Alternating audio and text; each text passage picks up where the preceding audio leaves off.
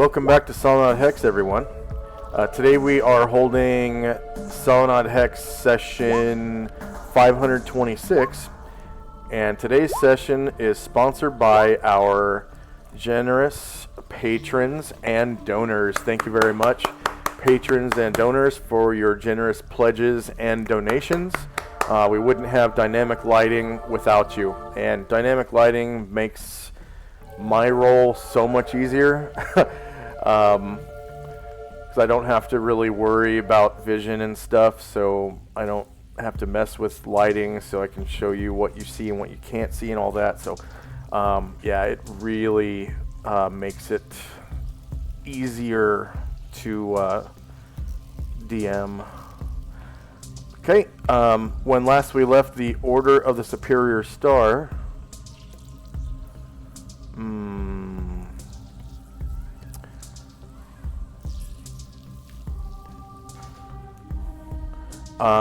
they were aboard One Eye's ship, and there was some kind of disturbance outside.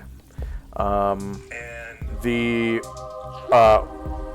sea kept spilling up over onto the deck in waves and kind of rocking the ship, and there was some kind of monster growling outside. You could tell by the depth of its growl that it was fairly a large monster. And then there were screams and gunshots and then more screams. So everyone is kind of racing to get on deck. Let's see, I think the ship is on the Encounters at Sea scene.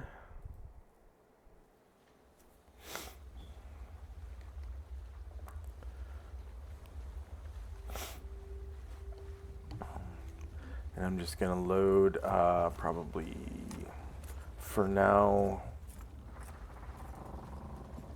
this track.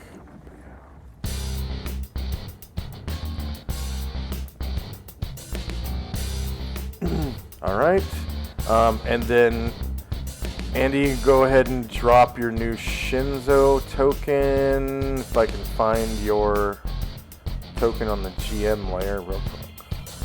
I think you're somewhere on this map. Probably.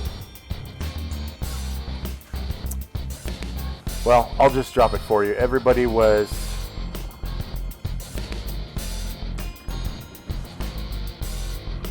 I guess my first question should be, Andy, are you able to see anything on this map? No, sir. Okay. So Shinzo. So for our viewers, Andy was not here last week. And he plays Shinzo no Hang Mai. So I guess everyone kind of left this room down here, and they went upstairs, so you would probably be on the same, at least on the same deck as them, which is this semi-cargo holdy area. And you can see your friends kind of ahead of you right here. And everyone's kind of racing to, get to the main deck. And then, does everyone see their token on the tracker right now? I do. Okay. And then, Shinzo, you can go ahead and roll base size initiative for your new token. And I'm still doing a cursory search for your old token. I don't see it. I think I just might have deleted it. So as soon as Andy rolls base size initiative, we can start. And then, oh yeah, I need to put Mystique onto the GM layer. There we go. All right, so we've got Shinzo on the tracker now. Okay, so time now is 7:02 p.m. So it's been about 2 rounds since the disturbances started. And looks like first up is actually Shinzo. So you were kind of following behind, and now you're able to kind of pass up everybody. There are 2 doors ahead of you leading into basically the main cargo hold. And on the other side of that bulkhead, where the doors lead into the cargo hold, is the stairs up to the next deck. So all you have to do is go through one of those doors and then turn around the corner. And I'll let you explore the ship by moving your token around. Okay. My map is still black. I'm sorry. Oh, I will make sure that I gave your token, your new token, vision, which I did not. Okay, so you have infravision, yeah? Yes, sir. Okay. So this is your new token, and I'm sorry I didn't yet again give you vision on this one. So there's 60 feet of infravision right there. Can you see now? Yes, sir. Okay, and then while you move your token, I will make sure that your default token on the other map has that as well. So you can go ahead and explore. You're not in combat. Well, yeah, you're not technically in combat, so your movement rate is doubled outside of combat, as you know. And then just let me know when you want to go up or down on another deck or something. Okay. The stairs beside. I'm sorry. Go ahead. The areas that are lit, the stairs that are lit, that means that it goes upwards, and then the ones that are kind of shaded means it goes down. Okay. Alright, and so I've got your default token all set, and I'm coming back to the map where you guys are at right now.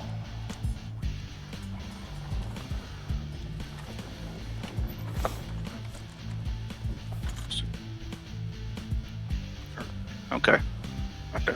Oh, okay. All right. So we'll do stairs. Yeah. All right. So you head up those stairs, and then you are up on the next deck over here, and then you can see kind of like a daylight area right here, and then over here there's another door that probably leads into the second cargo hold, like the upper cargo hold. I will just go to those stairs there. All right.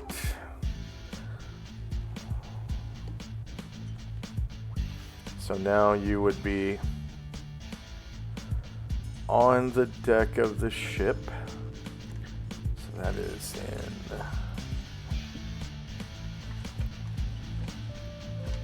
Central. Okay.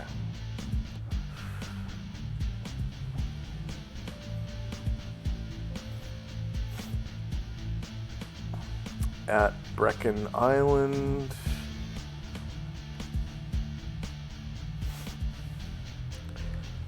And then that would be the front. See, I just want to make sure that your old token is not on this map. And I don't see it. Are you able to see? I see clouds and birds, but everything else is black. Okay.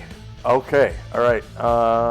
That is excellent. All right. So you emerge from this door. I'm just going to put these tokens on the GM layer real quick, actually. All right. So you're the first one on deck. And actually, I need to turn off daylight. Whoops. So dynamic lighting, because it is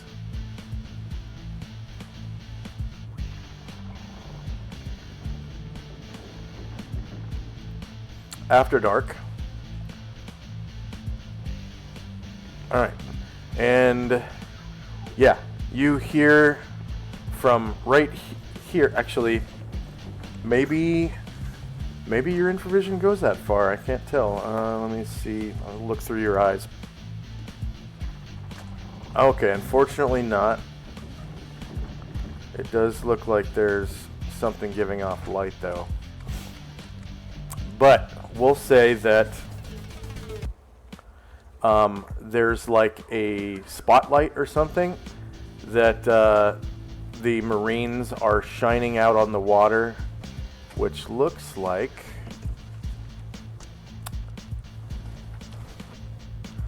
Let's see.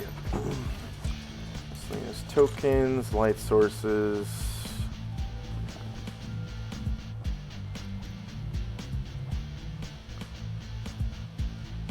That would be a directional lantern.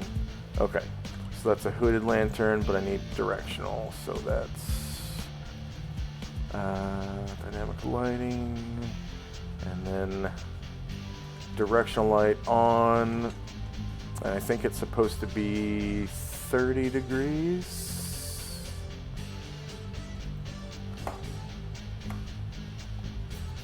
And then we'll make light color gold because it's firelight, and it has a distance of, I think, 120 feet. Save changes. Okay, so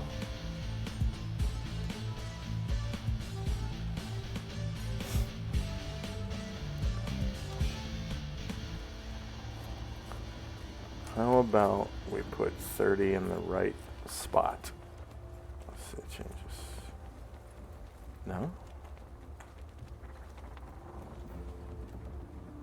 Yes. Okay, there it is. All right, so they've got kind of like a spotlight type of lantern going, and they're shining it right on this thing out in the water. You can kind of see. We'll say they have 2 of these lanterns, and they're big. They're kind of like a spotlight style light, but they're able to they're able to direct the light on different things, and they've got it shining on this thing, whatever that is. Can you see that in the water? Oh yeah. Okay.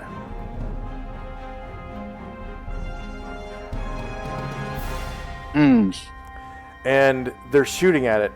So there's pow, pow, pow, pow, gunshots and stuff. And dudes are screaming.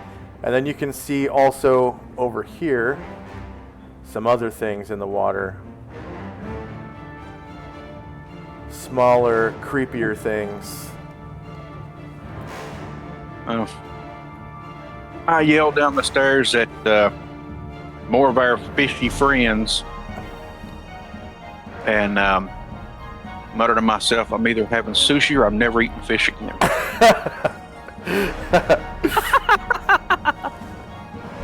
All right. So, next up is Tenzi and company. From Ashrield's position, does he know if the next level up is the deck?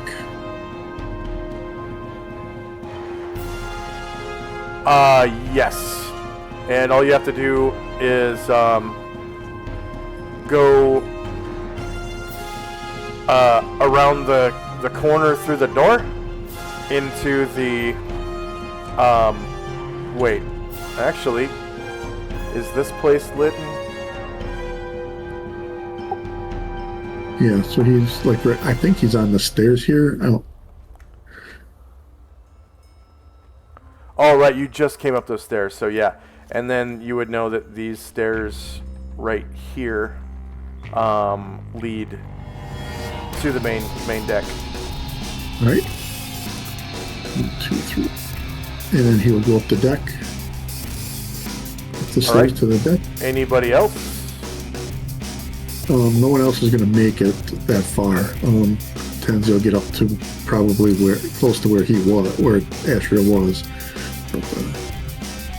Okay. I think he skipped me. Oh, go ahead. Oh yeah. Oh, yeah. Maybe. Nope. You're next after Tenzi. Okay. At least on my screen. Aren't you there on 9.19? Do you see Yes. yourself? Okay. Yeah. Yeah, you're after Tenzi.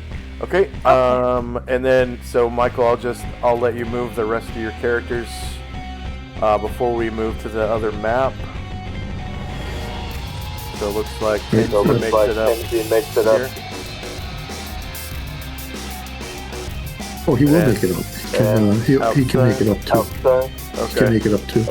And then did you move everyone else? No one else is moving. Okay. They're guarding Felina while she's casting the spell. Okay. So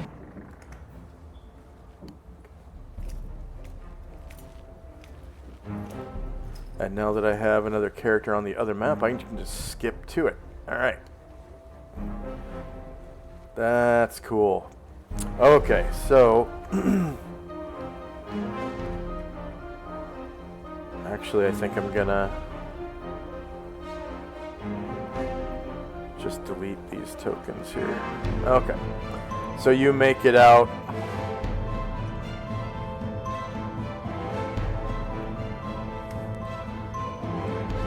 Here, and I'll put you on the correct map. So Tenzi.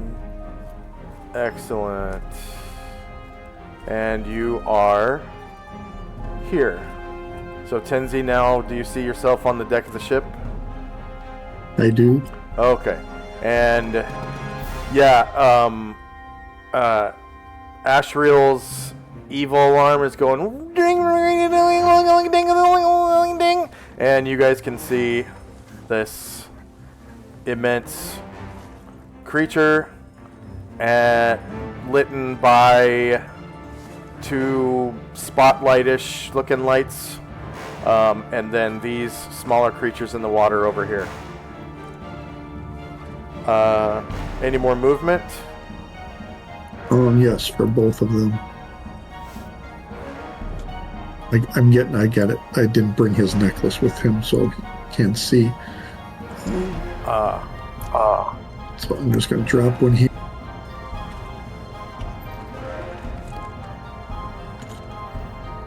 Well, these clouds are kind of tough because they keep blocking my. Yeah, line sight. I haven't quite figured out how the. Let's see. So select all, and then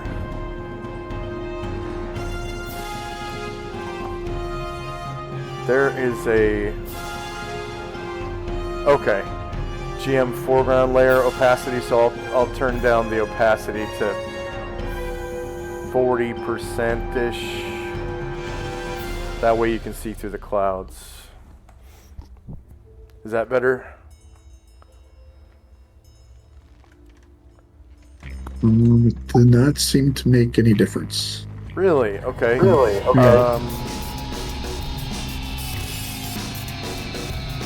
Oh, that was the GM foreground layer opacity. Okay. I think I can also do this where I turn on reactions, conditional fade, and we'll say, yeah, 30%. Yep, that's good. That's good? Okay. Yep. I don't see Ashriel though.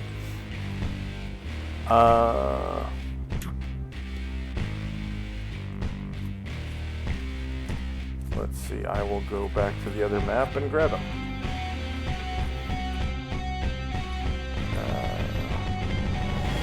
I guess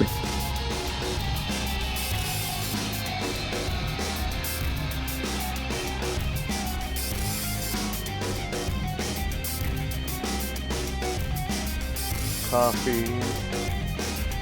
And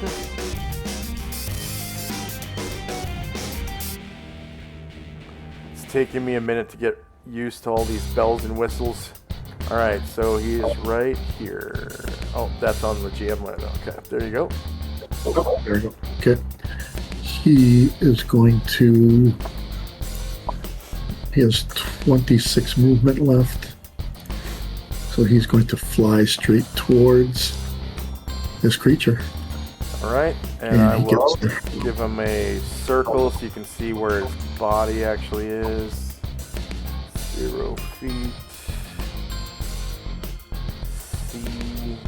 So it changes. There we go.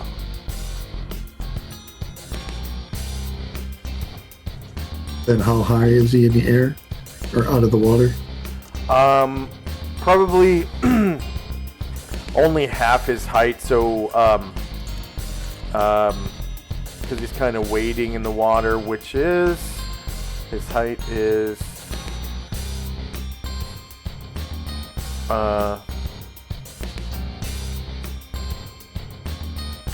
see, he's gargantuan, so he would have to be at least, I think, 25 feet tall. So we'll just make that 25 times 12 actually.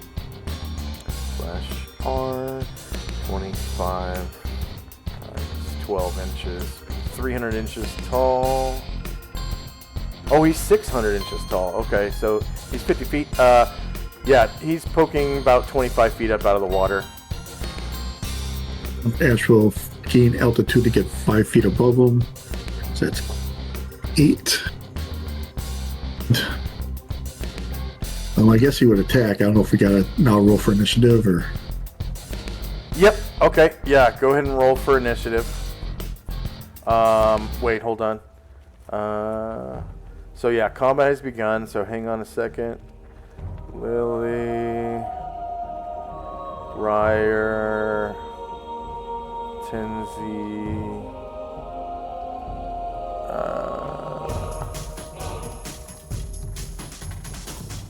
Chandrak, Chayai, Shinzo. Okay, yeah. La-di-da-di, everybody go ahead and roll for initiative. And now that you can see what it is, I will change the music as well. So that is...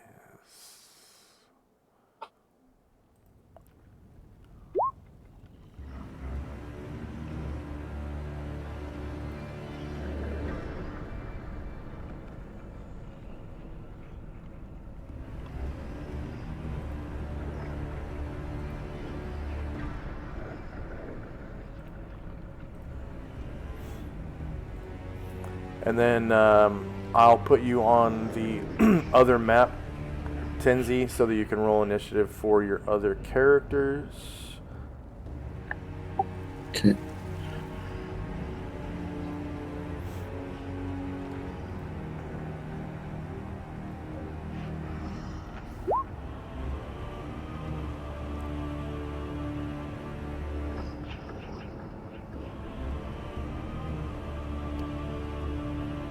And then just everyone let me know if you have any issues rolling initiative. And I'll see what's going on.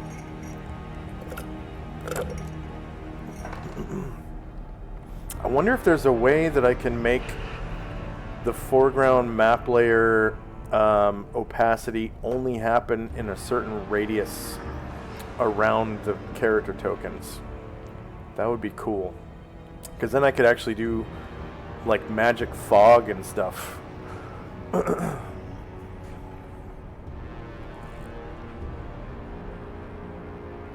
Okay, I think we've got a lot of the characters so far. Looks like we got Musashi was the first one.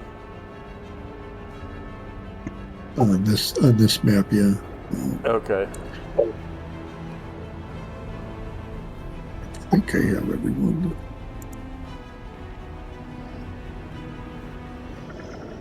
I think I have everyone on that map. Okay.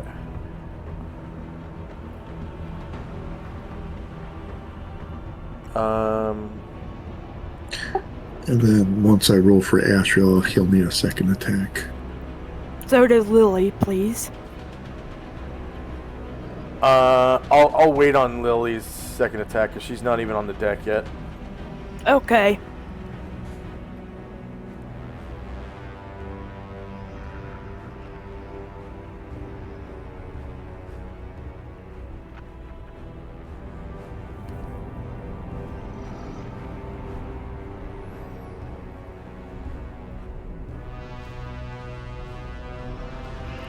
And then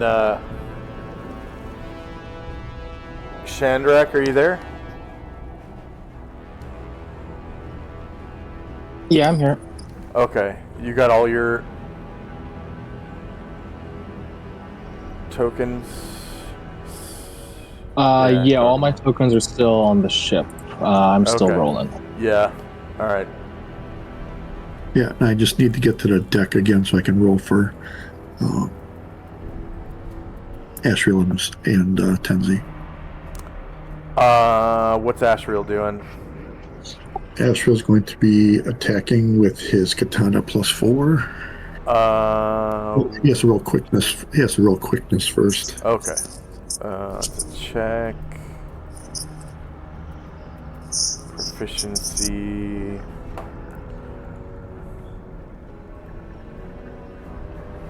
Quickness.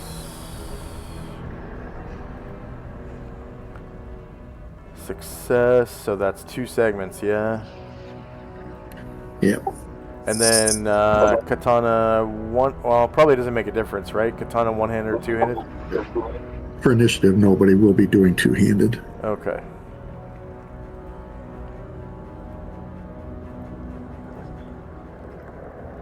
Okay, so 7.82 down to 5.82. And then he has a second attack. 105.82.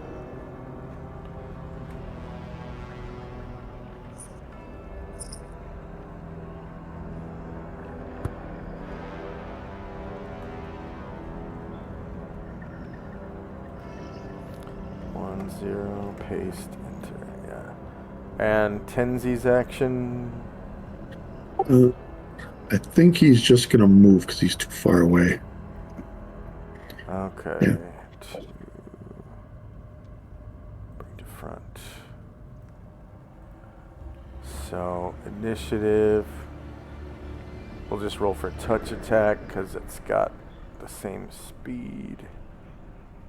And okay.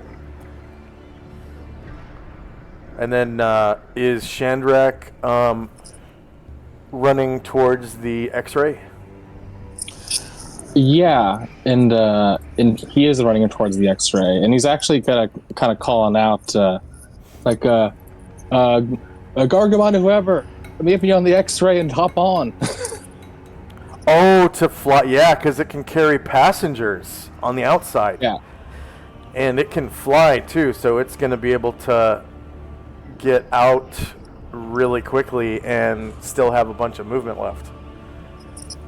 Okay. So in that case, I'll give those characters what do you call it? Multiple attacks. So who's gonna jump onto the X-ray? Gargamon? Yeah, I think of my kind of fighters, I think Gargamon will be the only one that makes it this round. But yeah, the other people are Gargamon and Luther and Ryer. They're gonna make it. Okay, so Ryer needs 1 extra slot. I think I accidentally gave Gargamon 2 extra slots. And then it looks like maybe Lily didn't roll so hot.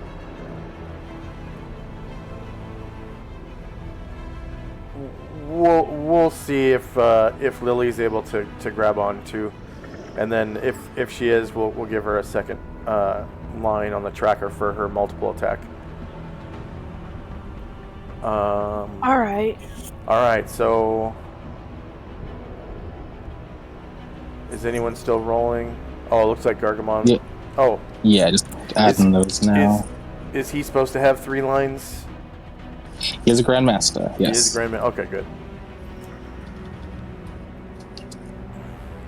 All right, is anyone still rolling? I am good. All right, so here we go. Time now is going to be 7:03.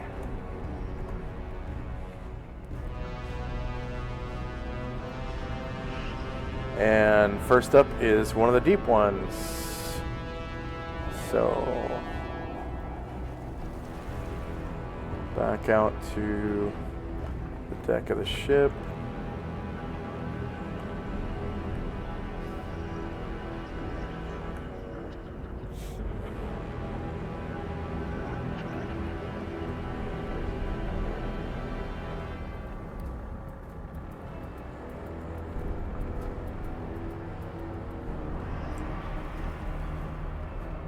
Yeah, this one.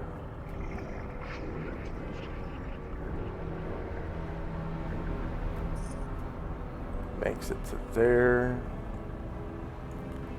And another deep one.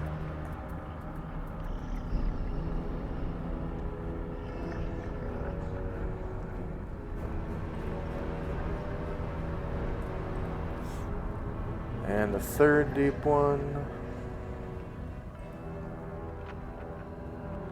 Alright, so this deep one makes it up to one of the Marines. It's one of the corporals that's out on the beach kind of shooting at the monsters that he can see. There is a campfire kind of lighting up the beach, so he's able to see this deep one pop up out of the water, and you know, he kind of screams as this monster pops up out of the water and attacks him. It's got a claw. Yeah, I don't think they have a bite. I don't think they have a bite. Number of attacks 2 or 1, yeah, because they can carry weapons. So they just have claws. So he comes out and you know, attacks this guy with his claws. Short range, same elevation, no mod. The Marine is not carrying a shield, so 11 versus AC 10, that's a miss, because the monster rolled a 4 on the die, and then comes back around with his right claw and tries to gouge out this poor Marine's face. Shieldless 1 versus AC 10 hits, causing 6 damage to the Marine before the Marine's able to get a shot off, killing him in 1 shot, -6. Enter, and the poor Marine falls into the water and just kind of floats in the surf and dies. Next up is Gargamond. All right, yeah, here in from the chief, he will get up to the next flight, heading towards the mighty servant. All right. So now that you have mounted the mighty servant, and you're able to start it up. Reactor online. Sensors online. Weapons online. All systems nominal. And the door closes behind you, right? And well, Gargamon, he's gonna make it to the mighty servant and get on it. Yeah. But, yeah, Chandrak's the one piloting. Yeah. So as soon as you turn it on, the door shuts behind you, and I'm sure you turn on the thrusters and everything. Oh yeah. So you can go ahead and delete the Chandrak token, and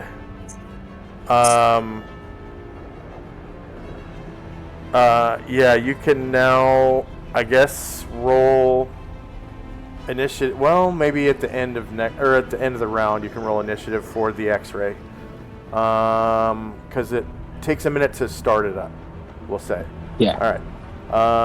And then, are you able to click on the X-ray, or is it on the map layer? Yeah, it's still it's on the second the final area before the deck, so I can click on it.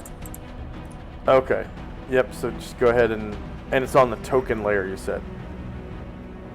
You can click on it and push all the buttons. Yeah. Okay. Cool. Yeah. Yeah. So you can just delete if he's able to get there. Yeah. Okay. Yeah. You can just delete his token, and then at the end of the round, you can roll initiative. You could actually roll initiative for the X-ray for what you want to do next round, if you already know, just to get it on the tracker. And then, oh, I'm sorry. Shandrak hasn't had his turn yet. Okay. So that was Gargamon. He just kind of gets on. All right. So next up is one of the deep ones. Kind of thinking too far ahead here. Getting ahead of myself. So another one of the deep ones kind of swims to the beach and attacks one of these poor Marine infantrymen. So this is a private. He's got obviously like less health than the the corporal did, and he screams as well. You know, at the sight of this sea monster coming up out of the surf, striking him with his claws. So left claw to this poor little private. Critically hitting him for 6 damage and killing him in one shot. So -6 enter. And then he just falls dead on the beach. Just kind of bleeding out from the neck. And then there's a little bit more movement on this deep one as he gets out of the water and walks across the beach to the campfire where those musketeers were cooking. So these guys are on guard duty right now.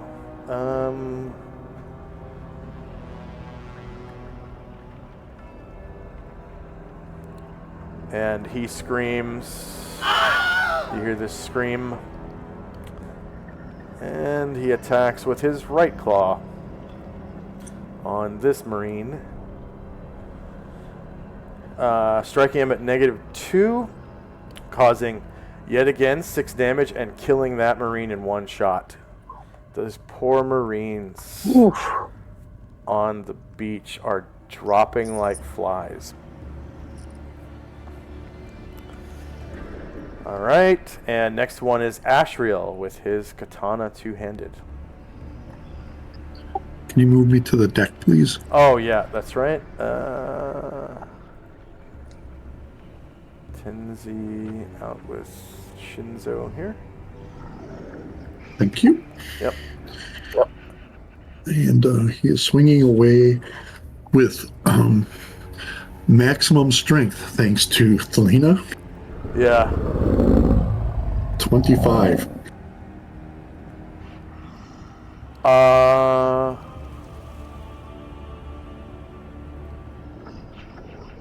Yeah, okay.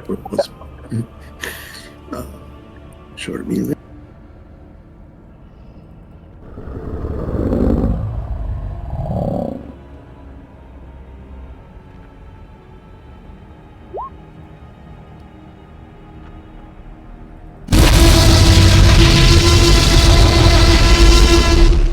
All right.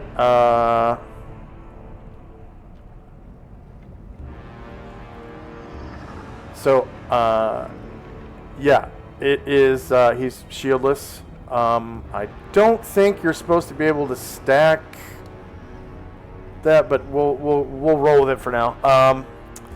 It's shieldless, so -10 beats AC 3, and it's a gargantuan creature. So you cause 24 damage to Dagon. -24. And then next up is Tenzi. He doesn't have any belt or anything. That's just his natural strength. His natural strength is 1863, and then he got whatever he rolled to get 25. Plus 7 or whatever. Yeah, I don't know. I just clicked on the thing and it said 25. So. Oh, okay.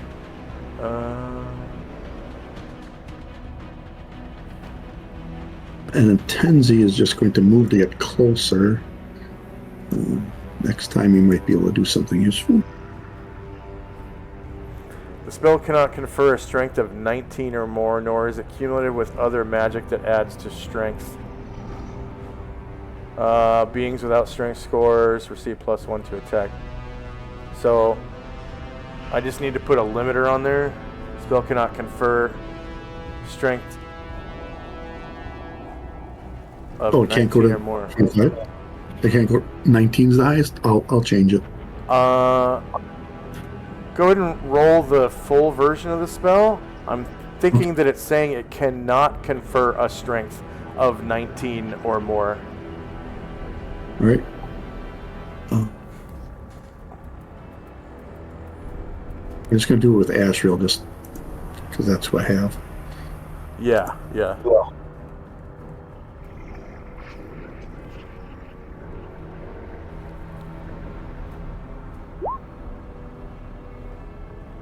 Four is 18 strength already from spell cannot confer a strength of 19 or more. No one's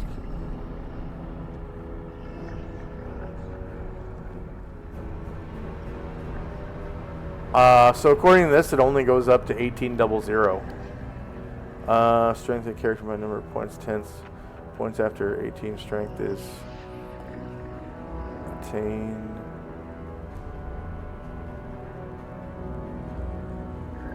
And then you rolled, so I need to fix that.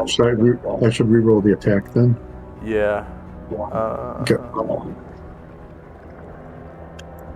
See what you rolled on the dice roll.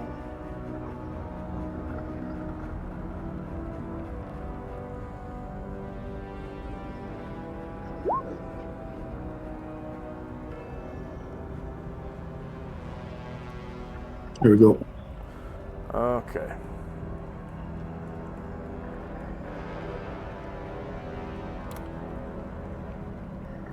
So I think he still hits, but five less damage. 7 less damage. 24. 24 to 16. 8 less damage. Okay. So I'll just add back 8 hit points. All right. And then 10's the move, so he's good. All right. And then next up would be one of the deep ones. So this one is coming this way. Another deep one.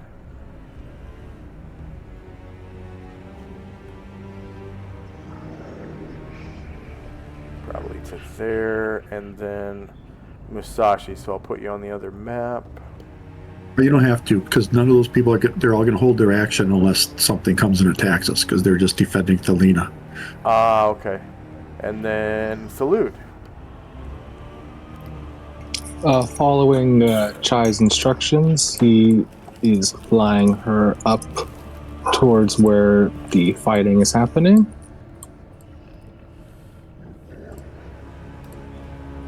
Is this supposed to be a door here, or is this just a way up?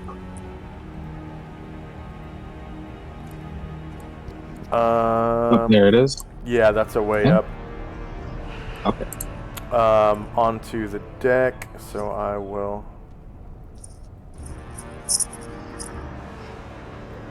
Oh, there we go. Whoops.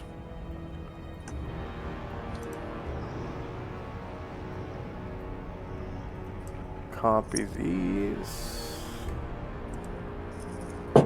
And then put them onto the deck.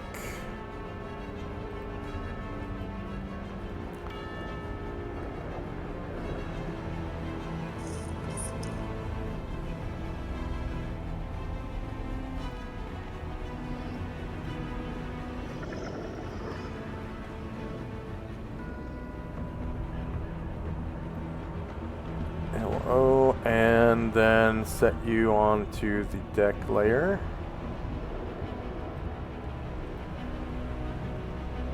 Or the main deck, or the encounter map, that is. All right, so you are here. Okay.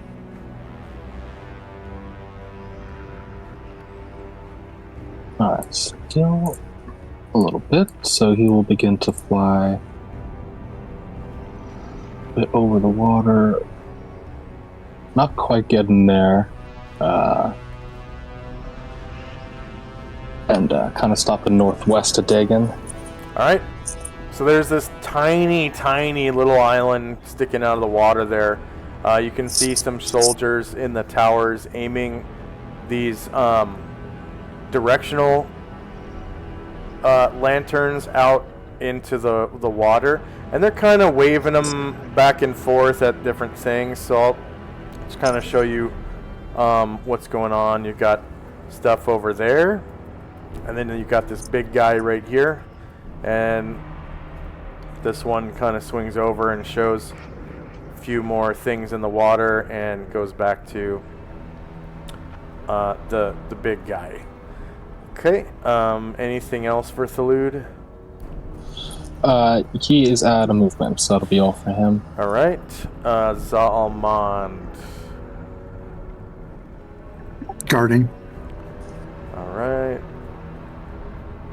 Ryer.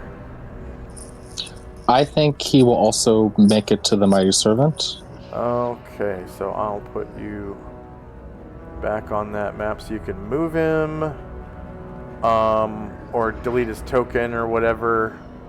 Oh, no, you're riding on the outside of the Mighty Servant. That's right. Okay. Yeah, that's what I'm going to plan to do. Yep. Yeah, so I will join you on that map so you can move him up decks. Because you're still in the thing. Yeah, he's like right up the stairs of the center deck. Yeah, so you would come to here. So he pops that door open, goes into the... Should be able to make it around the corner, yeah? Yeah. And hops onto the Mighty Servant. Okay, and then back outside we have one of the deep ones. Gets to move. So this one's going ashore.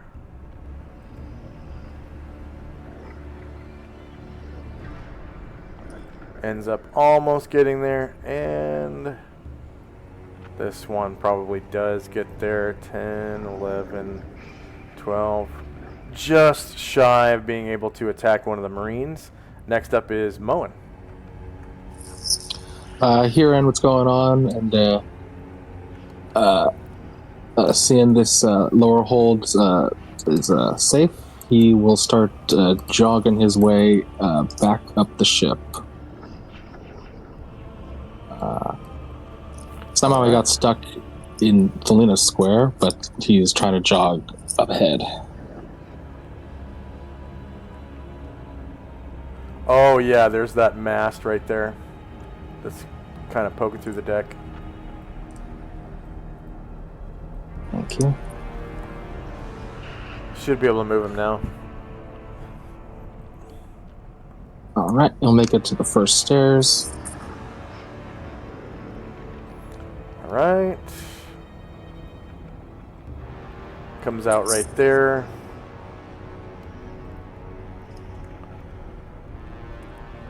So he can see that it's lit up ahead by light, but he is gonna... Does he have one of the necklaces? He does. He just... I just left it on the lower deck, but he does. Okay. All right. And he will make it one more square, not quite to the servant, but on the same deck level as the servant. Yeah. So you make it to there, and that's it? Yes. Alright, so back out on the other map is another one of the deep ones moves. And this one is going ashore. Just shy, one square shy of being able to attack one of the Marines. And the next one, this one is also going ashore. So these deep ones are just like slaughtering these Marines, and you can hear lots of gunfire and screams and whatnot. And another deep one.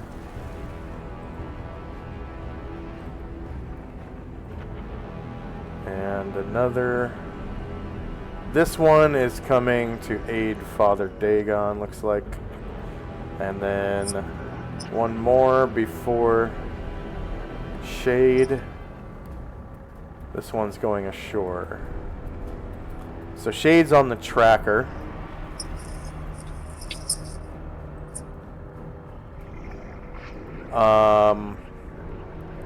Was he just gonna get inside the X-ray? Michael? No. Oh, he's just guarding. Yeah, all my people except for Ashriel and Tenzi are guarding. Okay, so the last deep one tries to go ashore, almost makes it, and then next up is Chai. So I'll put. So she wasn't fully aware of the situation, so she's gonna wait till the end of the round to cast a spell. Okay.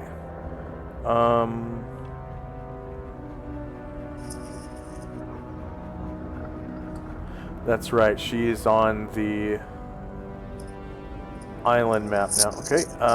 So Mystique is not here. St. Luther. Luther is hurrying up. It looks like he can also make it to the servant.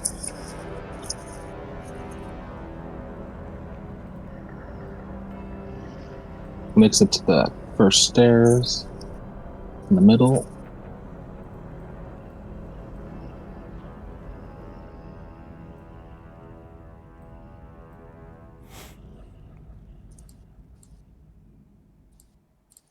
Whoops. And whoops. There we go. There we go. And Come on. There it is. Yeah, can you're stepping on Tenzi or something? I can't tell. Oh, Tenzi. Oh, that's on the GM layer. Okay. Yeah, you can go ahead and move him back. Unless you're stuck. No, I'm good now, but I can't get up to that last little layer with the Mighty Servant, so he'll move up to there.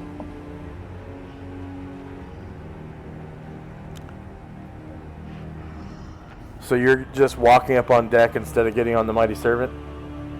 No, Luther is approaching the Mighty Servant. He just can't get up this last little railing to where it is. Yeah, that's not a railing. That's the stairs going up onto deck. The door to the Mighty Servant is on the right-hand side. Oh, all right. Yeah, he will. Yeah, he will make it there. There you go.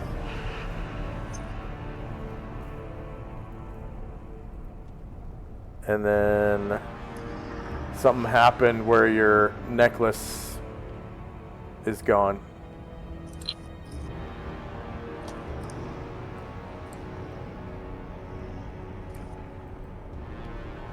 So I'm just gonna, these extra necklaces that are all over the place, I'm just gonna delete them.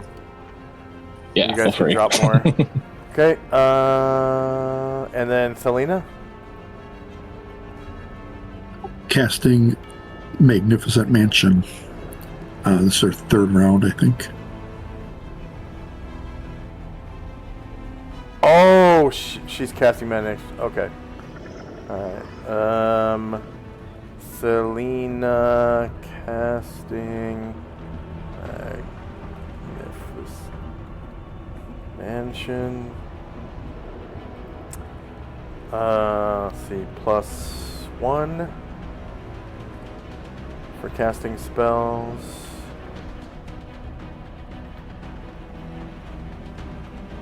And then she's been casting for 3 rounds now, right?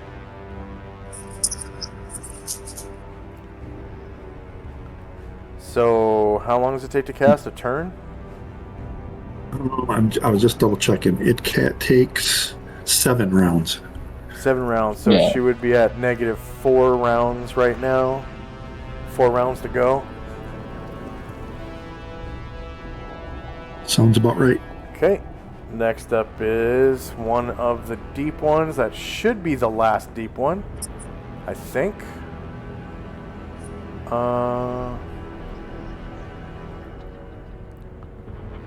Where is he? Oh, way over here. Okay. Looks like this one is coming to help Father Dagon. And the Shoggoths now are going to start moving around, swimming around. They are super slow. So they move at 9. So their swimming ability sucks. So, but they can just kind of ooze up the walls and stuff. So this one is going to, he's going to come over to this tower and like ooze up the wall, and then this lantern gets destroyed. Blup. And he's now up on top of this, see, that would be 25 feet he's able to climb, so he'd have probably, see, 5, it's only 10 feet above the water, so he'd have 3 squares left. Yeah, so he's going to attack one of these marines up here that's controlling the cannons. So attack, left pseudopod, short, same elevation, no mod, no mod. Shield is -10 versus AC 10. I just want to make sure that I have the correct Thaco on here. No, I don't. Okay, so I'll re-roll that. So I did fix the monster Thaco so that it maxes out at 5, as in the book. Copy. So I have it installed on Dagon. He was the guinea pig that I used because he was hitting too hard. Tenzi brought that to my attention. Let's see, character sheet, and then touch attack.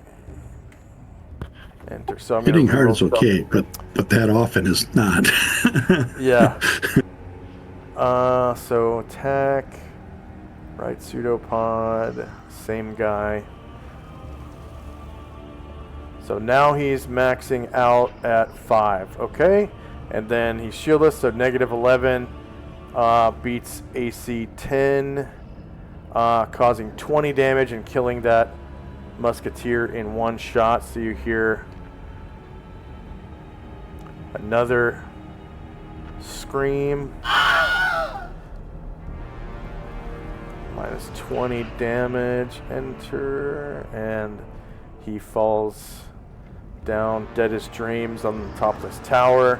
And then the Shoggoth takes 1 more square of movement and attacks with his left pseudopod against the corporal in charge of the tower. Shorter melee, same elevation, no mod, no mod. Hitting, shieldless, oh, critical hit. Causing 24 damage to that corporal, killing him in 1 hit as well. And he falls down dead as well. Okay, next up is Erdrin.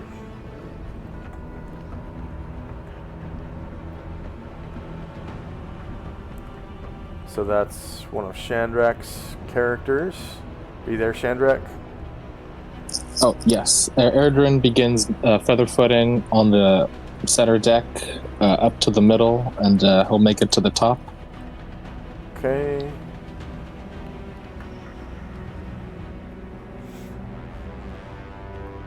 So you make it to there.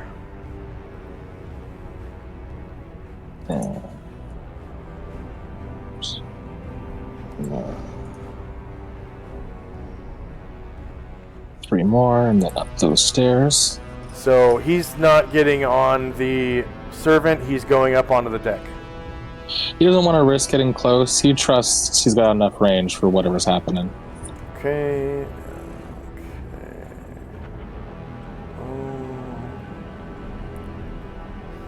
And comes out right here. Right where Shinzo's at. Whoops. Good thing I have a few more squares. Oh yeah, that should be good. Alright, so that took 8 to get up there, and he's got 1, 2, 3, 4, 5, 6, 7 more. Kind of stop near the central mast. And yeah, Big Father Dagon is within short range, so here comes a cold shot backstab. All right. I just want to make sure that you were feather footing, right? Yes. Okay. Which he gets 15 squares at his level, so that's why I was able to move that far. So I still have to roll the move silently check.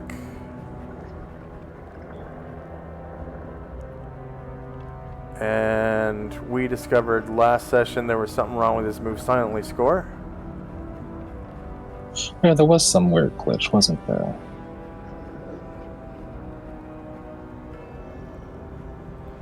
So I'm just making sure that there's no spaces behind any of his scores.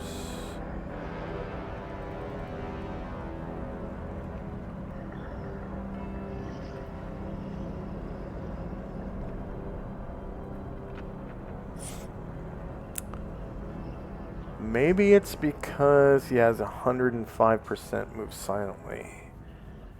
I mean, Shadrach has more than that, and has been a problem for him. Yeah. Let's see, his base. 5. So +0, enter. +20, dexterity. And then 20, 30, 40, 50, 60, 70, 80, 85. Maybe there's a space somewhere between some of the digits.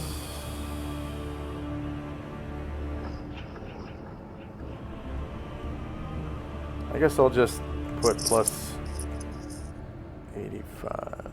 Whoops.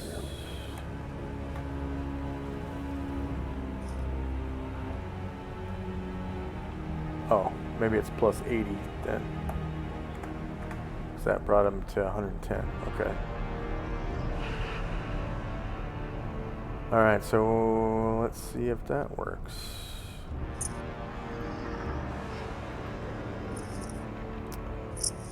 Go silently.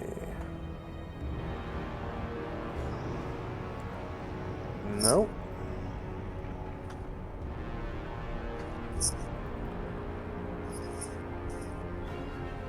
Maybe it's because of his name.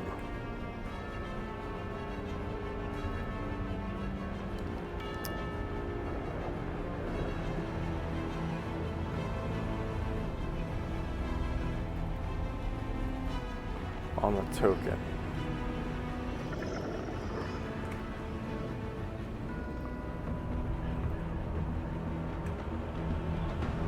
Save changes. So checks. These skills. Move silently. It's not his name either.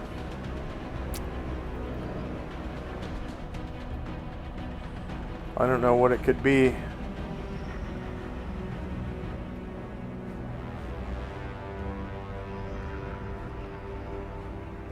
Weird. There's something glitched with his character sheet because I just changed his score.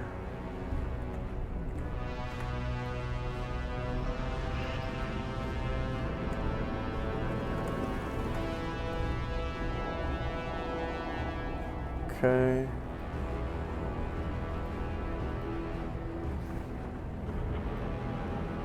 Thief skill checks move silently. That's so weird. I guess I'll just roll it off of his sheet. But that is a problem because everyone can see it. Let's see. Slightly hide in shadows. Okay. Wait a minute. 97 is a failure.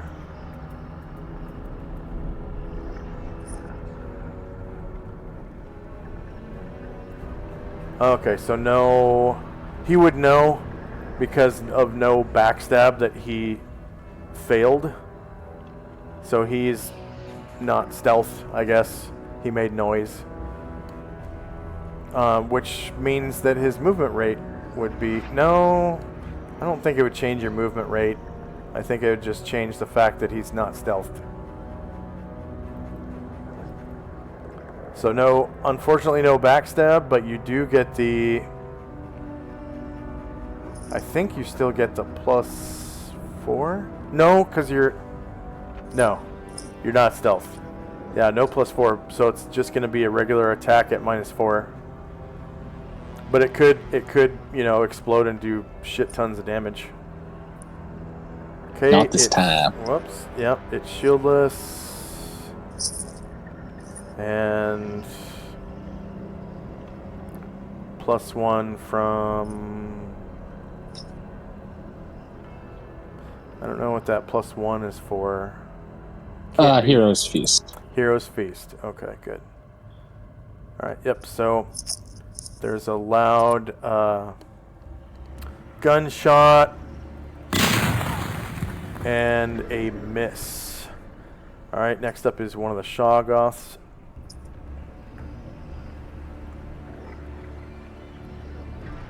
And this is one of the ones that's going to come aid Father Dagon. And it makes it to right about there. So next up is Shinzo. I'm going to run. I'm going to run down the length of the ship to the far end. All right. Get a better view. There is a dinghy down there.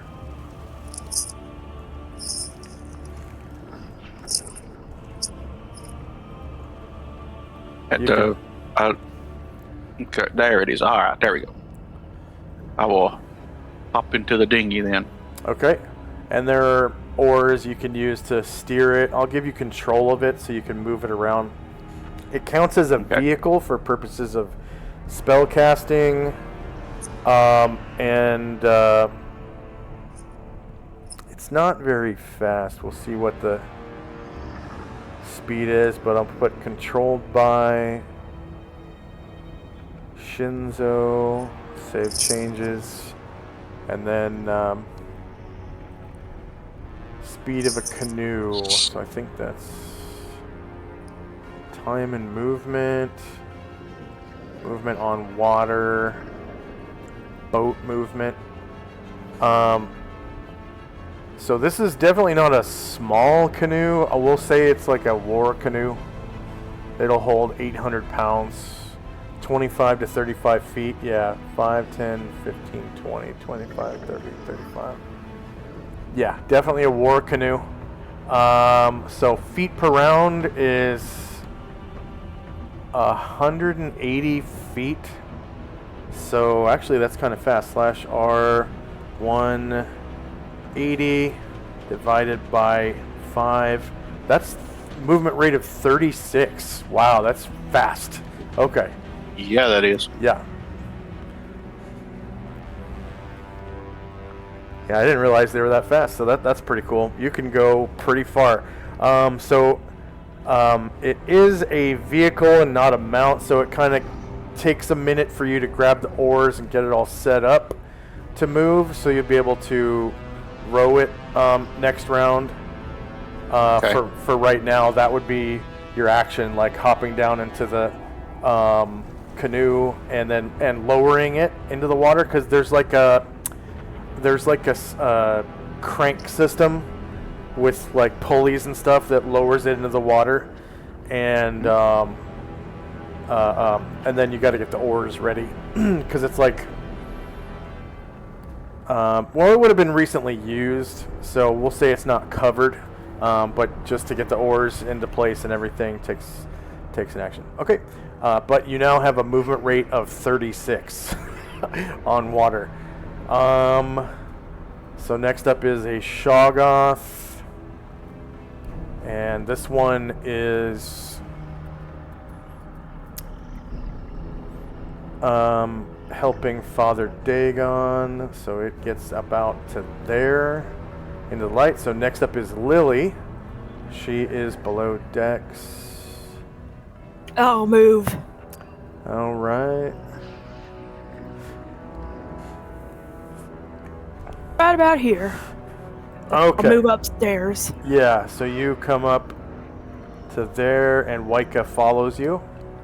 Yep.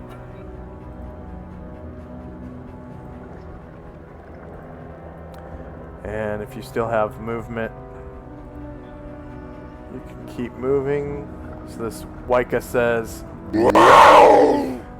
as he follows behind you. Oh, I'm stuck in the wall. Okay. The door to the next deck is right there. Oh, okay. And Waika's kind stuck too. of follows you. There we go. Here we go. Or sorry, not to the next deck, but to the X-ray. I was assuming you wanted to get to the X-ray to jump on. Oh yeah, I could do that. How many people does it carry, Shandrak? Medium-sized people? We'll say Gargamon counts as 2 medium-sized people because he's large. Yep. I can't remember. Shandrak, do you recall how many people? Oh yeah, he's large. Yeah. It says 5. 5. So he'll count as 2. So 2, 3, 4, 5. So Lily would be the last, and there's no more room. And next up is one of the Shoggoth. Oh, should I go ahead? Should I go ahead and delete my token? I'm sorry. No, because you're not inside. Yeah. So Tenzi, or sorry, out to where Tenzi's at. This Shoggoth is going ashore and doesn't quite make it. Shoggoth are kind of slow. And then Dagon is actually going to withdraw. So he goes. Motherfucker. Yes. So he disappears under the waves. And he's kind of fast. So Can Asher at least get the satisfaction of swinging one more time? no, because he withdrew. Okay. Damn.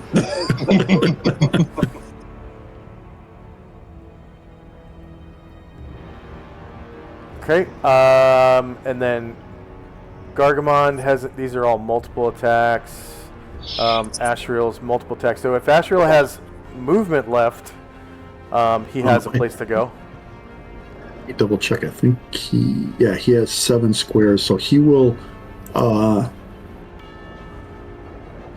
see if he can focus where that Father Oh no, he tried that before. He could not catch him, so he's just going to go 7 squares towards the next guy. Okay. He's still he's what was it, 100 feet? Yeah, 100 feet.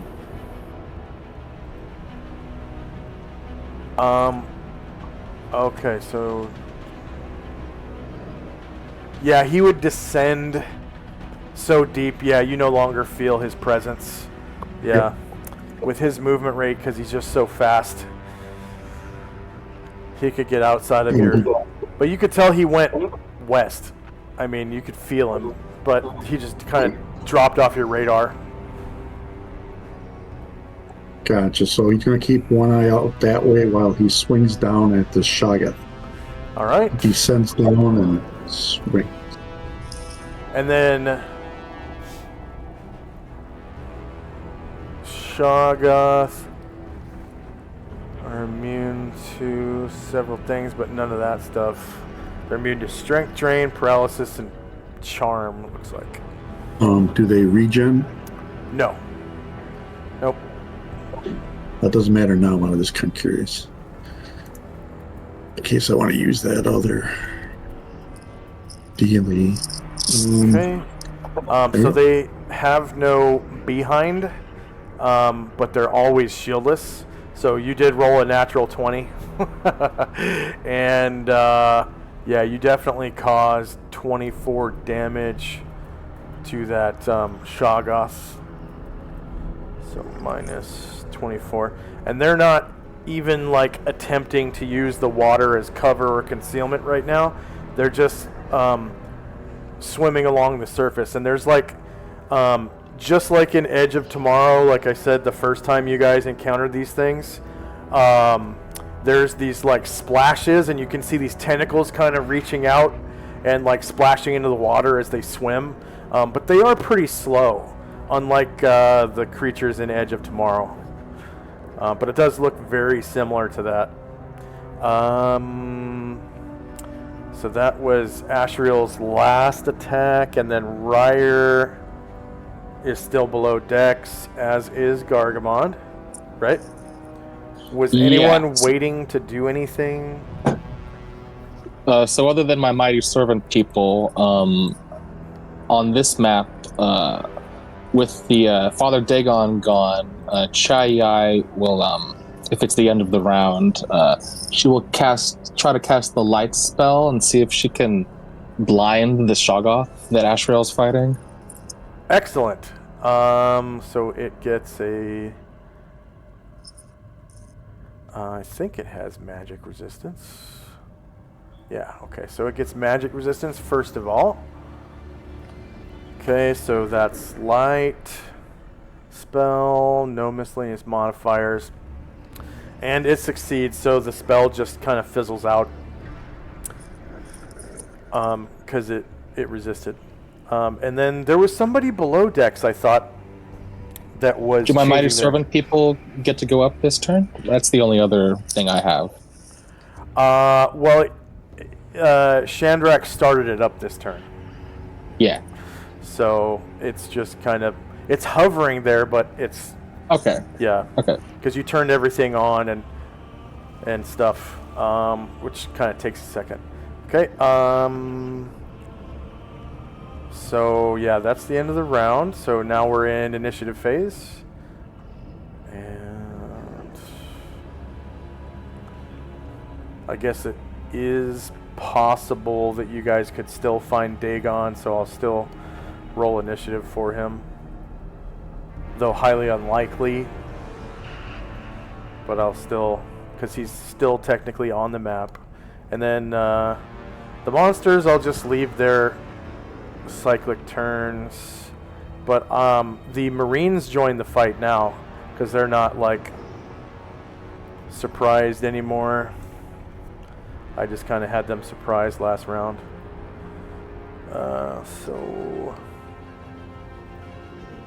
And they count as specialists, so they shoot every round. Flintlock, musket, and actually, yeah, they're too... The monsters are too close to use the cannons. They were going to use cannons against Dagon, but he withdrew. And is now... They can't see where he's at. So... Flintlock musket.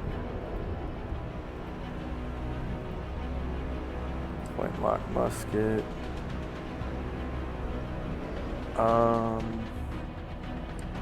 The officers are going to join the fight too with their pistols. Flintlock musket.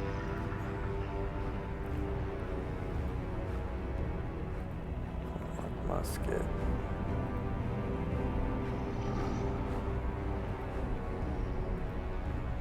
Because they spent a round, like, kind of waking up. And here, everyone sleeps in their uniform, like, just ready for combat. We've got a patrol priest now. I think he's wearing field plate, so he can sleep in that.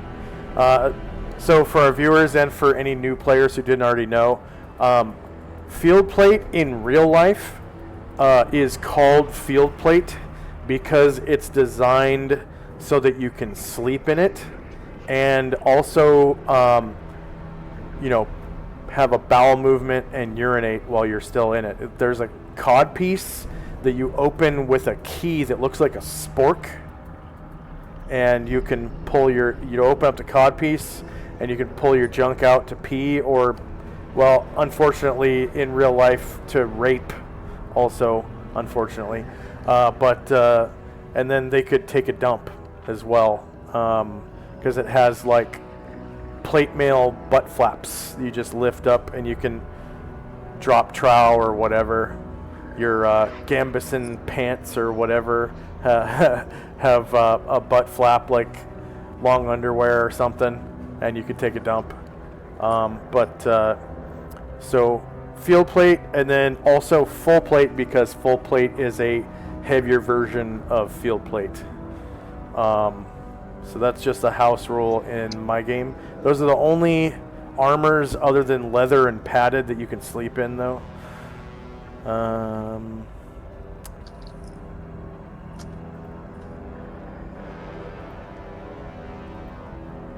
And so he's going to get up and probably use his... He's got a horseman's flail, which is a smaller one-handed flail. And he's going to wail on some fish guys. The leader gets up and readies his... I think he's got a horse pistol. So he's going to use his horse pistol and then probably also fight with his saber. And then the lieutenant will probably do the same thing. Fight with his saber and probably lead with his horse pistol. And can you take me to below so I can roll initiative for my people still on the ship? Yes. Okay, so Shandrak. There you go.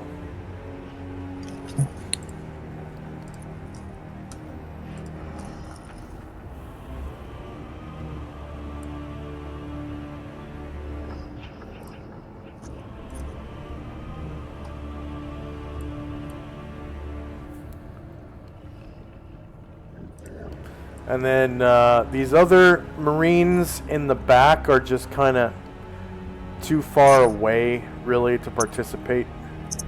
I will say these other two in the towers right here are going to join in.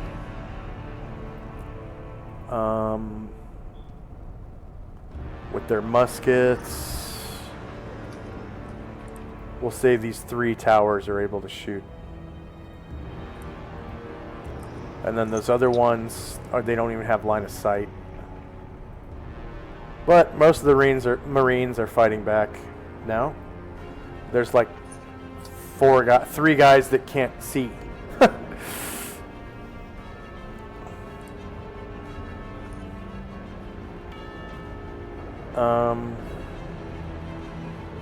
And we'll say each tower has one of these spotlight things, and they can kind of move it around. So I'm going to illuminate this yard right here.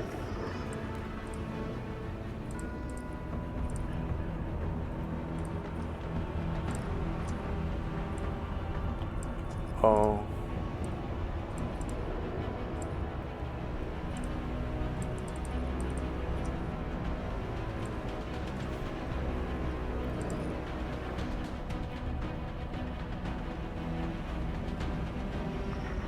Weird, what's going on with that? Dynamic lighting lines blocking. No, there shouldn't be any. There's no lines. Weird.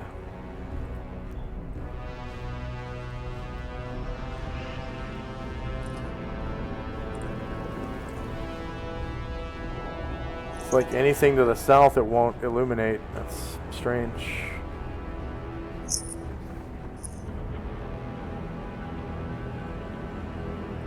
And I just want to make sure that this campfire is giving off the correct amount of light. Dynamic lighting.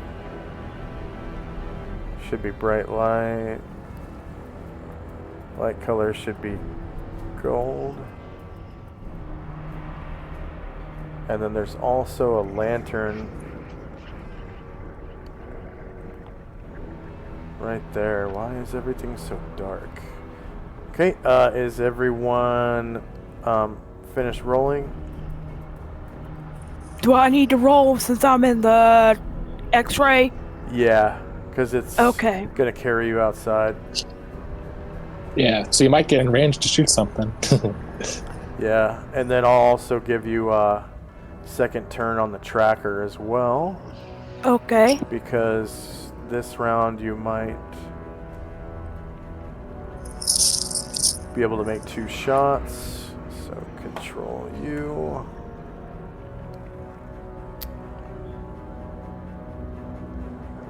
And then you got 14.78. Nice. You're a step ahead of me. Outstanding. All right, is anyone still rolling? Okay, so here we go. Selena's casting Magnificent Mansion. This would be round -3.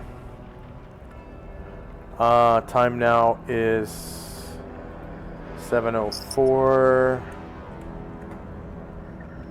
And then first up outside is Ashriel.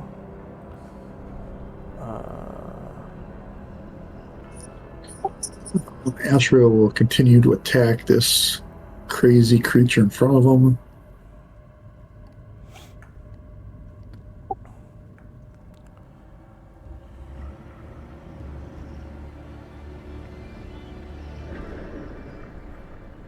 And it is shieldless all around. 3 versus AC 1 is a miss. And then one of the deep ones that came over to assist Father Dagon sees the flying creatures lit by magical light. I think he's going to decide to go towards the dinghy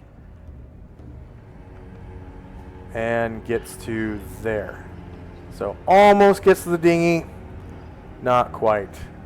Another one of the deep ones is going to come ashore and start laying into Marines. So there's one next to the campfire here. And you guys hear this scream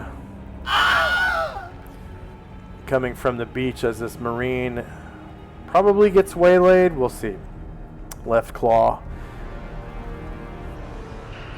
So 13 versus AC 10 is a miss, and then his right claw against the Marine. 0 versus AC 10 is a hit for 4 HP, killing the Marine. So yeah, unfortunately another Marine has died. Enter LMO, and then Mad Moen. Moen takes one step, sees that X-ray is now full up of space, so he will. He should run be over. One of the guys that made it in time, unless he wasn't in the room. No, he was at the very end of the last deck, so he didn't make it, and so now it's the X-ray is full because it's got 1, 2, 3 normal people and 1 and large Gargamon. So okay. It's okay. But he can go up the stairs. Yeah, and he's jogging up the stairs. All right, so you make it up the stairs. Copy to our GM layer, and then I will take you outside again. And on the token layer, you make it to here. And hang on a second, I'm going to put your token to the front. Alright, there you go. So I'm just looking through his eyes. I guess you can kind of see the tip of the dinghy right over here. It hasn't taken off yet. Okay, yeah, nice. Looks like with his jog, Mullen will be able to make it up to the end of the boat and then jump down into the dinghy. Okay. We'll say there's like a cargo net or something that you just climb down. I'm even gonna take a climb check for it because it's like a ladder. It's a rope ladder. Yeah. That's used to climb down to the dinghy once it's been deployed. So you definitely make it in there. It's obviously going to be controlled by Shinzo, so it'll move on his action because he's got it all prepped. Okay, next yeah, perfect. Took everything to get there. Yeah, one of the deep ones. You do have reach, I think, to attack that deep one. Not for Moen? No. Because it's literally right next to the bow of the dinghy.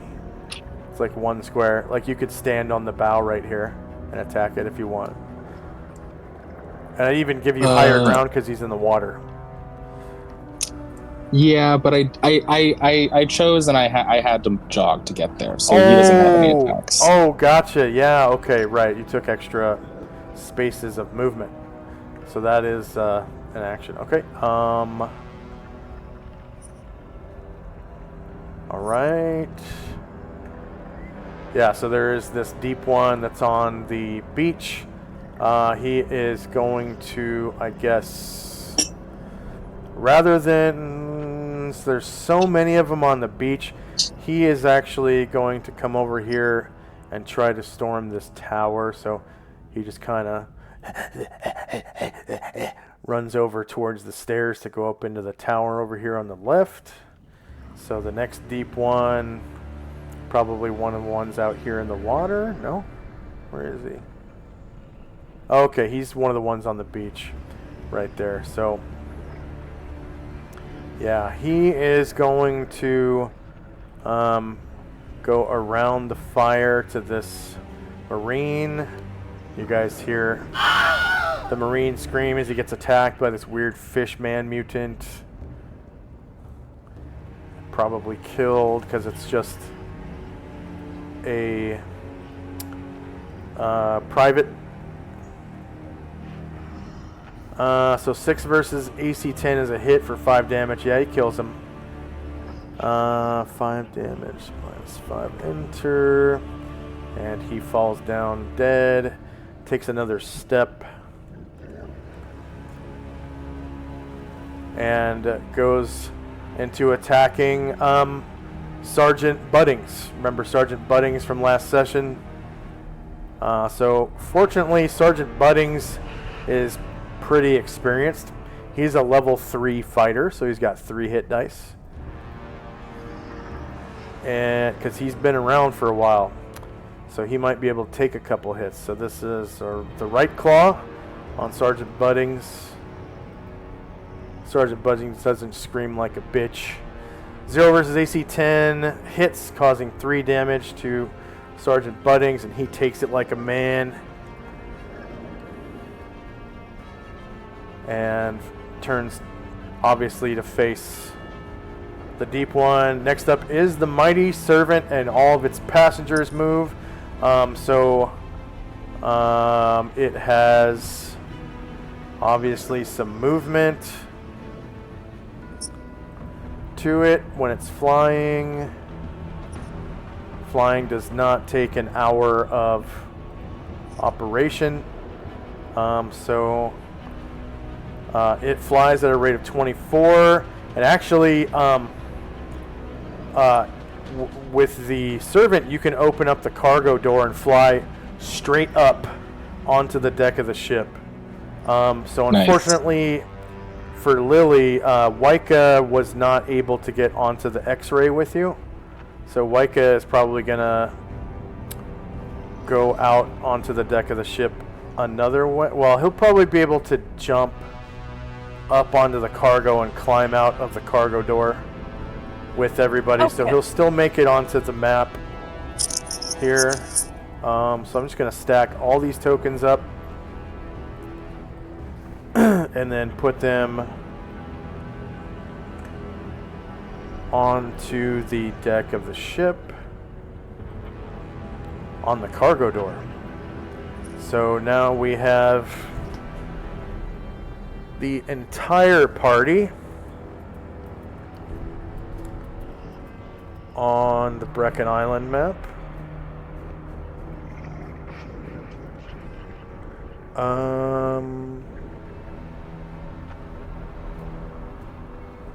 Let's see, how do I do that?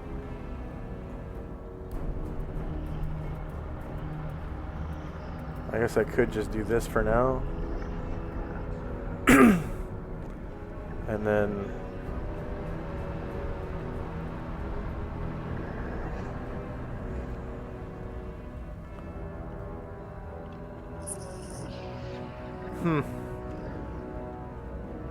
I guess I actually have to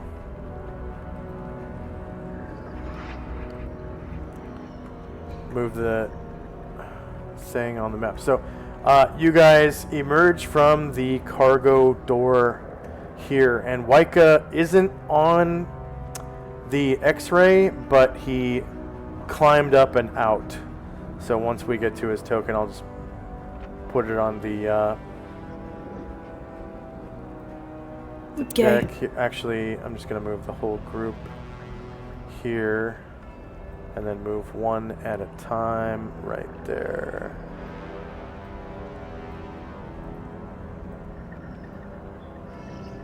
There's Waika. Okay. Yay! So you guys make it to just on top of this cargo door right here, and Waika kind of climbs up and out and is standing on the deck, but everyone else is on the X-ray. And it only took the opening of a door, which is part of your movement, and then 10 feet, well, we'll say 15 feet of movement. So the X-ray is still able to move, and you're right here. And Alrighty. I guess I'll just keep it as is. Oh yeah, I can regroup all, but then it brings them back to the ship map. One of these days I'll have these newfangled things figured out. But Shandrak, you should be able to lasso all those tokens and move them, and then anyone else who's stacked on top can move once you're done moving. Yes, so let's see. I am going to...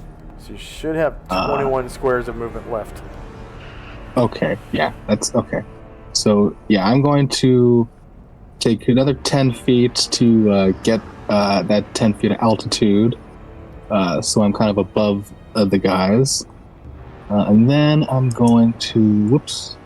And then I'm going to fly across the water.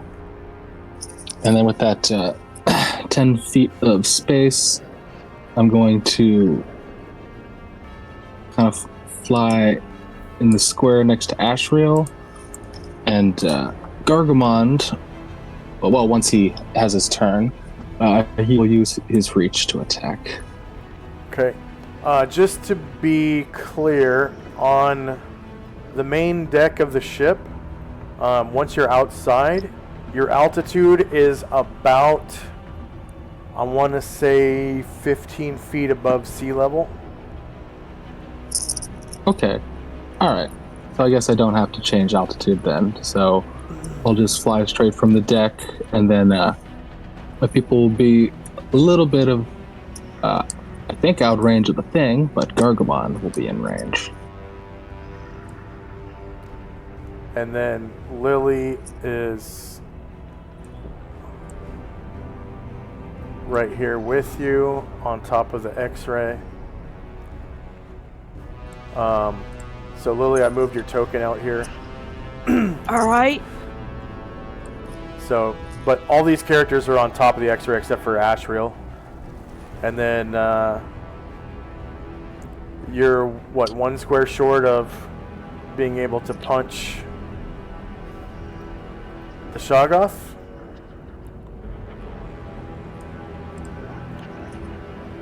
No. Yeah, I should be good. So, yeah, I'll go to there. And then with some altitude, send those fists down. Yeah, exactly 21 squares. Look at that. There you go.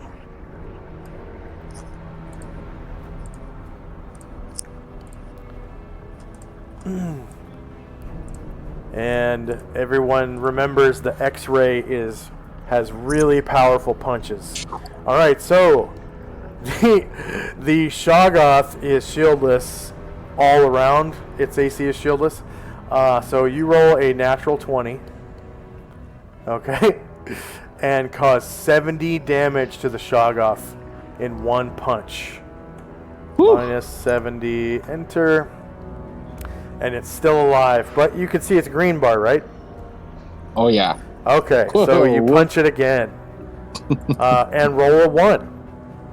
So the X-ray goes spinning and drops everybody into the water. And anyone wearing... well, no. If you're not encumbered, you don't have to roll a swim check. If you are encumbered, which I think Lily is encumbered, I'm going to need a swim check from Lily. All right. Does she have swimming? Let me check. I don't think she does. Okay. Does a cat have swimming? Come on now.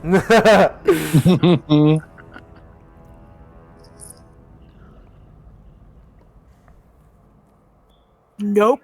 Okay, so Lily starts sinking, but I'm gonna give her the chance to take a breath before she falls in. So she takes a big breath and falls in and starts. Everyone sees her start sinking.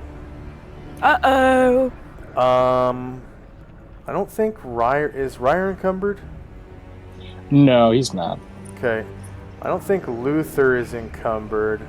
I'm going to bring him to front. But fortunately, Lily, you are right next to this island. So underwater, you basically have a half move and can get to that island and kind of climb out of the water. So you have...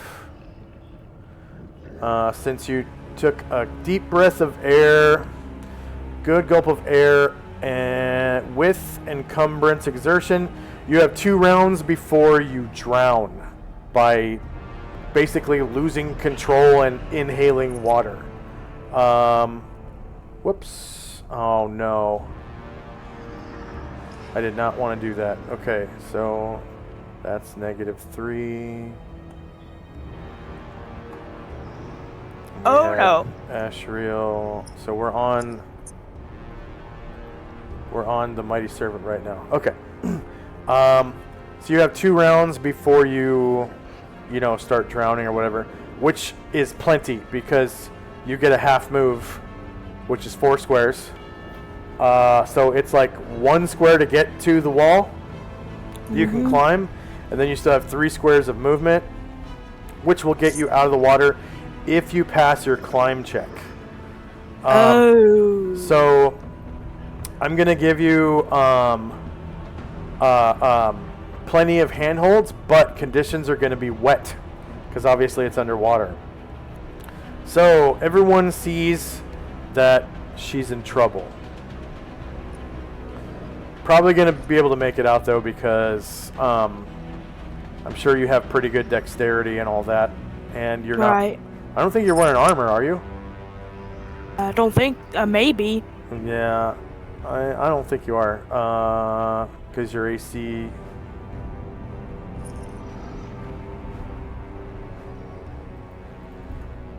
Leather armor, it says. Oh, okay. So at least you don't get a penalty. Because with leather armor, you don't get a penalty to climb. Alright, next up is Gargamond, who just fell into the water. But he's not encumbered, so he's able to, like, doggy paddle. And his weapon has a piercing ability, so he can still attack while he's in the water. Yeah, so he's not going to swim away. He's going to kind of try to thrust forward into the Shoggoth. All right.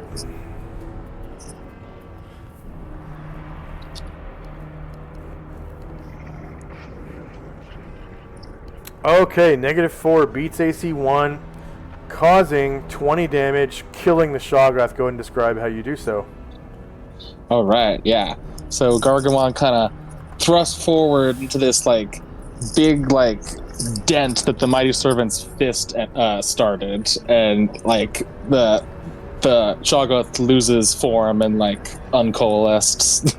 Yeah, it turns into this weird oil slick on the surface of the water with, like, floating eyeballs and teeth and stuff.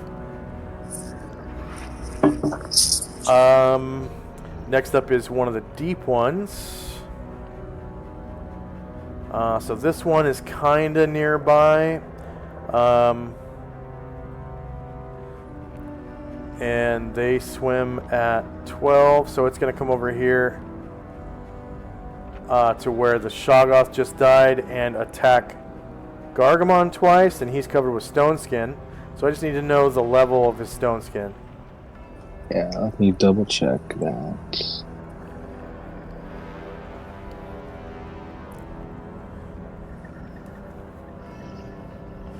Yeah, that's level 16 for him. 16. Okay, so for our viewers, Stone Skin is a magic spell that basically blocks entire attacks.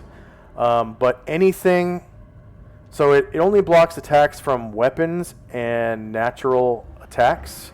It doesn't block damage from, like, falling or spells or, like, fire, things like that. Just attacks. But spells and falling and stuff like that do shatter Stone Skin charges. So he just got attacked twice by this deep one. So 2 layers of his Stone Skin shatter as this deep one tries to claw into him. And I can copy and paste this into the token to track how many charges he has remaining, keeping it a secret from the player. Alright, next up is the IMC leader, who spent the last round, rousing from his sleep as his men were being slaughtered. He steps out of his tent, seeing these deep ones stepping onto the beach, and takes a couple more steps over to these deep ones and point blank shoots this deep one with his horse pistol. Oh, I say! Die! Die, you fishy bastard! You've slain my men! He says as he shoots the creature with his horse pistol, which is a magnum pistol. Same elevation, short range, no mods. So the deep one is shieldless. So there's a loud gunshot you hear from the beach. And unfortunately, 4 does not beat AC 3. So then you hear him, grab his sword from its sheath and strike at the monster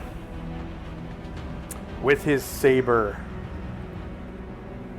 So that's melee range and no modifications either. So shieldless AC 10 versus AC 3 is a miss. Yet again. Next up is another deep one. So this one's out in the water. And this one is also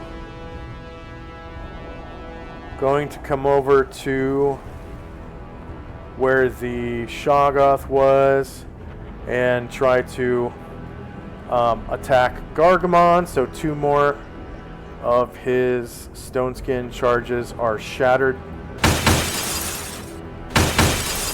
as this deep one claws into Gargamon. Next up is Musashi, who's still below decks and guarding, right? Yep. And it looks like someone rolled initiative for a necklace, so I'm just going to delete that. And then next up we have Solynod, who's carrying Chai Yai right over here.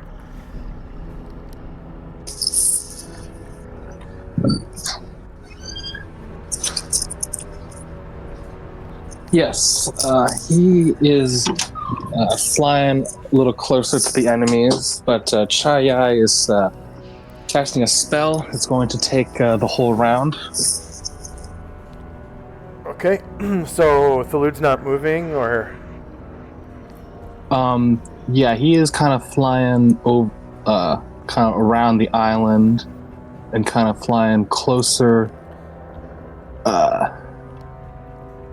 over here to where the beachhead is. All right. And yeah, that'll be his movement. Just gonna put these tokens to front, and then put the necklace back in the square there. Okay. So we want Chai Yai all the way to the front, though. So bring the front. There we go. So it goes Chai Yai on top, then Solynod underneath, and then the necklace at the bottom. And Solynod moved 5 feet from shoot. So I don't know how many squares he moved, but he might have more movement, but I'm not sure. I think he has like 1 more square, so he's just kind of getting a little more altitude. Okay. And then next up is Almond. Guarding. And one of the deep ones. This one is basically on the beach right now. So he's going to run up to Captain... let's see... Captain Clombroke. That's a funny name.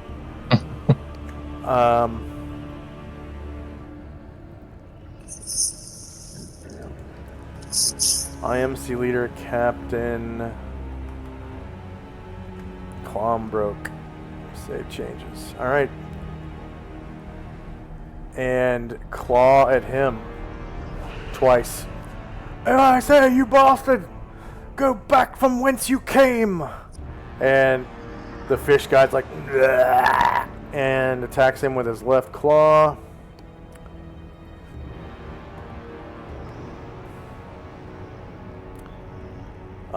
And the captain is shieldless, so 4 versus AC 10 hits, and he takes 4 damage.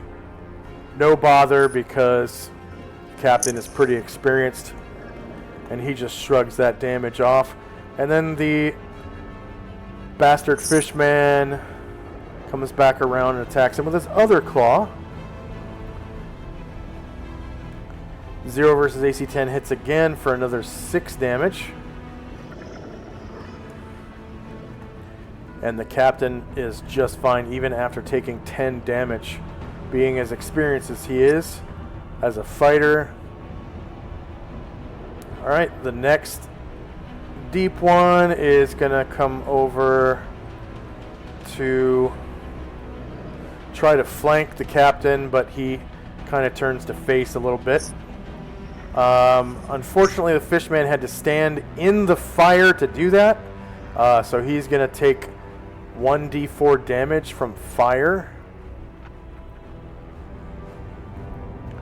So natural fire causes 1d4 damage, so this deep one takes 1 damage from getting burned. No saving throw because he did it voluntarily. Stepping into the fire is kind of a stupid idea for somebody to do, but he's getting to basically cause a problem for the captain for the next one that comes up. So he attacks the captain with his left claw.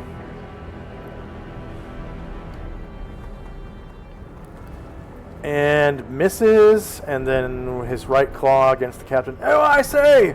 Fish bastard! Ah! -1 does beat AC 10, causing 5 damage of slashing to the captain. And the captain is kind of starting to look a little messed up. Then the patrol priest comes out, and he's a little encumbered, so he's moving kind of slow. But he comes out and is going to attack that one that just stepped into the fire, kind of covering the captain's back a little bit. He's pretty smart. And with his horseman's flail, attacks that deep one, shorter melee, same elevation, no mod, no mod. So the deep one is shieldless. 11 versus AC 3 is a miss because he rolled so bad on the dice roll. I guess he rolled, looks like a 5. And then next up is one of the other deep ones on the beach. So this one is actually going to end up flanking the captain because as the captain... No, actually the captain can turn to face without turning his back. So this one is going to be from the front as well. So the captain takes 2 more hits, kind of tanking these guys with no armor on. Shorter melee, same elevation, no mod, no mod. So shieldless, that's a crit. Unfortunately, captain takes 8 damage from that one attack. He's starting to look a bit jacked up, like he's going to get hurt soon, quote unquote, because you don't get hurt until you go down. Everything else is just a flesh wound. So right claw, he gets scraped up a little bit more. So shieldless 6 versus AC 10 is a hit, 5 more damage to the captain, and he's starting to look pretty jacked up. Getting close to getting hurt now. Ah, it's just a flesh wound, he says. Next up is one of the musketeers.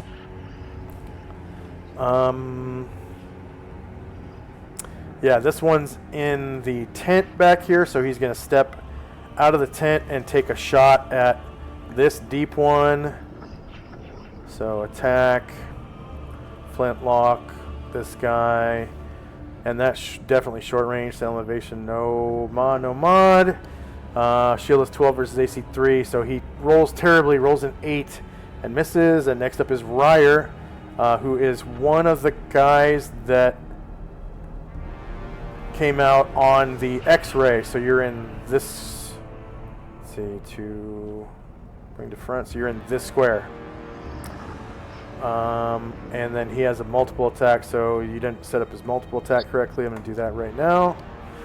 Oh. And slide his multiple down, 110 something. Oh, there it is. Okay. Yes, but he does have a pointy javelin, so he will stab at the deep one that swam in front of him. Yep. And then at the end of this round, I'm going to delete everything off the tracker, or for the players, that is, and you can re-roll initiative. This is your initiative, right? Can you don't see any other initiatives for Ryer, do you?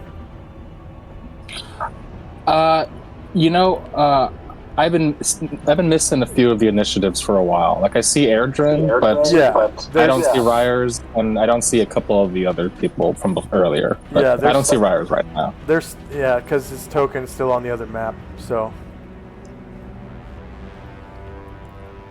let's see, Yeah, the 2 more trackers tech. Yeah, I only see 2 Ryers on the tracker. So yep, this is Ryer. All right.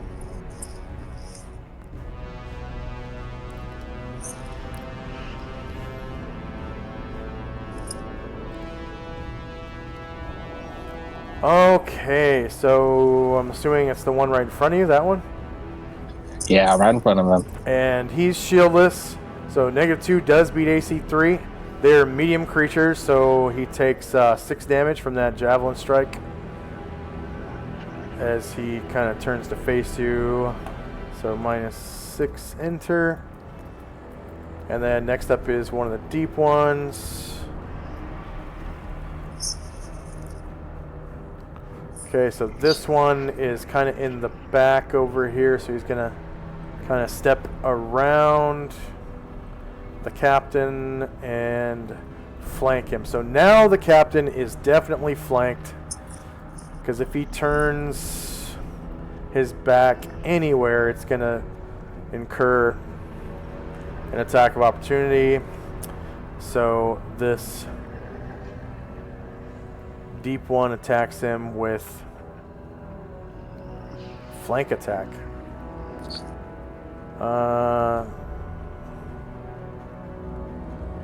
Shorter melee, same elevation. Wait, cancel.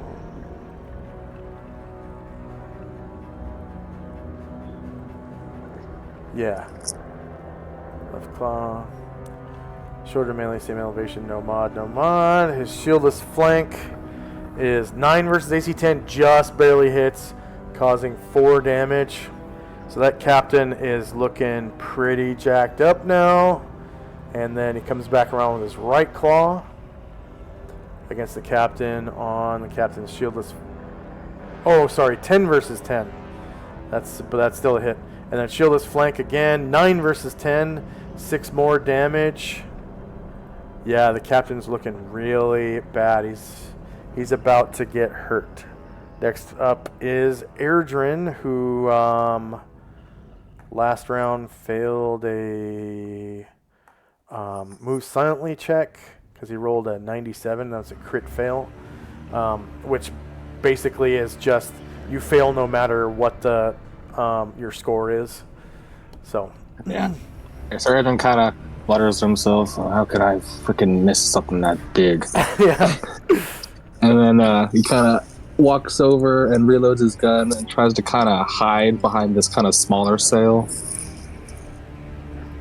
Like the part that kind of like that comes low.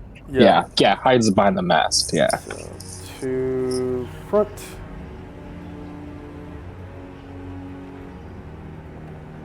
What the hell? Okay, so checks, these skill checks, hide in shadows. So hide in shadows works, it's just move silently doesn't. That's so weird. Yeah, I would check just all of his scores to make sure there aren't any special weird symbols or spaces or anything. Okay, and then one of the deep ones.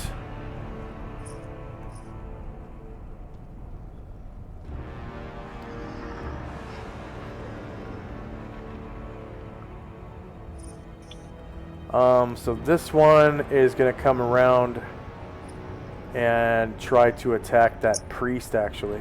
So he gets here. So the priest is a cleric. He's going to... so he's going to face the captain's back, so he's not turning his... Oh, I guess he already... Okay, so he is taking a back attack from this guy. Because if he turns anywhere, he's going to take a back attack no matter what. Alright, so this guy gets a back attack. Let's see, attack left claw against the cleric's back. So 1 versus AC 3 is a hit because the cleric is wearing... Actually, I need to change that to field plate. So field plate AC 2. Field plate AC 2. So that brings his regular AC down to -1, AC surprised to -1, and AC shieldless to 2. And then I'll re-roll that because that was not legit. So left claw against his back. Shieldless AC 2. So 10 is a miss. And then the right claw.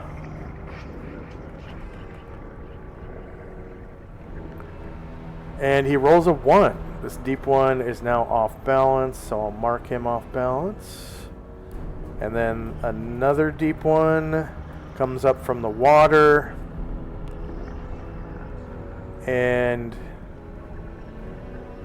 is going to try to shield his buddy from any other melee attacks from these musketeers. He's going to take a swipe at the musketeer who just shot a few seconds ago at the other. I think it shot at him, actually, so he's kind of returning the favor, attacking back because he closed the distance to melee.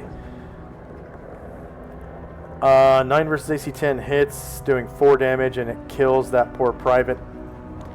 So -4, enter. And he drops. Oh. And then this guy, I think, still has some more movement. So he kind of moves into the tent a little bit and starts attacking these guys that are inside with his right claw. So you hear 3 screams from these poor Marines in this tent. But fortunately, this deep one hits AC 11 and misses. So Solynod. Wait. Yeah, he already moved. He already moved, yeah. So I'm just gonna, for now, I'm gonna remove this turn from the tracker. And then we got a deep one. Oh, that's the one that just went. Then who was the one that was supposed to go? No, that's not the one that just went. That's just the one I have selected. Okay. All right. This guy is out in the water. He is going to, I guess, swim over and around. What is that? 5,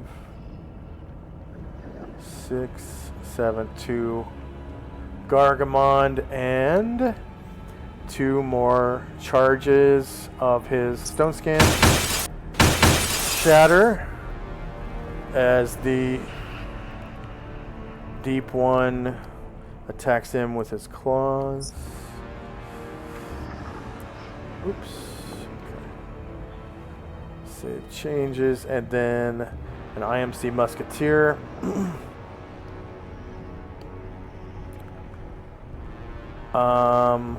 In the tower, so he steps to the edge and looks down and shoots at one of these bastards. So attack.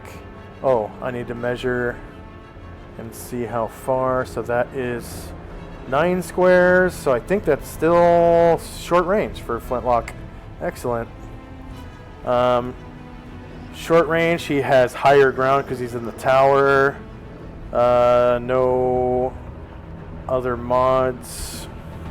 So shieldless, 3 versus 3 hits, causing 10 damage. A shot rings out in the dark. This deep one takes 10 damage from a musket shot and is still alive. And then next up is one of the deep ones. The very one that just got shot is going to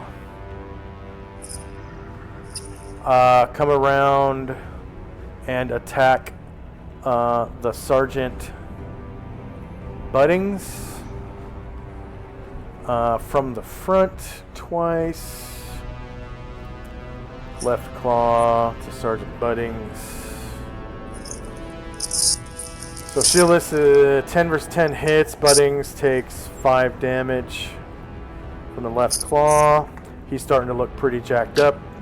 And with a right claw to Sergeant Buddings.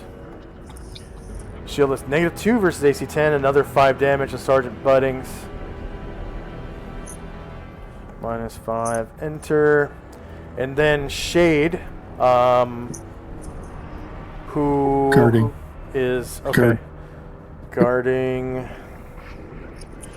The IMC lieutenant comes out of the tent and says, "Oh my, sir, you're hit!"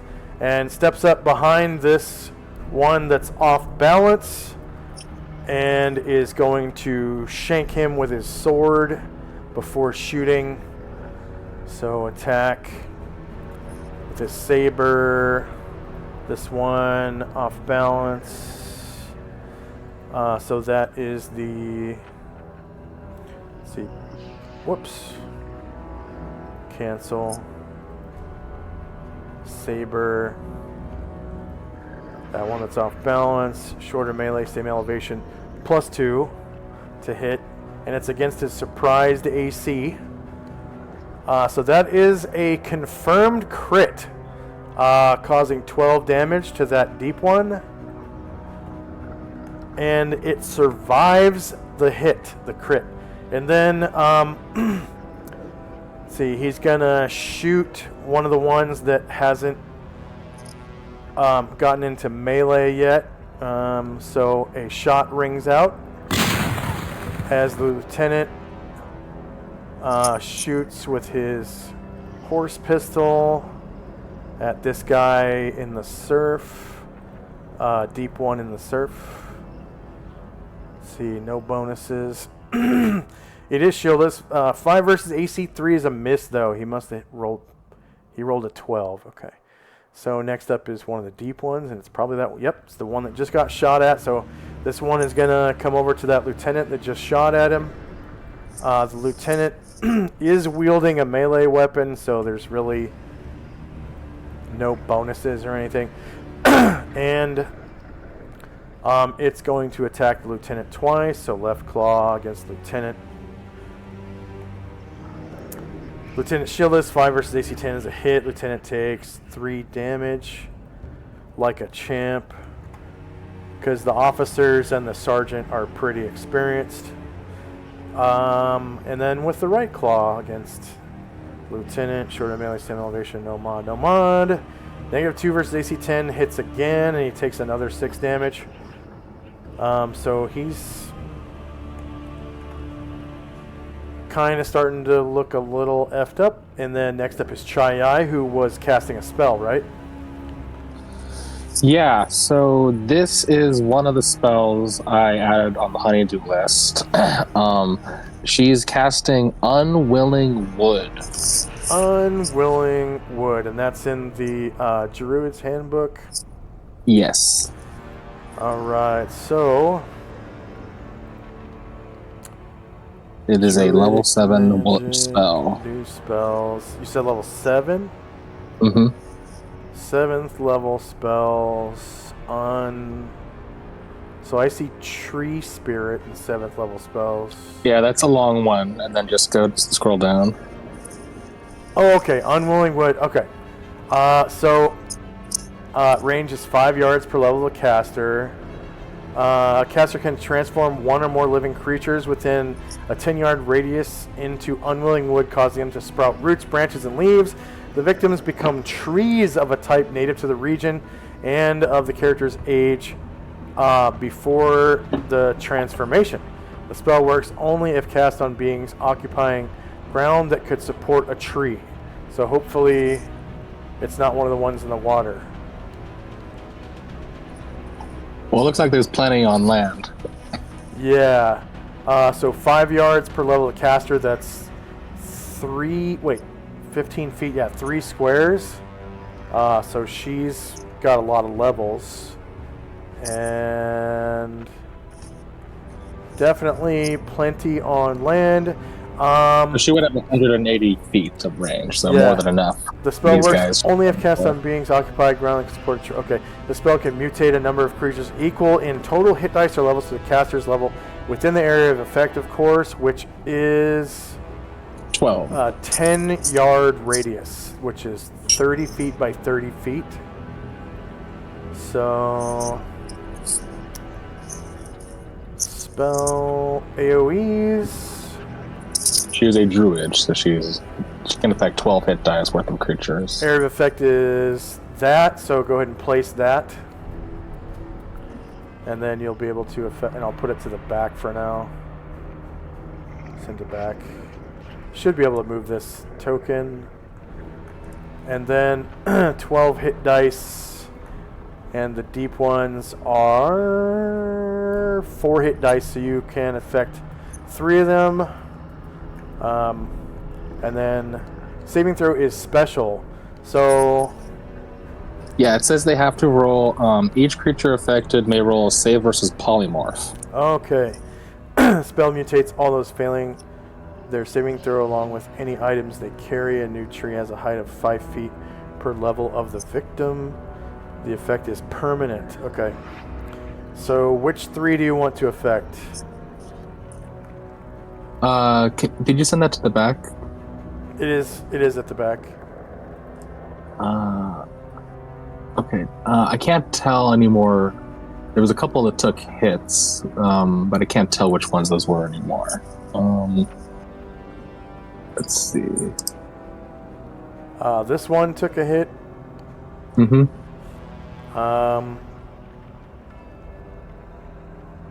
This one took a hit. Mm-hmm. And that's it. Okay, cool. So in that case, she's going to try to affect this. This one took 1 damage from the fire. Oh, right. Okay. So in that case, she is going to make a couple squares to the left. Yeah. She is going to try to affect this deep one that's really far inland, and this other one that's unhit in further inland. And then she's going to affect this one kind of next to the fire. So polymorph save. Spell mutates all those failings. So a new tree has a high. Okay, the effect is permanent. However, affected characters retain awareness, memories, personality, and intelligence. Only damage severe enough to kill the tree can kill an unwilling wood victim. Tree characters can return to normal if a spellcaster of greater level than the original caster uses remove curse. The original caster can release a transformed entity at will. Obviously, it's your spell, and you can dispel your own spell. Okay, so no modifiers to the save. They count as Warrior 4. They are not multi-classed or triple-classed, so that one fails and turns into a 20-foot tall tree. So let's see. Palm tree. Could have sworn I had an animated palm tree for one of the plant monsters.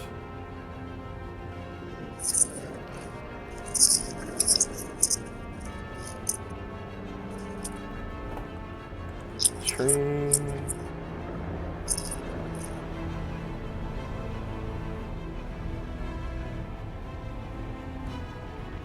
Huh.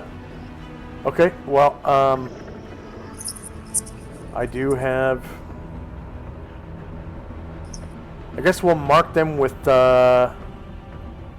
these Treant tokens. if they fail. So that is now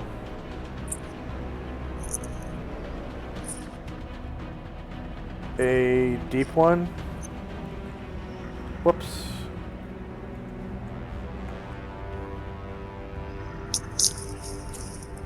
And save changes, and then I will just straight up remove this one from the tracker and place this here, and it's just a tree.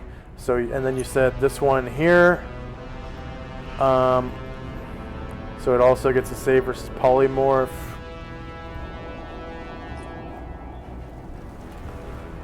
Weird. Why is it doing that? Okay. And warrior 4. So that one also fails.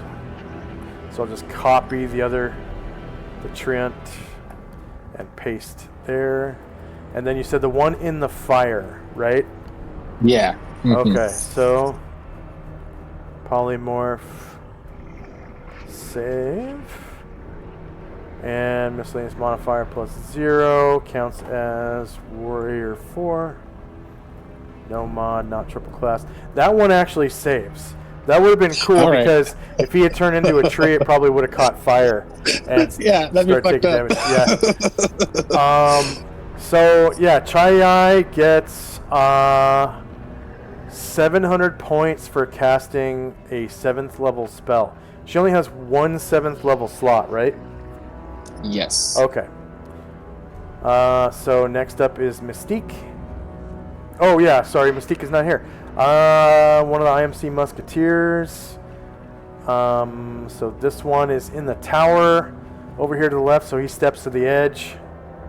And pretty much the only monster that's not in melee yet is the Shoggoth. So he's gonna shoot at the Shoggoth. He has a height advantage. So flintlock musket, I'm pretty sure that's still short range. Let's see. So shorter melee, higher ground, no mod, no mod. The Shoggoth is shieldless all around. So he rolled terribly. He rolled a 2 and missed. Thelina's still casting, right? Yes. Okay. Next up is Tenzi, who was casting? Tenzi was casting.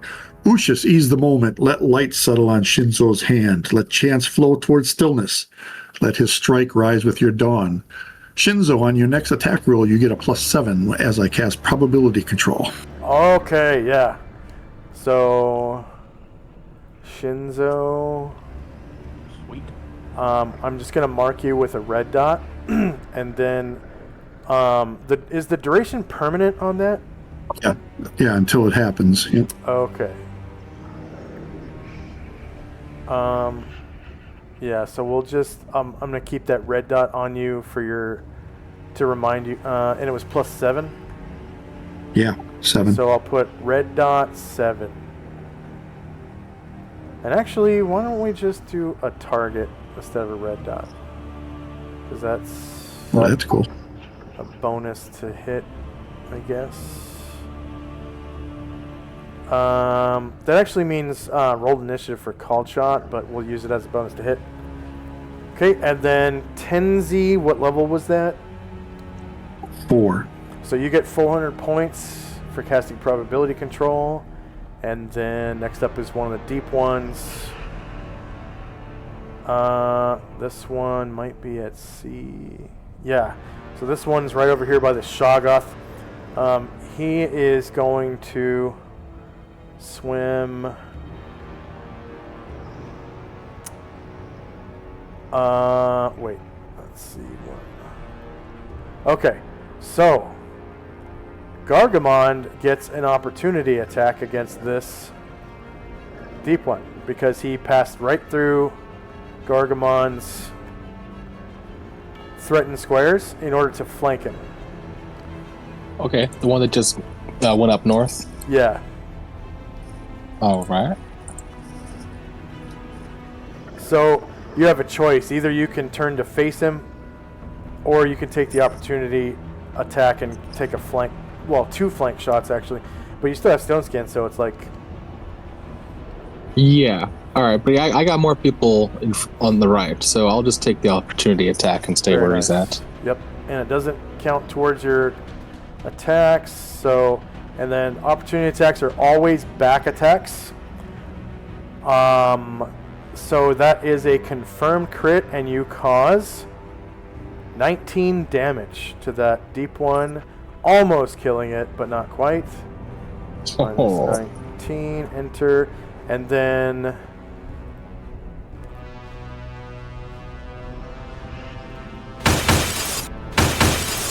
two more stone skin charges. Shatter. Alright. And then next up is one of the Shoggoth. That's this one up on the tower. So it is going to slither down the stairs over here, slide across this whatever it is, and stop right there. And there's really nothing that it can reach, so no attacks. And then we have an IMC Musketeer out here. I can't tell which one it... Okay, so it's the one on the tall tower. So he is going to step to the edge of the tall tower, and he can see a lot of stuff. Yeah, he's going to shoot that same Shoggoth that the other guy shot. That's 17 squares, so it's medium range, unfortunately. So attack, flintlock, Shoggoth. Medium range, but he does have higher ground and no other mods. So shieldless 6 versus AC 1 is a miss as a gunshot rings out in the darkness. Next up is Airdrin, who is now hidden. Has a lot of options. Yes, let me just no see back, his position. If you do a backstep called shot, you can shoot one of the deep ones. Let's see. Airdrin is taking a good look.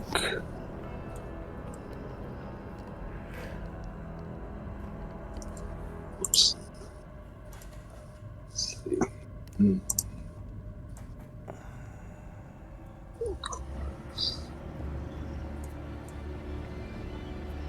I'll be right back. I need to go to excuse myself. Yeah, why don't we take a 5-minute break? We haven't taken a break yet. We've been playing for over 2 hours. So let's go ahead and take a 5-minute break on Airdrin's turn. And if you want to, you can roll right now. And I'll come back and we'll resolve that. But we'll go on a 5-minute break starting now.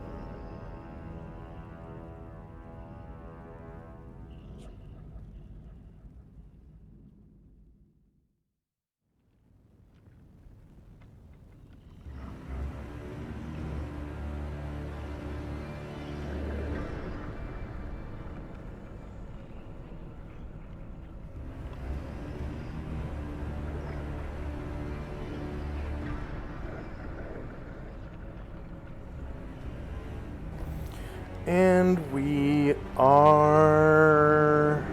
Oh, we got 13 seconds left. Okay. 10 seconds.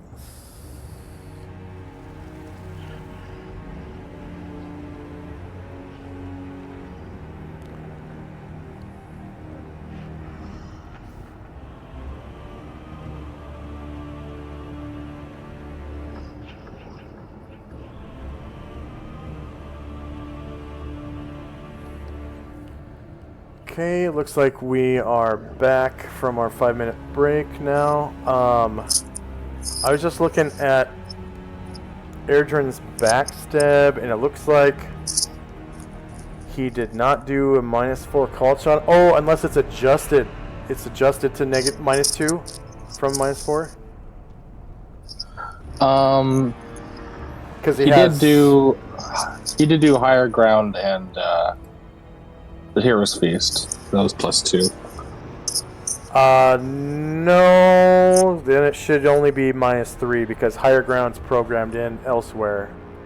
So I also rolled a medium range shot because that was the closest I can get. I didn't hear you. I also rolled a medium range shot because I couldn't get to short range. Yeah, but you only gave him a -2 to hit when it was a call shot, right?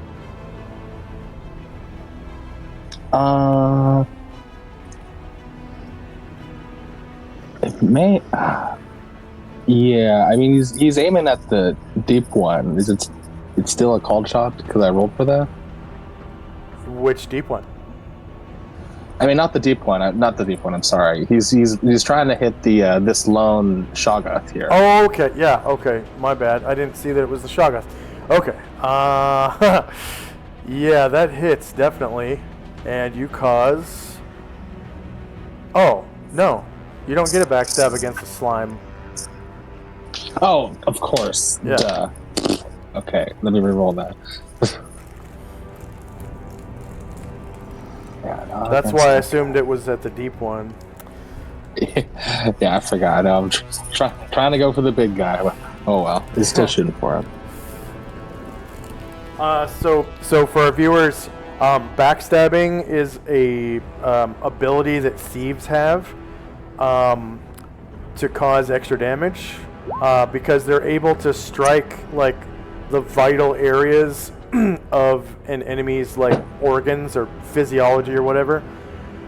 But I've made it a house rule that there are no vital organs on slime creatures or undead creatures or spirit creatures. So the target of a backstab, for it to be an actual backstab attack, they have to have a backbone. Basically, they have to be a vertebrate. They have to be alive, so it can't be an undead vertebrate, right? Because that's most of zombies, vampires, stuff like that. Skeletons. It won't work. Yeah, skeletons. They're undead vertebrates, but it doesn't work against them. So they have to be alive, and they have to be a vertebrate, and then they have to be corporeal, which means they have to be in this plane of existence and not partially in the ethereal plane or whatever, for the backstab to work. Because you can, with magic weapons, hit someone that's in the border ethereal, which is kind of they're sort of invisible and partially spirit-like, kind of like a ghost. They're basically like a ghost. So if he had a magic bullet, he could shoot someone who was on the border ethereal. But a backstab wouldn't work because they're not corporeal. Yeah. So being ethereal is a really good defense against being backstabbed. But if the thief is on the border ethereal and shoots somebody on the border ethereal, of course I'll allow the backstab. So that's something I've never seen before. Okay, so a regular attack against the Shoggoth, you do get the +4 to hit. The Shoggoth is shieldless all the way around, so you did roll a natural 20. So you didn't give yourself a +4 to hit, but I'm just going to take this natural 20. I don't want to take that away from you. So you cause 19 damage as a gunshot rings out from a stealthed Airdrin, and he shoots that Shoggoth, causing 19 damage. Okay, next up is Lily, who is out here on top of the X-ray. So you are actually right there. Oh, okay. Oh wait, no, I'm sorry. You're the one that fell into the water last round.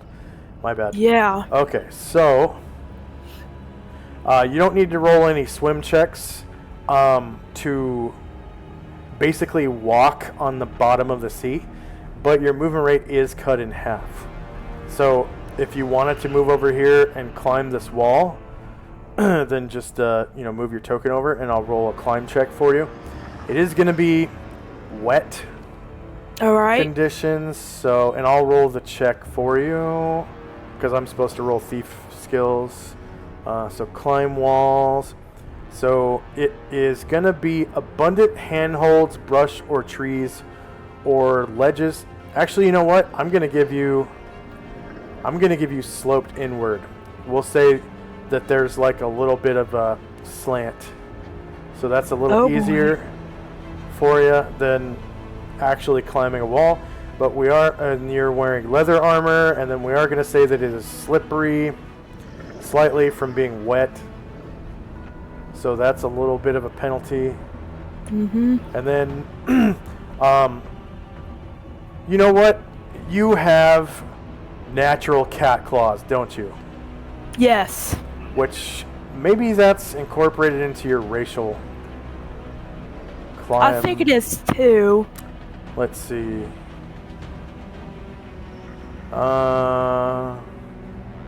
Climb walls. No, it's not incorporated in. So, but you can, that's because you can take human form though. So while you're in cat form, I'm going to give you just a +5 bonus from actually having claws. So I'll give you +5. Okay, so you're actually able to climb out of the water and onto dry land.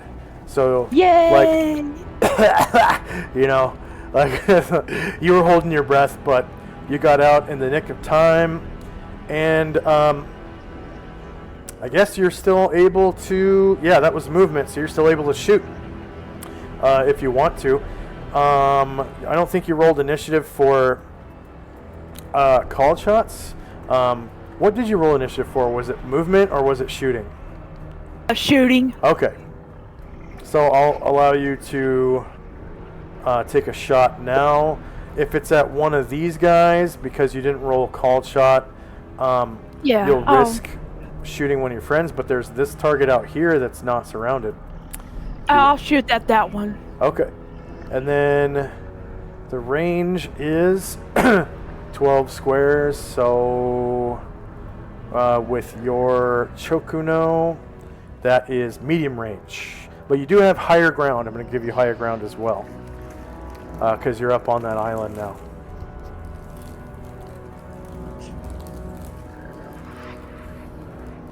So you can go and roll your attack.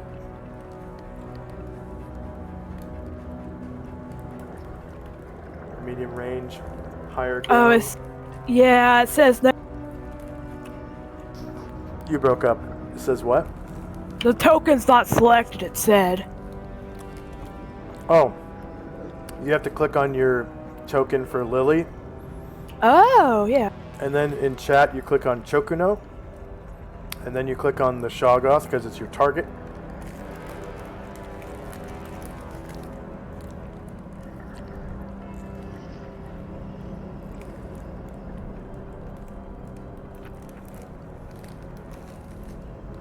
All right.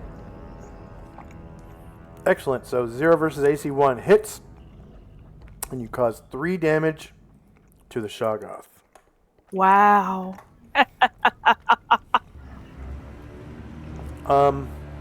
St. Luther, who is on top of the X-ray right now. Yeah, so he was going to cast Recitation. I assume that was spoiled by falling into the water. No, because you didn't take damage or fail a saving throw. Okay. Well, then he casts Recitation. Yep. So go ahead and give him the aura for that, so everyone can see, and I'll make it for the range or the AOE. And then remember, I'm gonna put him to the front. Nice. It will get that strong out. Front. So he is actually right here. So and then I'm gonna make his red aura visible to everyone. So check box for C. So can everyone see that red aura? Yes. All right, Yes. so everyone that has that red aura around them is affected by recitation. So you can give yourself a little praying dude with a 2 on it, and then if you belong to the Motivite or Motivan religion, Motivus religion, it's a 3 instead of a 2. So a little praying guy token marker with a 2 on it. And then also the enemies are affected negatively by the same thing. So for them, I'm going to put a little curse marker. I think I have a curse marker somewhere. Thought I had it. There it is. Okay, so it looks like a pentagram for them, just to show that they're negatively affected by 2. How do I put the 2 on there? You hover over the symbol and then hit the 2 button on your keyboard. And then he will get, what level is that? 4? Yes. Okay, so he gets 400 points for that spell. And then next up is one of the Shoggoths. So that's that one that just got shot. Twice. Yeah. Let's see. So he is going to swim under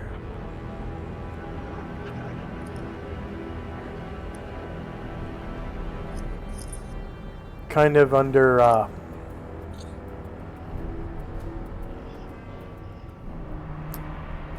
Ashriel.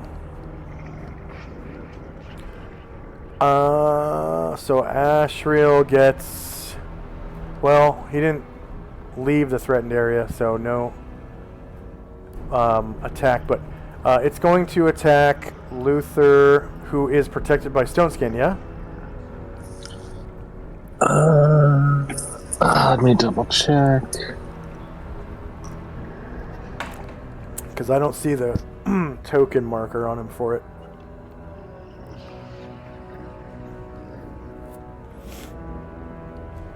No, Luther's pretty tough, so no stone skin for him.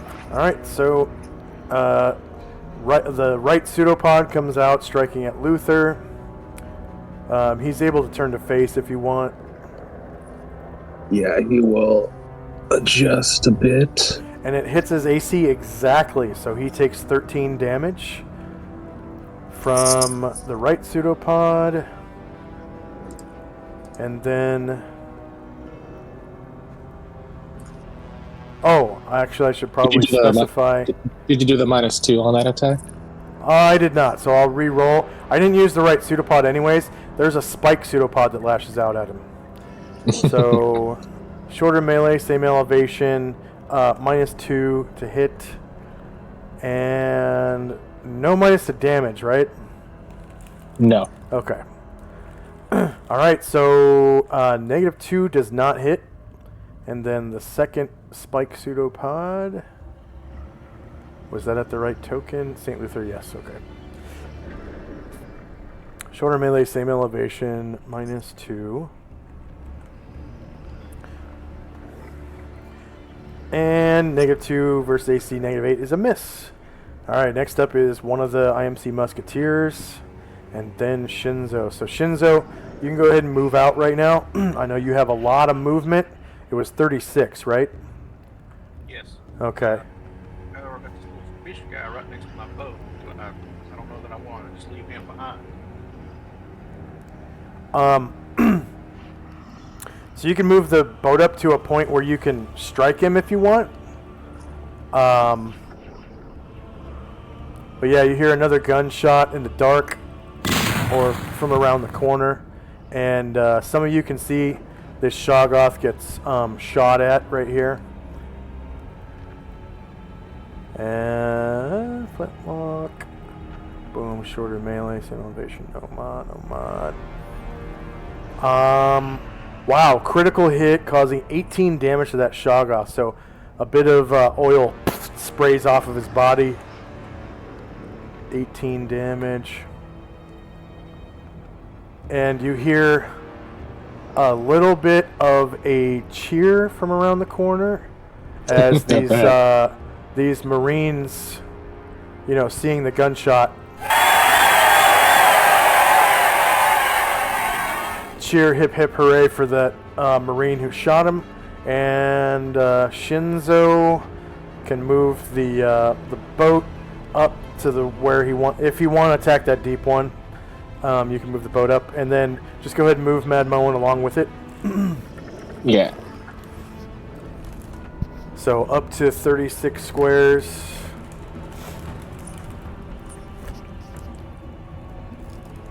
I guess since they've got all those on the boat, I'll go ahead and go up just here. Oh, well,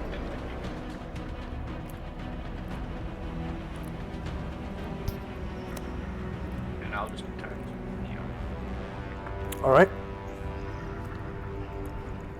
+7 on your roll. +7 on your attack roll from Hendy's. And then once you use that +7, you can remove that token marker.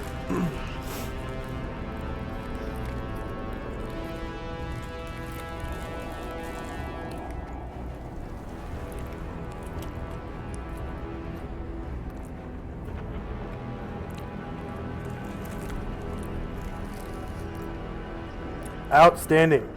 So shieldless all around, -2, beats AC 1. You cause 16 damage to the Shoggoth.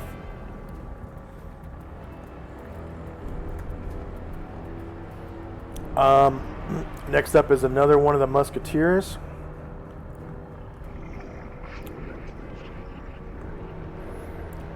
So this one is in the tent.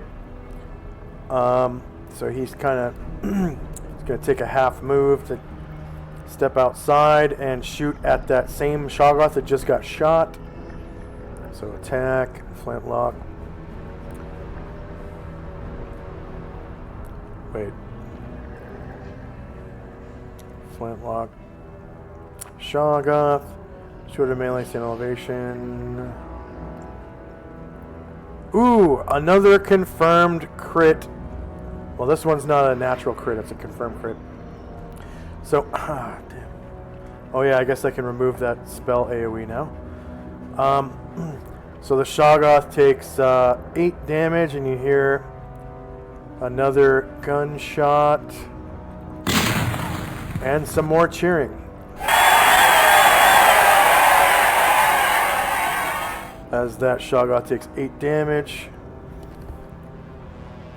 And Dagon is now off the map.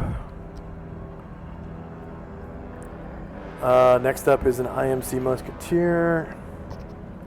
So, for our viewers, once a token is off the map, it's completely removed from the encounter and is safe. Like, there's... I mean, unless you're already in hot pursuit, there's no pursuing it.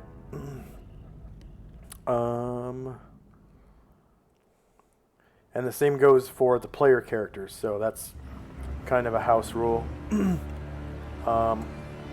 Just to make it easier for encounters' sakes, you can escape encounters. Alright, so this musketeer is going to shoot at that Shoggoth. And again, for him it's short range, except he does have higher ground, being in a tower. So, shorter melee, higher ground. No mod. And a miss, but you hear a gunshot come from one of the towers. And see the muzzle flash from the distance. Next up is another musketeer. I don't see where he is. Maybe he's one of these guys down. Okay, so he's down here. He is going to take a half move. Actually, he's just going to step to the edge of the tower and shoot the deep one who's coming over towards these towers over here. So he's shooting almost straight down. So flintlock. That is definitely short range and higher ground. No mod, no mod. So shieldless 14 versus AC 3 is a miss. As you guys hear, a gunshot come from the tower. Next up is one of the Shoggoths. So this is the one that's been getting shot at. It is actually going to change course and just climb up this tower now and attack the musketeer that's up there. So attack, right pseudopod.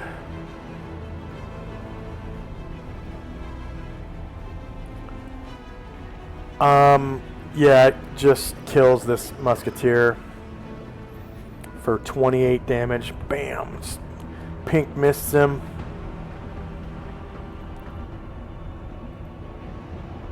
And I don't think he would have any more, or it would have any more movement really.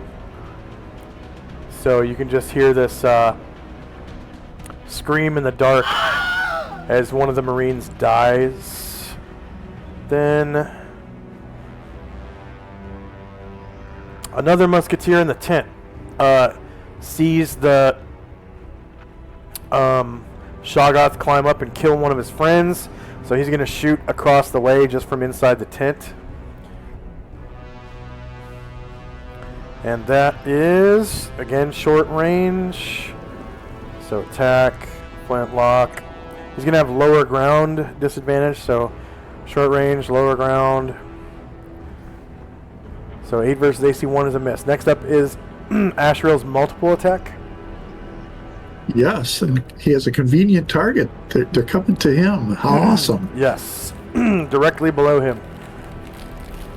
So you have higher ground advantage and all that. And recitation. Yeah, thanks for reminding me.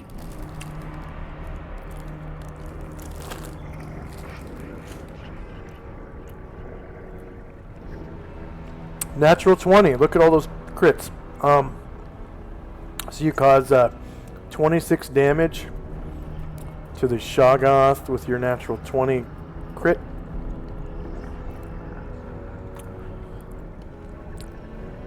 And it just kind of makes like a gurgling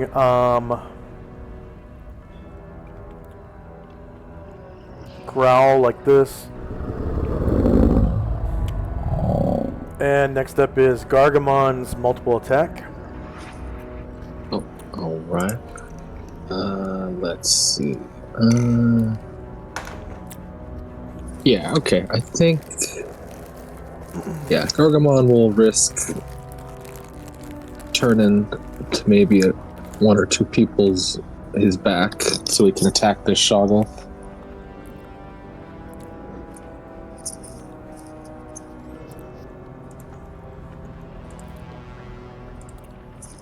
Oh, okay. So facing away from these two deep ones, there are two opportunity attacks. So you hear the sound of 2 layers of stone skin breaking. And reaching across friendlies, did you give yourself a -2? I did. Excellent.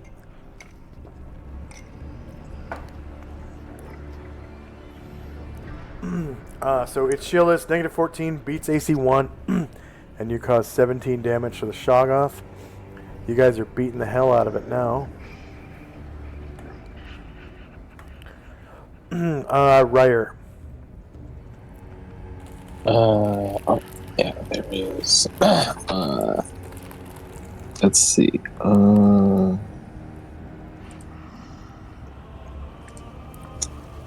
Yeah, I think Ryer's just gonna... He's gonna attack the deep one in front of him again.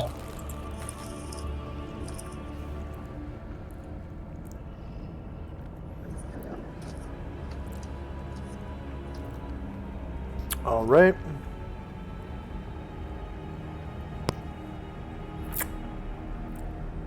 I keep forgetting they got spilled into the water.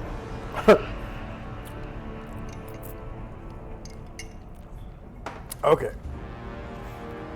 So shieldless 2 versus AC 3 hits, and you cause 6 damage to that deep one.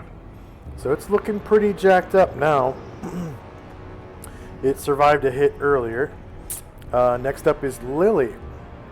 Oh boy. I don't know if I could hit without hitting my friends. Yeah.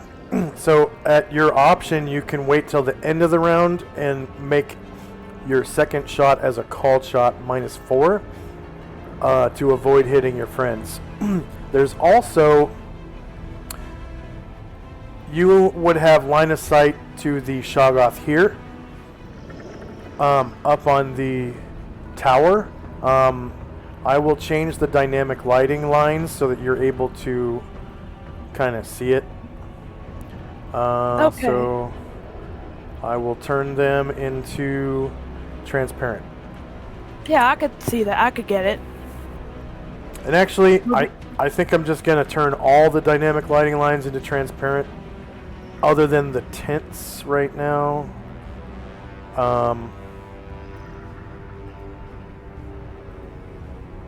That Yeah, I'm way gonna shoot. you can see everything here. So sorry, go ahead. I'm gonna shoot at that Shoggoth at the tower. Okay.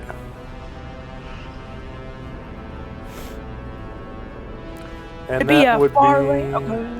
what range that is? 11 squares, so I think that's just medium for you. Pretty sure. Yeah. It's just outside your short range, so it's medium. And then you have a -4 and for call shot, and then a +2. So that turns into just -2. Oh yeah, that doesn't stack with bless. So it just turns into a -2 to hit. And it looks like you did that correctly. Outstanding. So yeah, you rolled an 8, and that's -2. Okay, so 9 versus AC 1 is a miss. And then, let's see, Gargamon's third attack. Swinging away at the jelly man.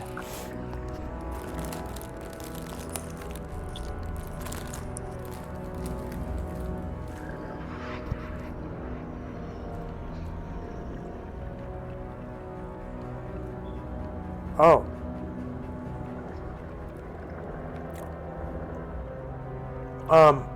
According to this, Unwilling Wood takes an entire round to cast.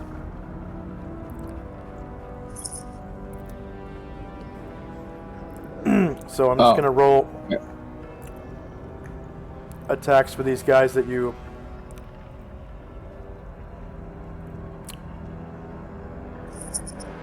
Actually, I think they already went. After, yeah, they went. Yeah. So now they would turn into trees.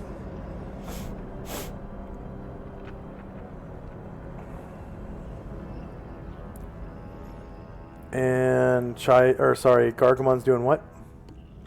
Attacking the Shoggoth? He is attacking the Shoggoth again. Okay, so -6 beats AC 1. You cause another 16 damage to the Shoggoth. Not quite killing it. And then now Chai spell would go off. So end of round. Don't roll initiative yet, because I'm going to take everybody off the tracker, and you can re-roll. Not taking any of the NPCs off. My NPCs, that is. Just taking off player-controlled tokens here. So,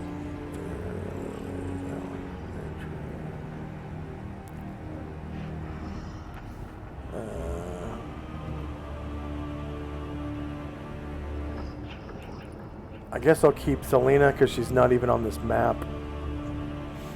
I'm just gonna remove Mystique. Chai. I'm just gonna remove Shade. Let's see, Airdrin, Ryer, Zalman's not even on this map. Let's see, Delude, Musashi, Gargamond, X-Ray, Mad Moen, Ashriel. That should be everybody. So go ahead and roll initiative, please.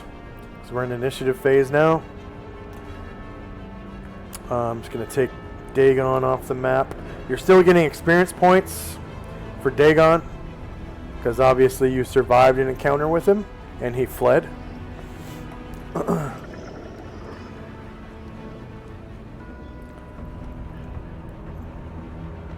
And then I am going to roll initiative for the Shoggoths, but not the deep ones. There's just too many of them.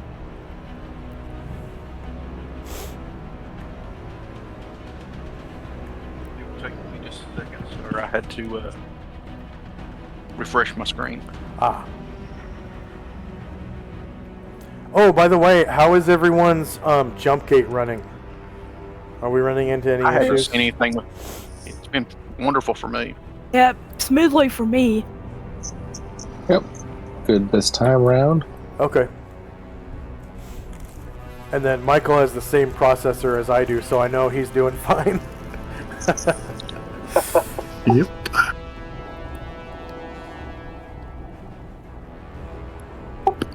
I'm going to need 3 more slots for Tenzi. Ooh. One more slot for Lily, please. Lily should already have 2. Okay, thank you.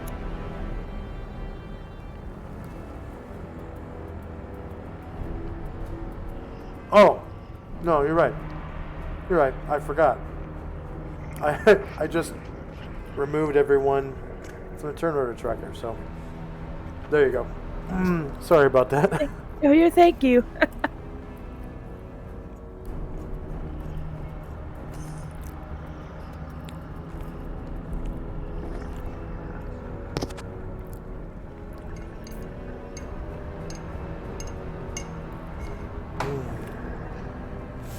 And then probably 2 more for Gargamond, right?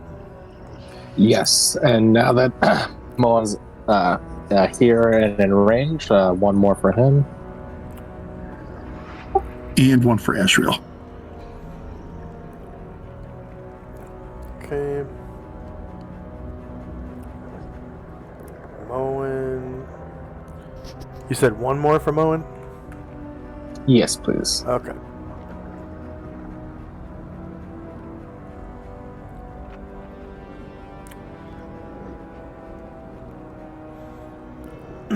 I'm guessing you didn't roll for Moen yet, because I only see 1. So I'm going to put another 1 on there. Yeah, that's what I mean for him. I rolled, so he needs 1 more. I don't see your roll. It's 2.29. You don't see that? It's at the top of the tracker for my turn order tracker. Top of the tracker? For mine, it is. Oh, weird. Okay. Huh. I must have missed that slot, but that's okay. I didn't delete it, though I meant to. But if you can see it, that means It's for this token on this map, which is what I want. All right. Is anyone still rolling? Looks like Shinzo, Yes. maybe. No, sir. I've rolled 8.69. You used your sword last round, right? Yes, sir. And are you an expert with your sword? No, I did not. I need to take that off, don't I? Yes, you're right. What are you an expert with? Nothing yet. Oh, okay. And then what level are you? 6th. I'll hit 7 hopefully very soon. Okay, yeah, so you still have 1 per 1 with your sword. All right, looks like we're ready to go. No, not quite.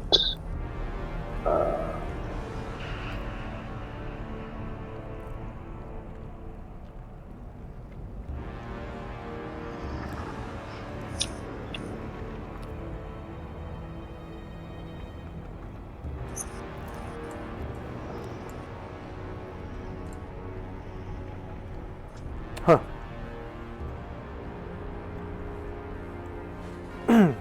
I don't see any zeros, but...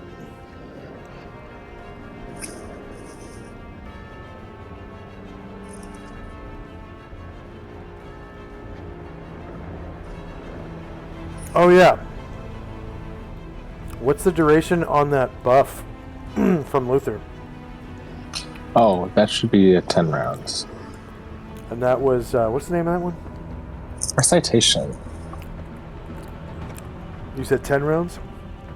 Yes.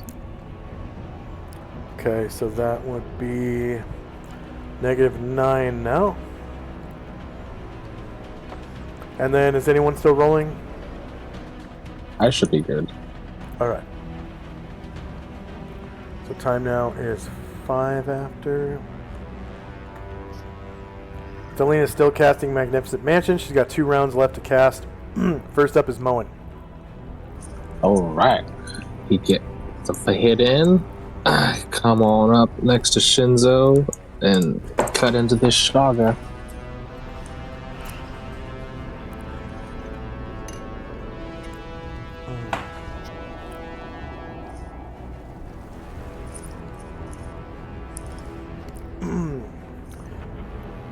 Alright, Shearless, -2 hits. 14 damage. And you kill the Shoggoth. Go ahead and describe how you do so. All right, so the Vorpal axe kind of cuts down and kind of like cuts into like its like mouth and eyeball area, and it bleeds out from there. And it turns into this oil slick with floating eyeballs and teeth in it. Okay, next up is one of the deep ones.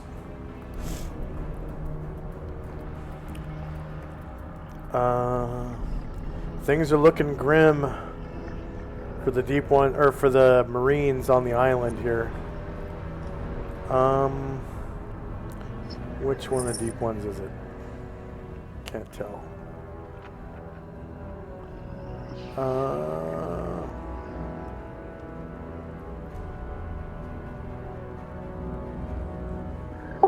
I think it's the one by the boat.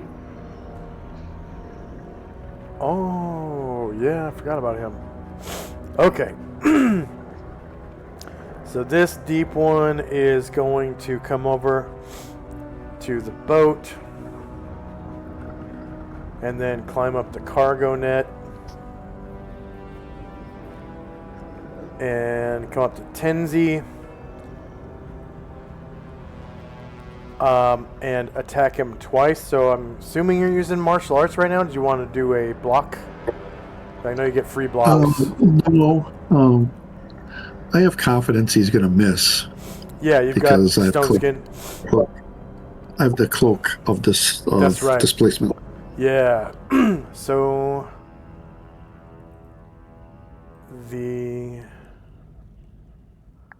cloak of displacement. Fine.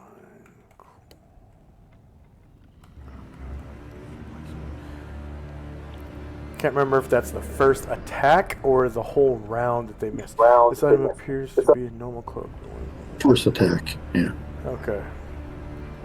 After the first attack, the cloak affords a +2 bonus to protection. Okay. This can apply to the first attack from multiple opponents, only if the second and successful attackers were unable to observe. Okay. Yeah, so whoosh, he, misses the first attack and then comes back around with the right after getting a lock on and hits your stone skin, shattering 1 charge. Just need to know the level of your stone skin. 22. 22.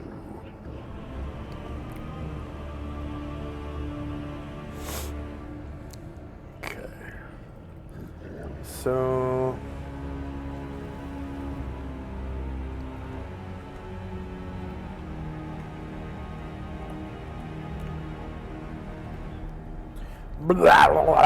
says the deep one as it dejectedly looks around at other possible targets, kind of not even wanting to bother attacking you anymore. Then one of the deep ones out on the beach is going to try to finish off the captain. So attack, left claw. What the hell? Attack, left claw. Captain. Okay, causing the captain 5 damage, and he goes down. And dies, actually, because he's not controlled by a player.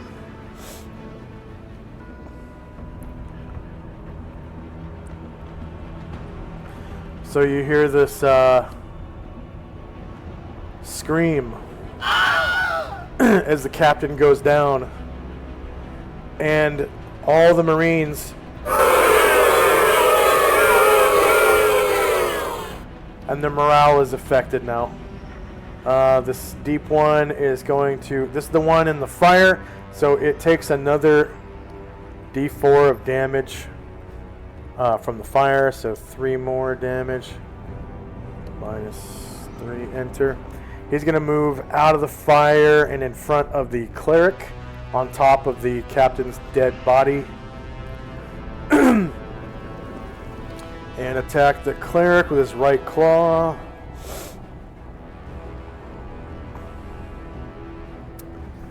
And misses. Then another deep one. That's what, one of the ones out here. Huh, where is this guy? Maybe it's the one. Okay.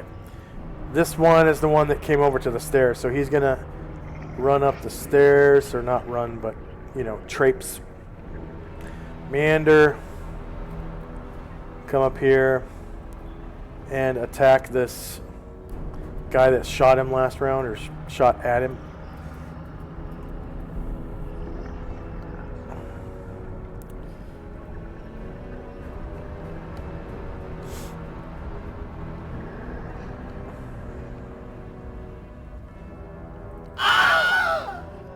And this private dies.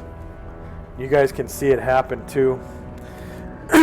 Just swipes right across his face and neck, kind of removing part of his face, gashing into his neck, and blood just kind of goes everywhere. Wow, the effects are so much faster now. Spurt. And I think he used up most of his movement, so that'll be it for him. Next up is Ryer. Ryer is going to try to cast Slow. Ryer can't see there. So He can't... Oh, okay. He can't see... Let's see, where is he? So I'm just gonna, I guess, turn these walls back to Where? walls.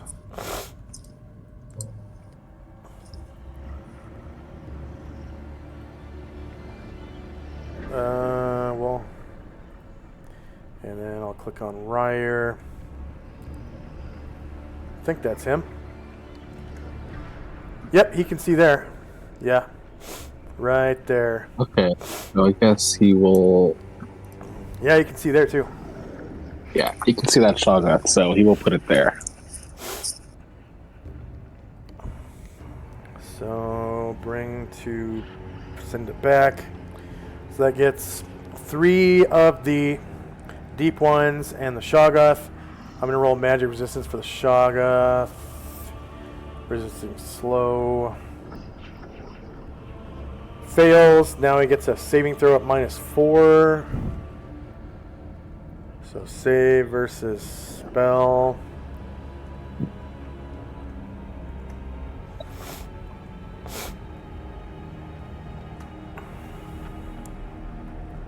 And counts as warrior 17 plus.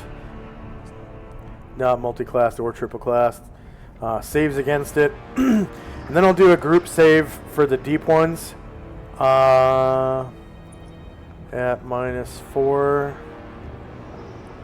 And they only count as warrior 4. So they'll probably fail. Yep, they fail. And 3 of them are slowed. And Ryer gets 150, no, 75 point. Wait. Yeah, he's a bard, so 75 points. Yeah. Divided equally between fighter and bard would be 35, 36, 37 points per class. And these bastards are slowed. And I guess we'll do slow 1 just in case the duration runs out, because they are kind of far from you guys. Slow 1 and slow 1. Whoops, what? Whoa, what is that? Search. Okay, so slow 1. No, I don't want to search. I want slow, but slow 1. There we go. And then we'll delete this AoE. And then what's the duration on slow 1? That is 15 rounds. All right.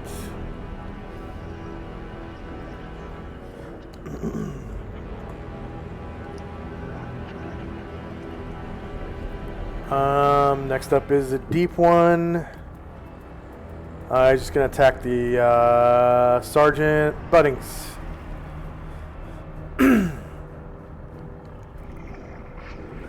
These are recruitable henchmen, by the way, because they have classes. They have character classes.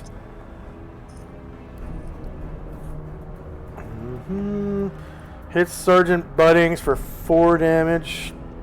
Buddings dies. 4 and 2.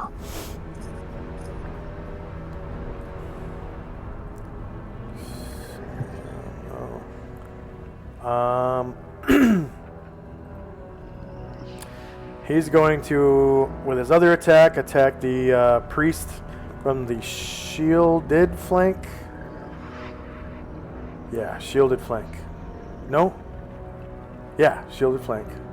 So, right claw, cleric, shorter melee, same elevation, no mod, shielded flank. So that's regular flank. So 9 versus AC -1 is a miss.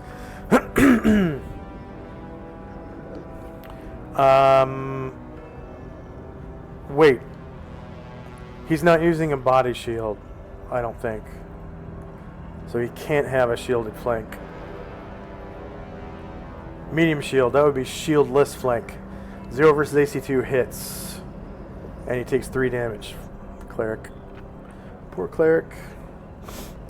He's got quite a bit of health though. Wow, he's pretty decent level. Jeez. Alright.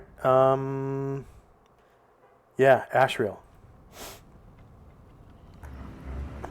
Ashriel will ignore the small fish, so to speak, and will fly up to this Shoggoth. I can't see him now because you put the wall back in, but he'll fly up to there. Yeah, I will change it back to transparent.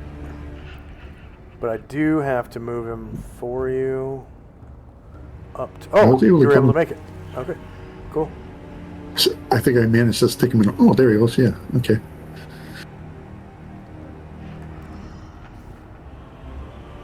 All right.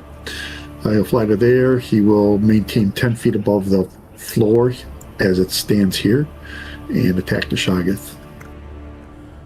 Okay, what was his altitude before? He was at 10 feet, so he flew up to get high enough to see over the wall. Okay. And he just kept that altitude to there. This is 5, 10, 15, 20 feet high on this surface, like 20 feet above sea level. So if you were 10... Okay, so yeah, it was at 10. So should I change it then? So now you would be, what, 20 to 25 feet above sea level?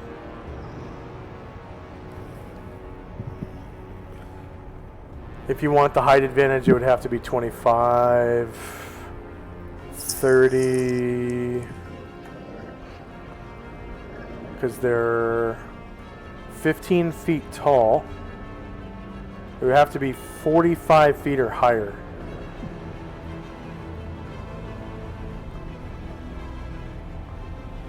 Because he's not in the water. Yeah. I think I got... Yep. All right. 45 feet it is. There you go. So now you would have height advantage, and you have recitation, and hopefully that's enough. Yeah. There we go. All right. That's a confirmed crit, and you cause 22 damage. As you strike it with your sword, katana, slicing through its organelles and stuff. Next is a deep one.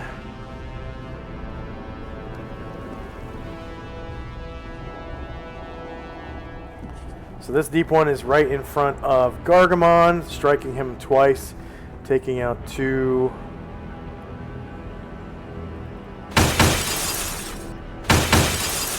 stone skin charges.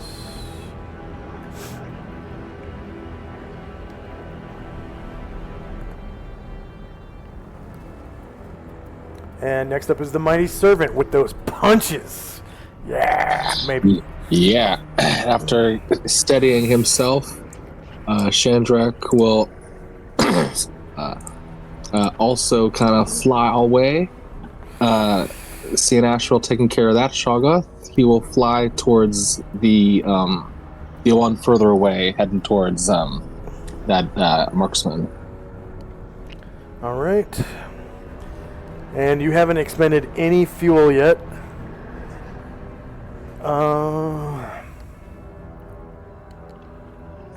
Because all you used is flight and punches. And so can you get me up to the same level with the Shoggoth? Yeah. All right. Oh, actually, I should probably move you there because that's 2 squares, I guess. Yes, and then I'm going to use the Mighty Servant and activate my Sandevistan. Oh, nice. So it looks like you already removed 1 hour of operation for the Sandevistan, yeah? That might have been from something else, but good timing, I guess. Yeah. Okay, so you're down to 11 hours of operation out of 12 after using the Sandevistan. And it casts the time stop spell, so that is within a certain area around you. 30-foot sphere. So that's too much. That's that might have been radius. So 30-foot diameter circle. Yeah, around you is gonna be like this. Oh, alright. Still good. Perfect. So that just affects the Shoggoth. And it looks like you got 1 round, but the Shoggoth is time stopped. So Yeah. So 1 round of playtime. Here comes some great arm strikes. that was initiative. Hey, what the hell? What is attack? Great arm strike. There we go.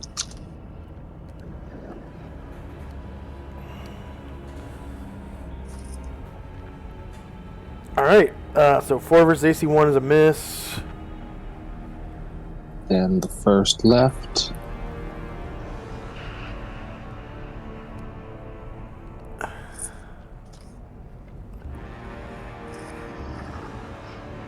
-2 beats AC 1. You cause 20 damage to the Shoggoth as you punch. Punch. Second right. Punch him twice. Ah. You only got 1 round, right? 1 extra round of activity. So that means I get I can act twice. Because it one round at the stop time and one round. No, it doesn't give you extra rounds. It is literally 1 to 3 rounds, true. and you rolled 1. No, that's true. Yeah, the first, yes. Yeah. So you only got The 1 first round punch is in you. for 20 damage. All right. But he's still stopped, right, for the rest of Yes. this round? Yep. Is that how that works? Yeah. And then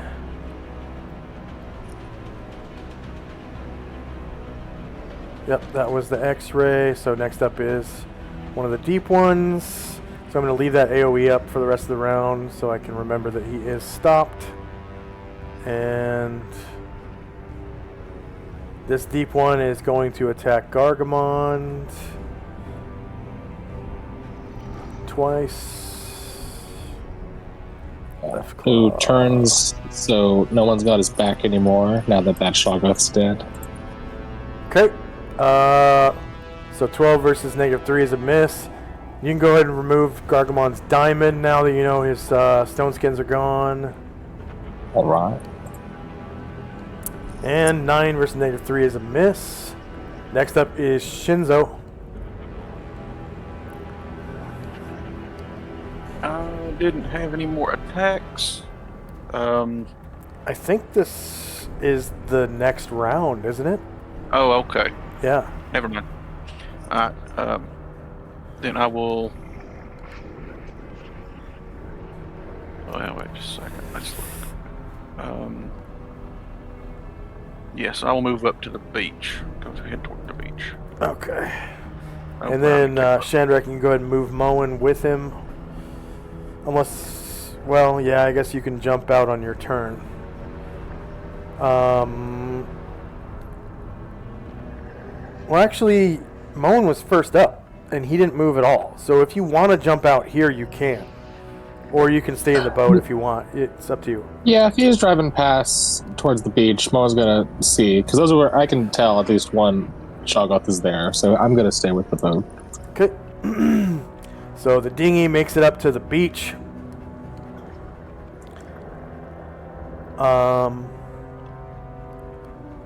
And you can get in 1 square further if you want. Because at 36 you would build up enough speed, I think, to get pretty much there. Plus there's waves and stuff.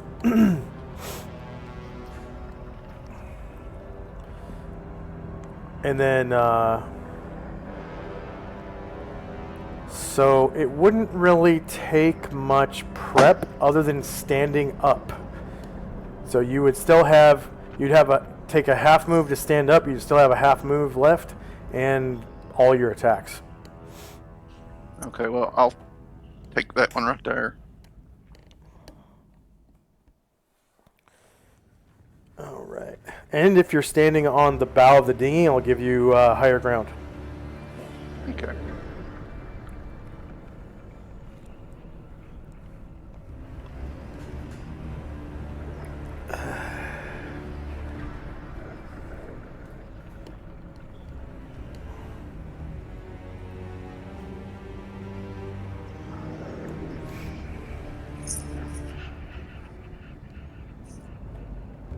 Okay. Hold on a minute. It didn't come out right. I'm not even sure what happened there.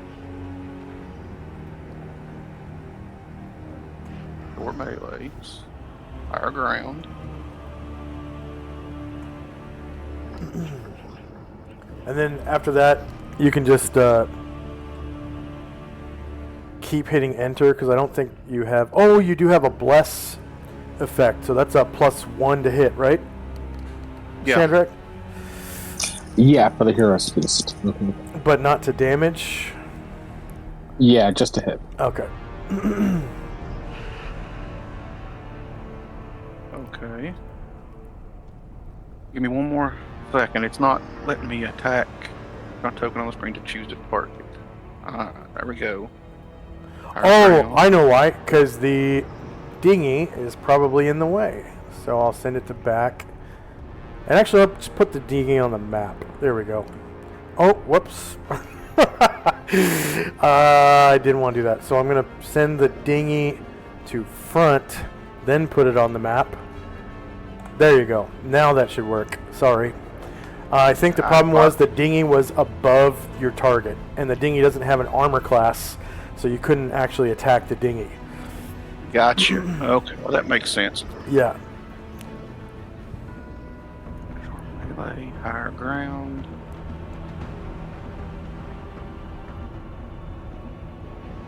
+3.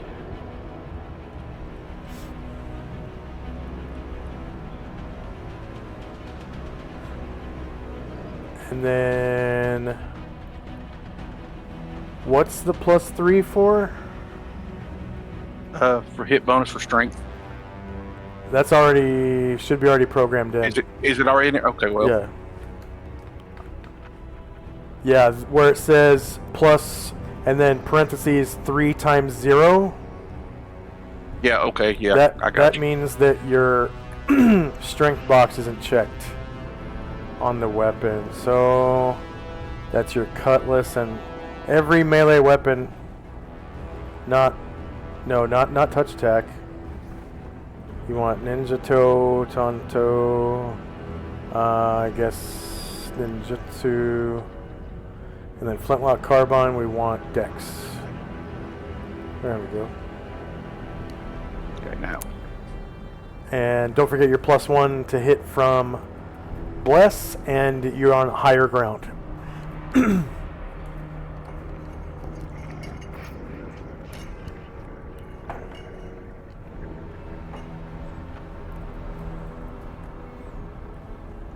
Okay. Wait a minute. Oh, you have your... Okay, hold on. That's not right either.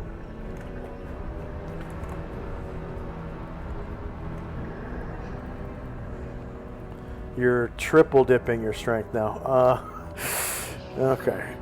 1 second. Every advantage I can get, you know how it is. Yeah.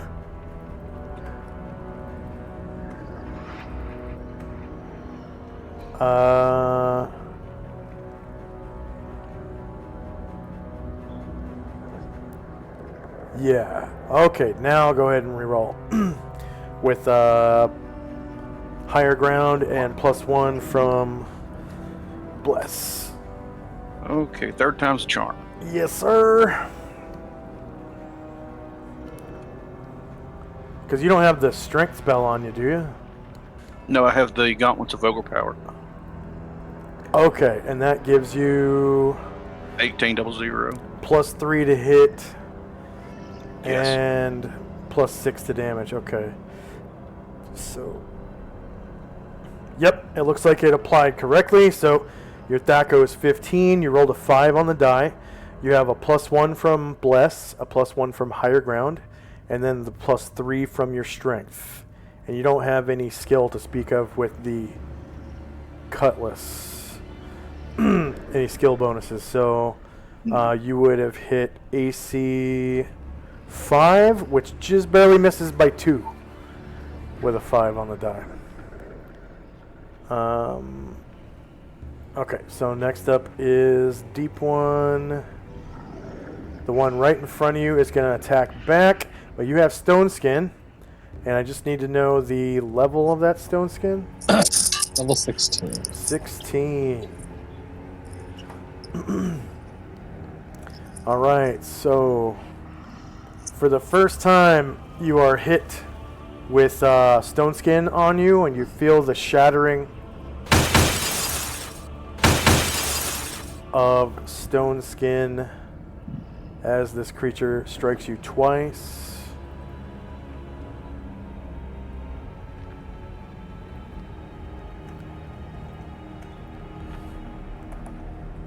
And you take no damage. Next up is Tenzi. Tenzi will try to kick this deep one back into the water. Oh yeah, because you can make them fly back like up to, what, 2 squares or something? As an No, effect? I wish. Okay. Well, if he dies, I guess he will. Exactly. And you get a huge bonus to... I don't think... Yeah, you do have to make a strength check, right? Because he's right next to you. I'm not even going to bother with that. I think I can take him out with just a regular kick. Oh, okay. It's not a flying kick. Gotcha. All right. So, yeah, shieldless. That's a confirmed crit. Definitely. Yeah, you hit for 19 damage. And he almost dies, but I'm sure you got more attacks left. They're coming up. I don't. Okay. I can't use it this time. Yeah. Okay. So deep one, not that particular one, but probably one of these ones out on the beach. Yep, the one right next to the cleric. So he's gonna attack the cleric twice.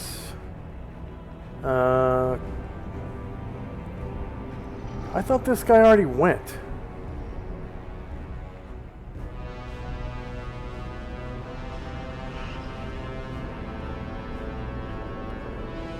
That means I accidentally did one of the other ones. So that's the one that just attacked Shinzo.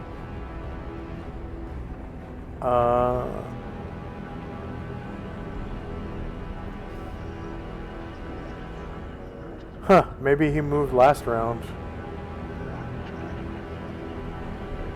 Oh, it's this one that's slowed. Okay. That guy was supposed to go.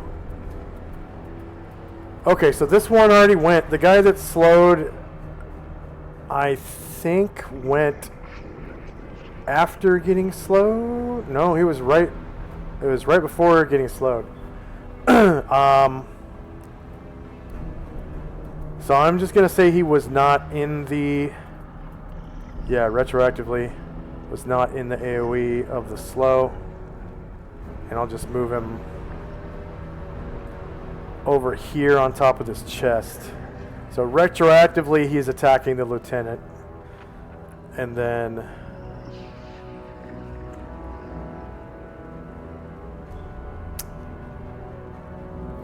so I'm going to give him higher ground, lieutenant. Yeah, it's going to be his flank too. So attack, left claw, lieutenant, shorter melee, higher ground, no mod. From shieldless flank, 1 versus AC 10, hits, lieutenant takes 5 damage. Lieutenant might die.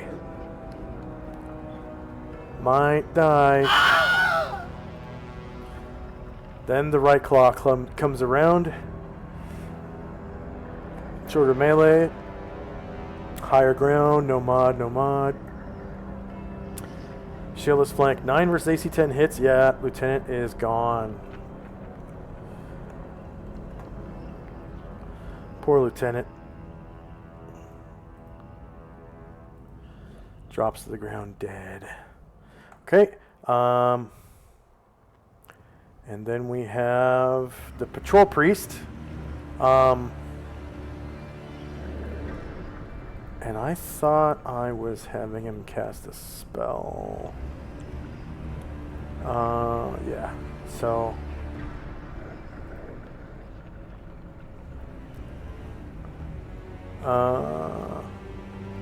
he is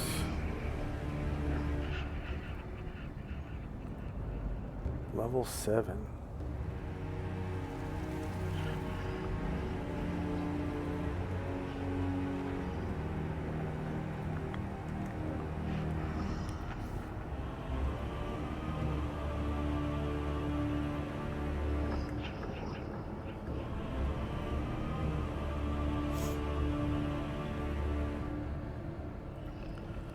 At level 7, priests have 3, 3, 2, 1.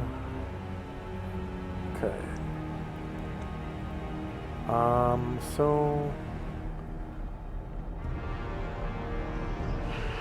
he took damage this round, I think, already. So his spell was fizzled, and he was casting spells and powers. Let's see. He was casting Cure Serious Wounds, and it's fizzled now. So Deep One over here by Shinzo is going to attack Shinzo twice. So 2 Stone Skin charges on Shinzo get shattered. And another Deep One.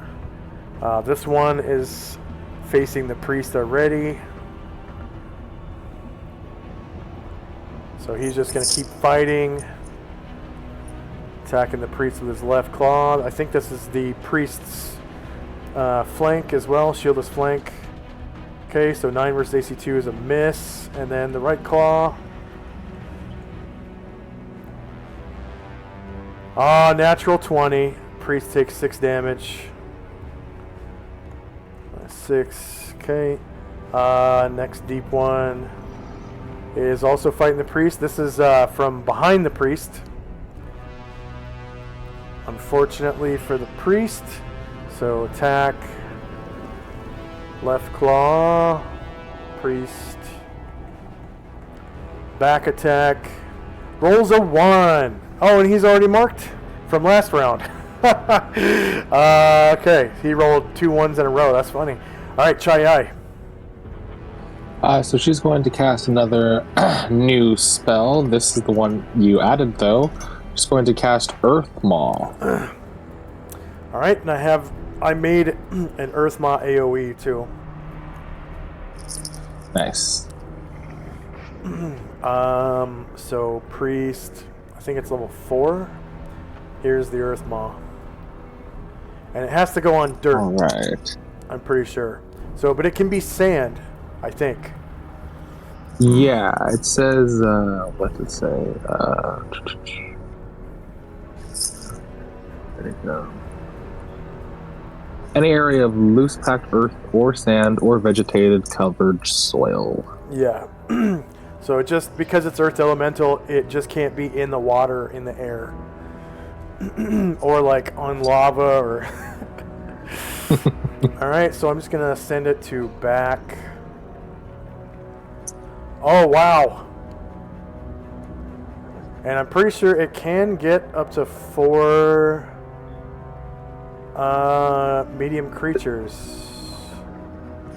It says, well, yeah.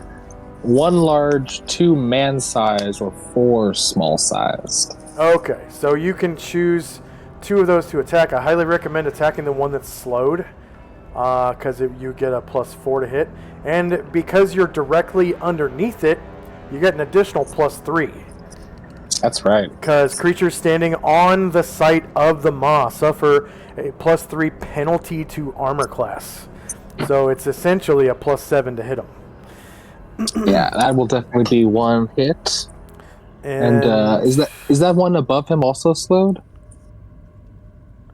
This one, no. Okay, then he'll just do the... Wait, yeah. Okay. Yeah, you're right. Yep. Yeah, I see the snail symbol now. Yeah. Yeah, those are the 2.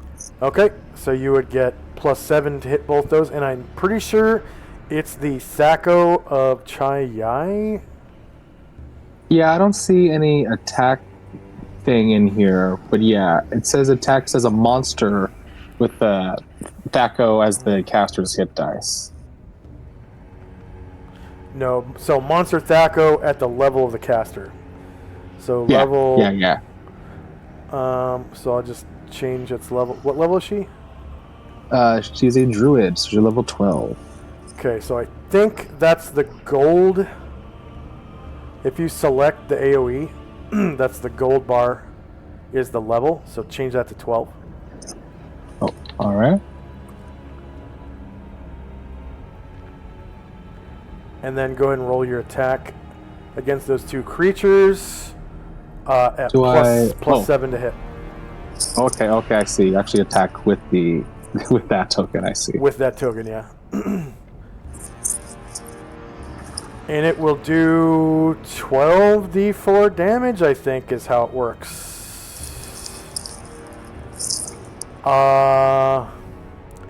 And they are...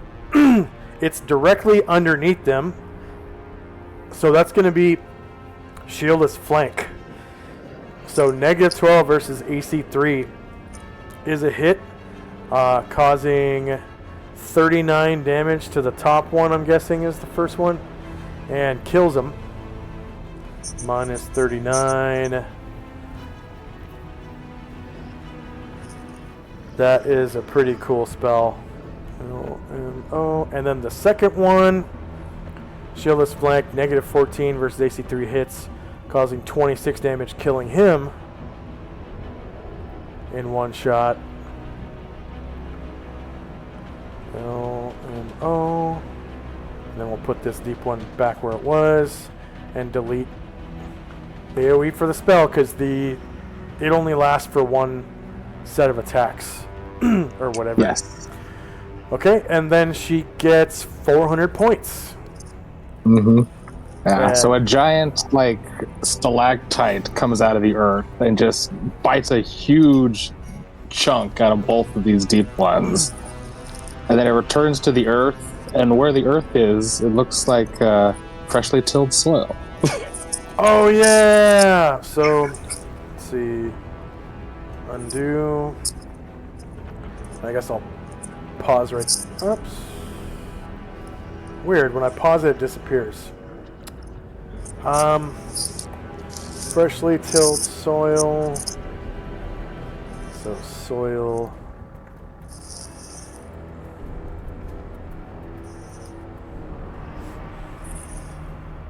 How about dirt?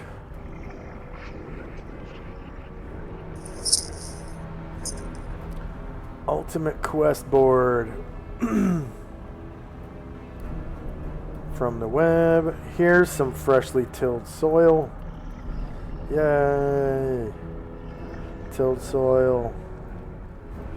So yeah, it's already at front, so there we go.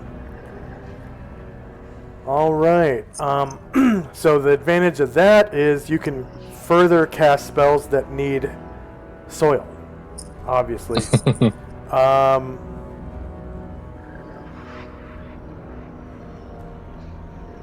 Where did...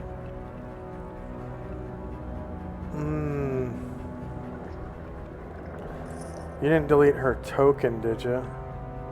Chayai? No, Yeah. she's south of the boat. Yeah, but where is she? Okay, on the tracker, she's right there. So this deep one... Oh, sorry, I might have re-rolled the template just so it's the full version. I don't know if you want, just in case you wanted that. This was the first time we're doing it. Okay, so then it's the Shoggoth that gets to go. So this Shoggoth is going to, I guess, attack back at Ashriel. So 2 of Ashriel's stone skins. Glass breaking. Because Ashriel attacked this one, so the protection from evil doesn't stop the natural attacks. And then it does have enough hit dice to hit Ashriel, but can't because of Stone Skin. So what level is his... Wait, did I already... Here? Did I already take hits? No, I didn't. No, I didn't. Not from him, no. 22. 22. All right. So he didn't take hits before, did he? Not yet. Okay. All right. And then a deep one.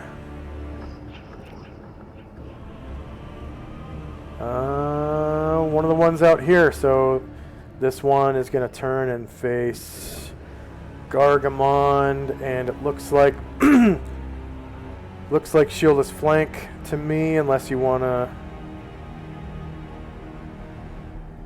turn. Yeah, I guess you could turn without taking attacks.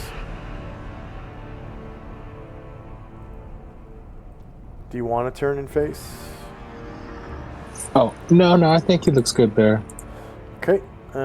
So attack, left claw, Gargamond, shieldless flank, -1 does not hit, and the right claw. And shieldless flank 9 does not hit. Okay. IMC Musketeer.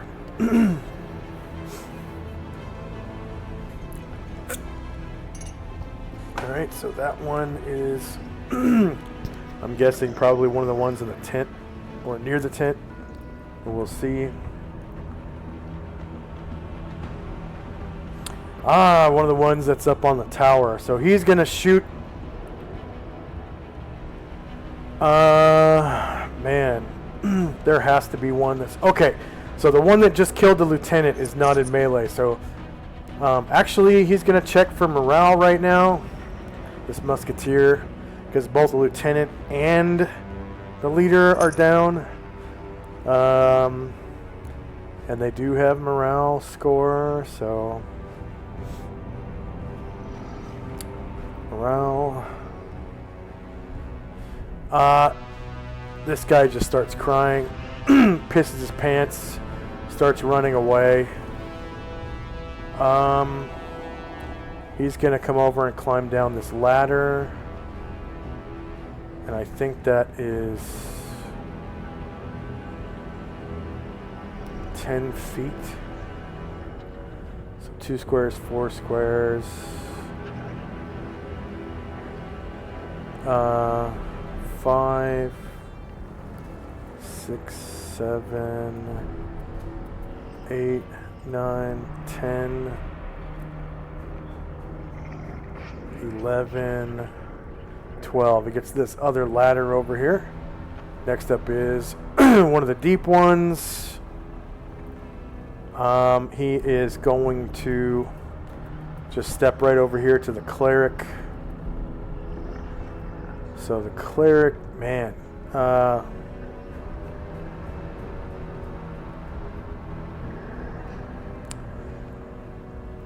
Yeah, he actually steps in front of the cleric right here. And attacks. So right claw, cleric.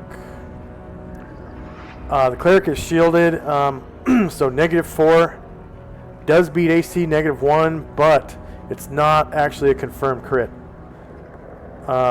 So he causes 6 damage to the cleric. -6 enter.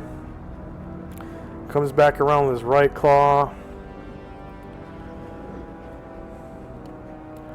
And the cleric screams. Let's see. Shielded 9 versus AC1 is a miss to the cleric, so clang off the shield. Kind of sounds like that. Next up is St. Luther.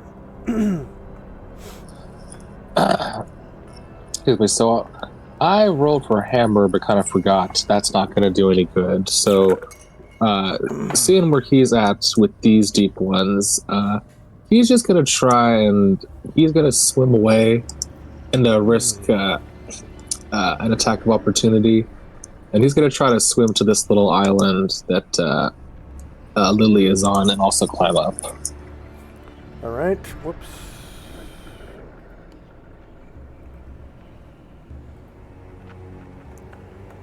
Okay.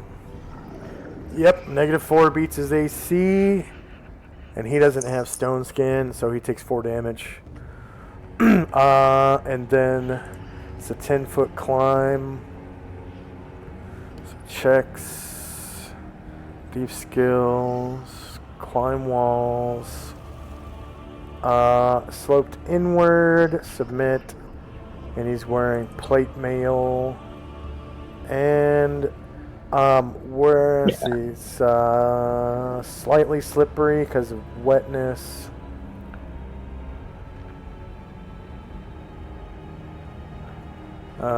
Maybe he doesn't have a climb score.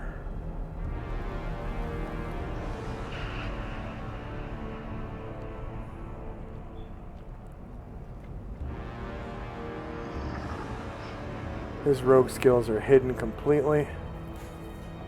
Yeah, he's got a climb score, 40%.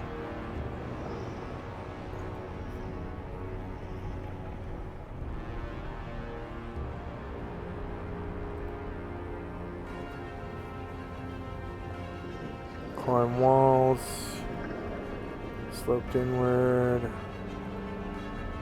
plate armor, wet. Oh, I know, because his chance is less than 0. So, yeah, he just can't climb up.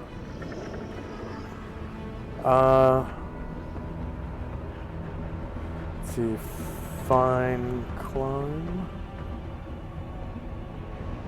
Skills, climb walls.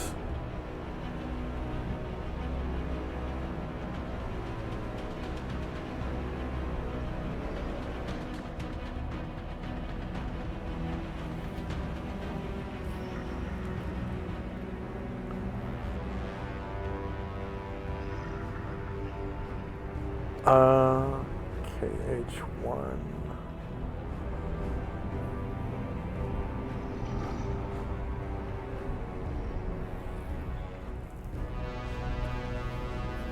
Yeah, I think his chance to climb is less than 0, so it's just not going through. Probably because he's wearing field plate or whatever. So IMC Musketeer.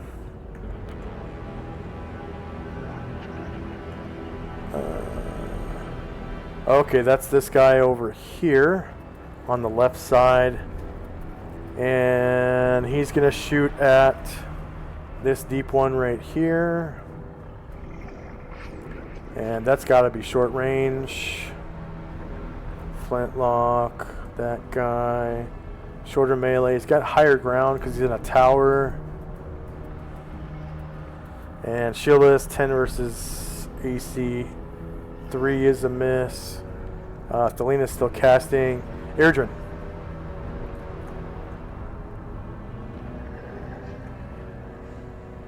Okay. All right. Okay, go ahead. Yeah, sorry.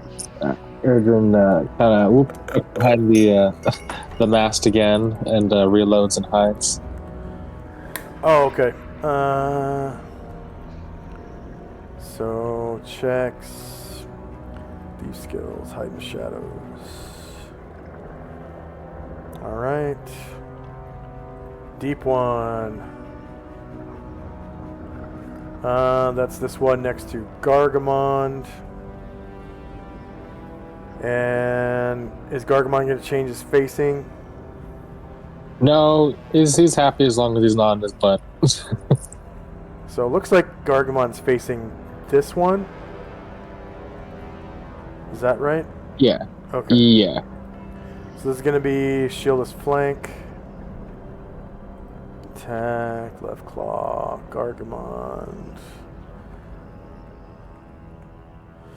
8 versus -3 is a miss. And then right claw, Gargamond. Oh, shieldless flank, 12 versus AC -3 is a miss. Lily. Looks like I'm pretty well stuck on this island. See if I could move a bit and get closer to my target. guess this Shoggoth, I mean not Shoggoth, but this deep one right here. Is fighting Gargamon, so he's in melee. Okay. Did you roll for called shot when you rolled initiative? What is that? I'm sorry, I'm not. Oh, so when you shoot into a fight, you risk shooting either side based on their size. So bigger targets, you have a larger chance of hitting them. And so if you don't want to risk hitting your friends, you roll what's called a called shot, and you have to actually roll initiative for it. It's a -2 penalty, and it's on the initiative macro if you want to do it. But what it does is when you roll initiative for a called shot on your turn, your attacks are called shots, so they're -4 to hit, but you take extra time to aim at one of the targets of your choice. Okay, I guess I'll just hold it this round. Okay, and then at the end of the round, you can take all of your attacks as called shots if you want. Okay. Okay, so just remember when I ask, is there an upkeep? You know, is there anyone who's waiting or whatever? Then you'd be able to take 2 shots. Okay. Let's see, IMC Musketeer. So it's this guy in the tower in the center, and he's going to shoot at that one that the other guy just shot at. This one might be medium range, though. It's 11 squares. So that's short range still. Okay. Very nice. So, he's going to roll morale first before taking the shot. Wow, he fails morale instead of taking the shot. So he starts crying like a little punk. And he runs back, climbs down his ladder. So that's probably about 6 squares to there. So 7, 8, 9, 10. And starts trying to climb this wall at the back side of the base. So checks. Thief skills. Climb walls. Abundant handholds. Leather or none. And dry surface. No modifier. So he successfully climbs over the wall and just kind of slides down the other side into the water. So there's this splash.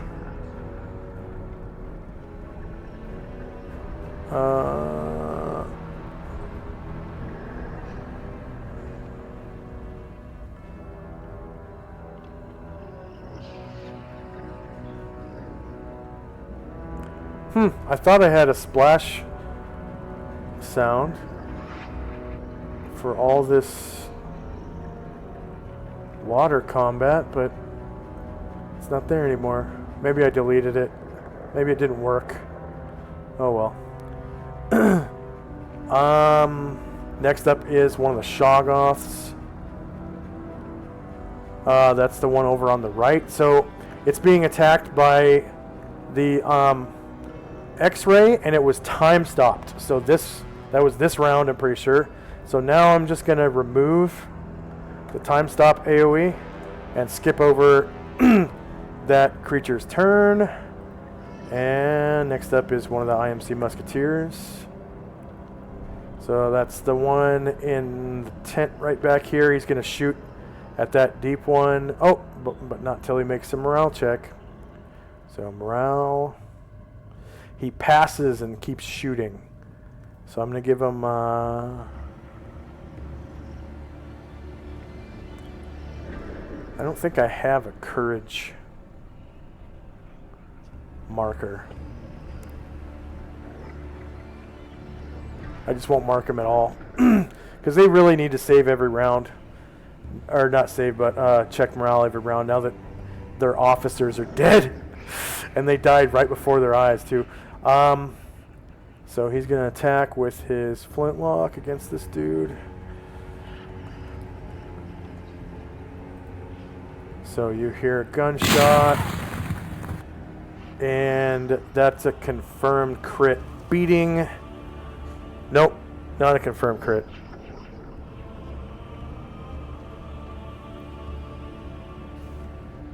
Nope. Causing 8 damage to this deep one. Alright. Next musketeer. Morale check. Passes. Attacks with his flintlock. Same target.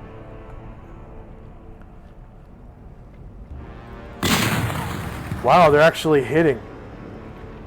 Okay, so 3 damage. Another musketeer. That's the one in the tower. Morale check. Passes. And does he hit? These guys are rolling pretty good right now. Misses. Next musketeer. Morale check. Fails. Starts crying and runs away. So he's gonna run, I guess, over here, out the damn tent, back here to the gate, and start beating on the gate. Let me in! Let me in! They're gonna kill us all! They're gonna kill us all! Run for the hills! Moen. So this Shoggoth fighting Ashrael, he is up high, right? He's like 15 feet up or something? Yeah. On the ledge? Okay. 5, 10, Yeah, 15, right. 20 feet up from sea level. Okay. In that case, I will, Moen will concentrate on these little guys. Let's see. So, yeah, he will come up, get all up in it, and attack this one to the north of him first. All right.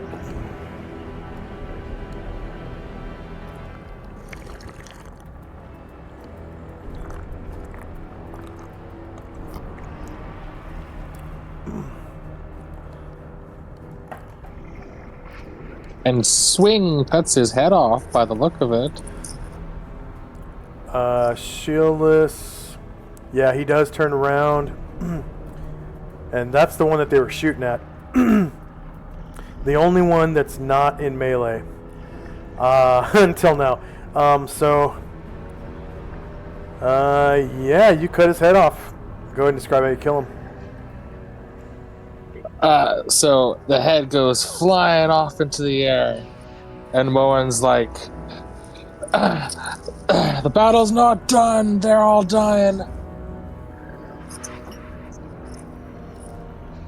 And Gargamond. He will, let's see. Yeah, he will turn a little bit, and I think he's good, and he will try to get the deep one to the southeast on the group, one to the right of Ryer. He will take an attack of opportunity from this guy. Okay, that's fine. God, this guy's really harrying me, but that's fine. I'll go out the one with Ryer first. I'm sorry? You're not... Are you yeah, changing go ahead. your mind Yeah, about... go ahead. No, go ahead. Bring it on. Okay. Love Claw. And that is -2 from the recitation.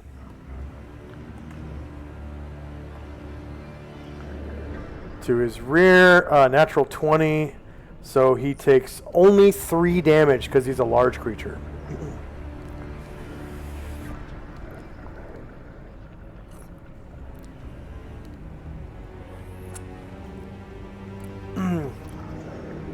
think you rolled minimum and then a 2.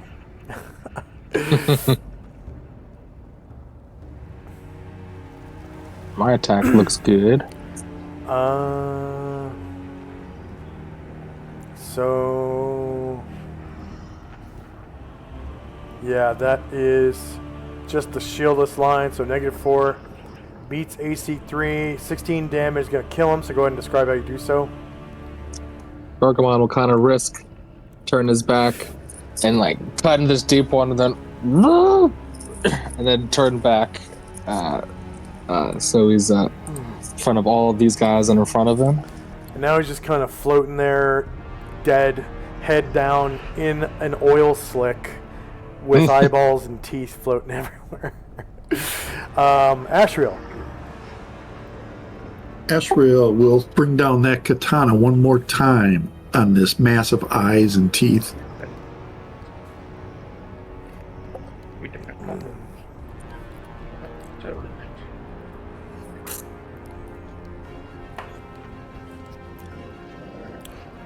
yeah, you already have one? You don't damage.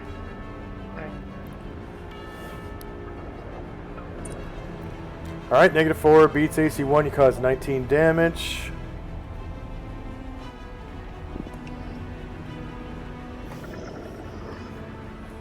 And Tenzi's multiple attack, right? Yep, and he will kick at this guy again.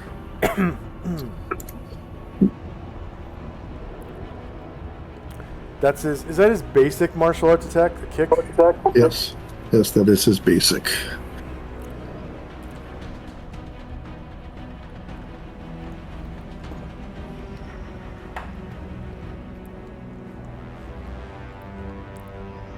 Very nice. -16. Definitely gonna hit him. 17 damage. Kills. Wait. You did damage to him before, right? Yeah, How much? 16. How much? 6. Oh, I forgot.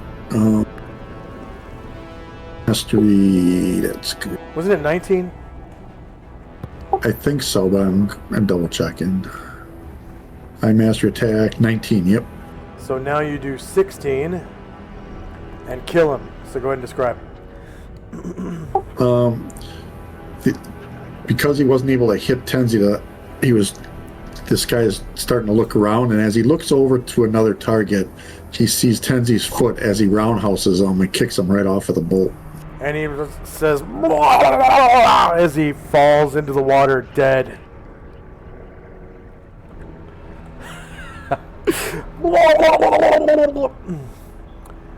Lily with her second shot. Or no, wait. This would have been your second shot, but you didn't roll called shots, so you're waiting for the end of the round, yeah? Yeah, I actually see this deep one right here I could shoot at.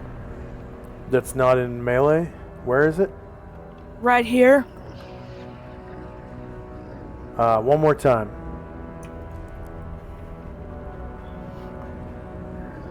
Oh yeah! Go ahead and take both shots if you want. Okay. Or can I shoot a magic? Go ahead. Yeah, you can shoot magic ammo if you want. They don't require magic ammo, but you can if you want. And then also, I forgot what I was gonna say. Oh, you have lower ground. Oh boy. Because he's up on a on a tower. Would that be medium range or short? You are 10 squares away, and your Chokuno's short range is 10 squares, so it's short range. So you have short range, lower ground, and then if you want to shoot with magic ammo, be sure to roll your attack with the correct line on the table. All right. Because did we set up your crossbow bolts on your table? +2 with your recitation. Yeah, +2. Oh, we didn't set up your magic ammo on your. I don't think y'all did yet. And I think I messed with Chokuno. Well, you didn't give yourself the bonuses for the magic ammo. Are you shooting normal bolts or are you shooting magic ammo? Normal. Okay. So yeah, that would be well, no, because you're actually shooting him in the back. So that's a natural 20. Oh wow. Yeah, and you hit and cause 9 damage with that shot, and he survives. Man. And then you get to take your second shot. But he is, now that you've shot him, he is going to turn to face. Because he wasn't really paying attention, you know, that someone has a crossbow out there. So, yeah. Now he's facing right at you, so it's going to be against his shieldless AC line. But you get your second attack right now.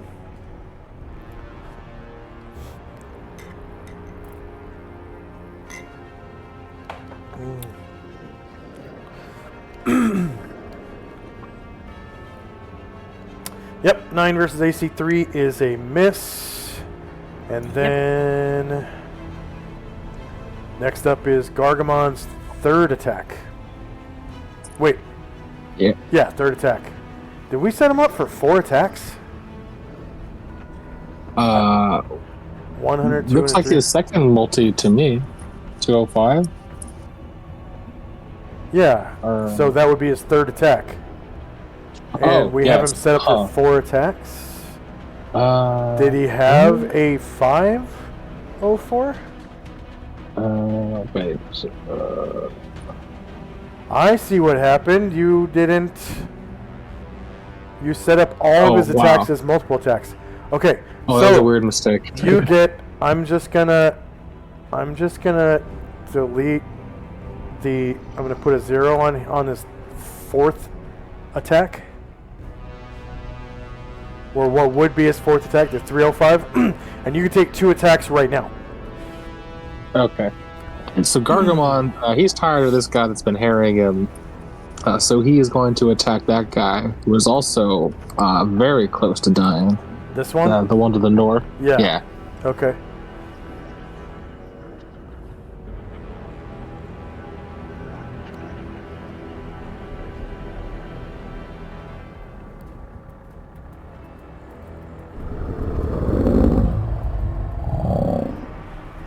Shieldless -6 hits. You cause 21 damage and kill him. Go and describe. Yeah, so that halberd, I just thrust it forward right under its chin and through his throat. All right, and then your next attack, please. Turn to the one, the kind of one to the northeast.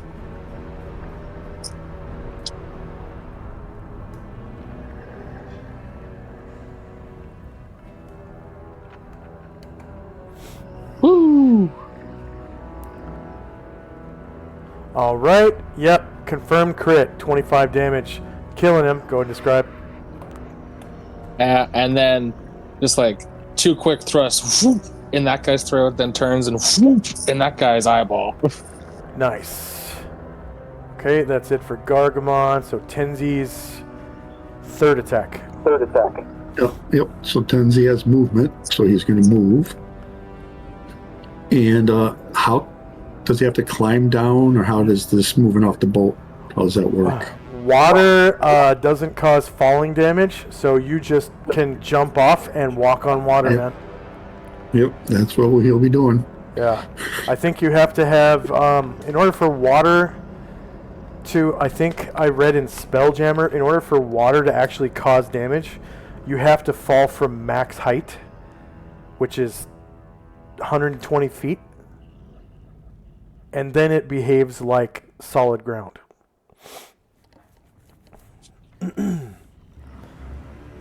I could be wrong though. Well, we'll go here. Yeah, here. We'll walk to there, so that is 9 squares. Then he will take his attack, which will be a flying kick, so he can jump. Yeah. And This is awesome. Yeah, he's Tenzi at walking on the sea. water, so he just jumps up, comes flying over to this dude here. What would Jesus do? He would fight like this. That's awesome. Just run across water and kung fu kick demons and devils or whatever.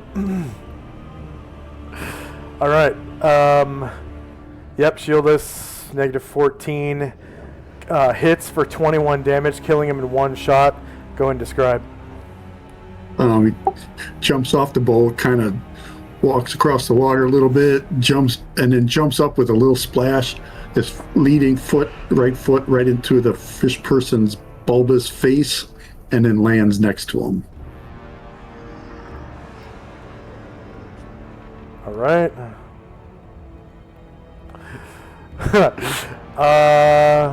And then your fourth attack, which is a block, right?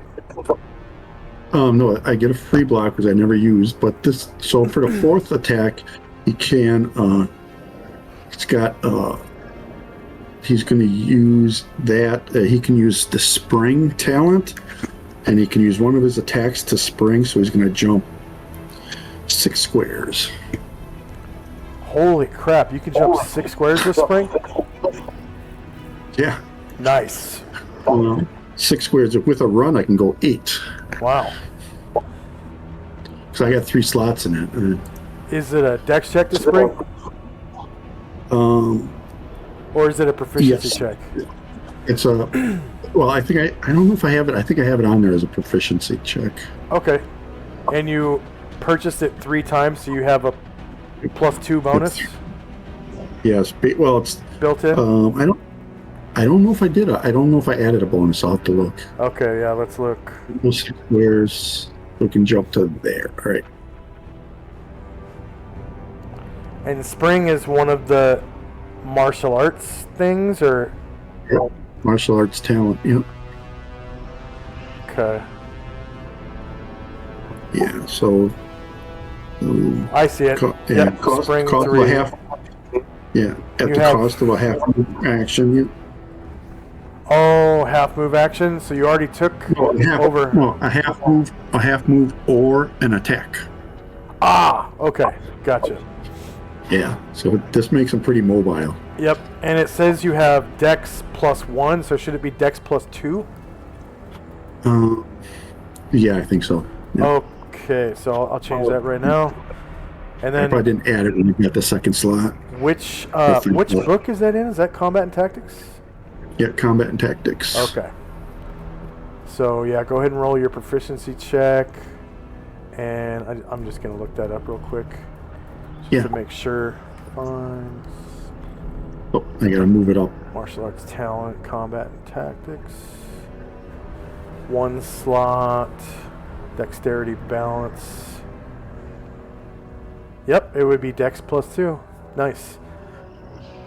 And of course, I will allow the multiple purchasing of all these things because they just work as like a proficiency, anyways. So.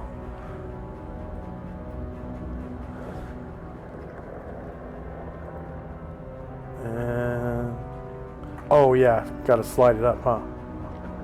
Yes, I do. There we go.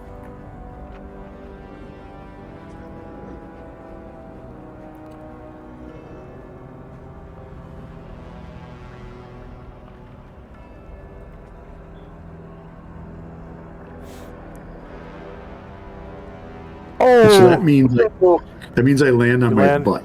Yeah, so that would mean that you're now swimming in water, but you know, next round you can just walk again. So being prone in water just means you're swimming. Let's see. So I'm gonna sort the tracker because that. Oh, was somebody waiting or changing their action? I know Lily was going to, but then we discovered there was a target she could shoot. Anybody? Yep. Was anybody waiting? Okay, so now I'm going to sort because I know there's something new that's, yeah, slow 15. Okay, so that turns into negative 14. And then if there's no other actions for the round and upkeep is over, now we're in initiative phase again. And I'm going to start rolling. Not for the Shoggoths because they are so stupid they wouldn't really have morale. Yeah, they're just like mindless things. They don't get scared. They don't have emotions. But these deep ones, yep, they have a morale score, and I'm going to keep that morale score. So for the deep ones and for the Marines, from now on, I'm rolling morale before they do anything. And then I'm going to roll initiative for the Shoggoth that are left. Whoops. And then we should be good as soon as everyone's done rolling their initiative.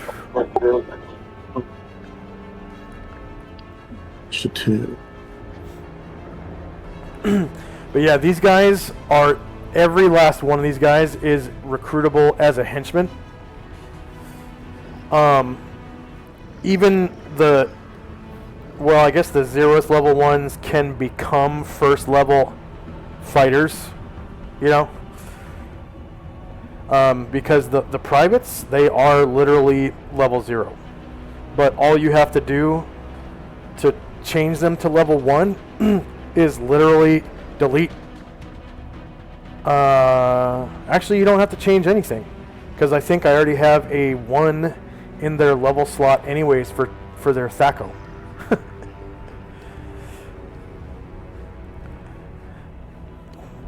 So if you wanted to take, and there's, I think there might be a corporal left somewhere.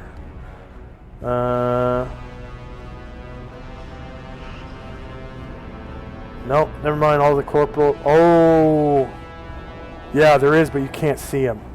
Okay, I'm actually going to move these guys up and roll initiative for them, because they didn't see shit. And that's how I found Shy Eye. She was a random encounter NPC, and it was love at first sight. Yeah.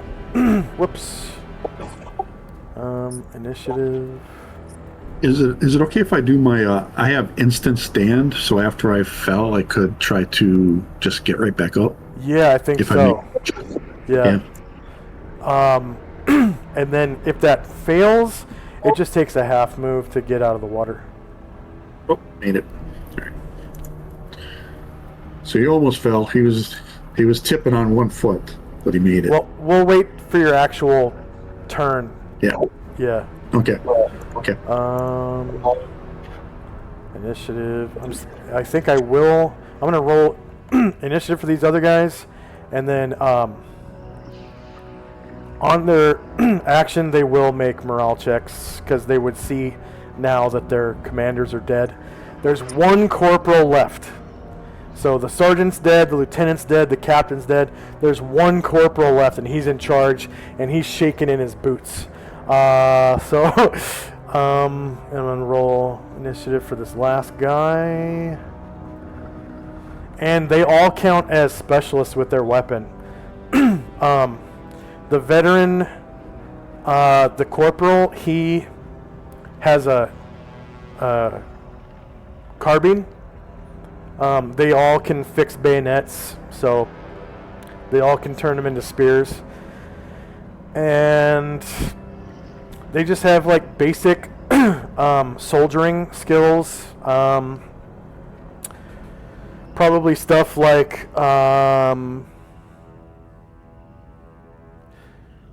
I'd say like healing for first aid, like at a cost of 3 slots, because it's an extra slot to get stuff that's outside of your class.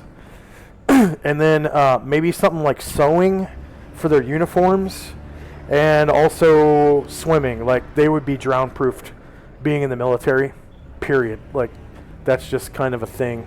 And then, probably...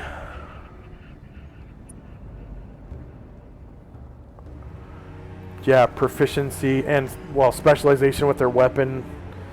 And if they're higher than level 1, maybe even specialization with more than one weapon. Well, no. Unless, yeah, not this guy's, but maybe the captain would have. But these guys are kind of ready to abandon their post now that the command is dead. So, yeah. Is there anyone still rolling? One more second. Okay. I don't think I need a second line. Oh, sorry. And of course, No, I'm good. if you don't want to take them as henchmen, you don't have to. But just keep in mind it's an option. And a gunfighter would be pretty useful in a Tresca, I'm just saying. And there's also the cleric. He might be a little higher than expected, though. So you can, I don't think I ever explained to Shinzo what the little handshake button does. At the top of the screen when you click on your token, the last macro should be a handshake button. That lets you check to see if you can recruit one of the NPCs as a henchman. So you would just click on Shinzo, click on the handshake button, and then click, I think you just click on the NPC, and then just try to recruit them when you're role-playing. Okay. Is anyone still rolling? Alright, here we go. Just gonna... Oh, Lily, your multiple attack isn't finished. Oh, okay. And... Gargamon's multiple attacks aren't finished. What? Wait, what the hell? That doesn't seem right.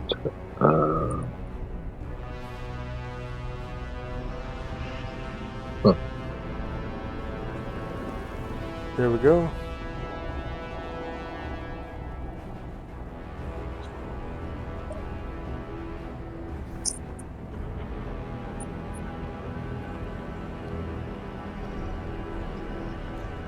Whoops.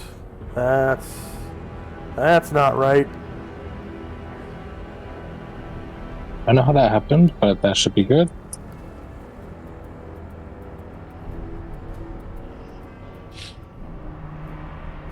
He rolled 16.98. Gargamon? Yeah. No, he rolled 4.85. Or, oh god, I'm sorry. No. I'm brain farting. Those are multiple attacks from last round, but he's got no enemies, so he's swimming. Oh. Let's see. Yeah, your large base speed is 16.98. Yeah, so I'll put that back to the first one. Yeah. And I'll just leave the multiples.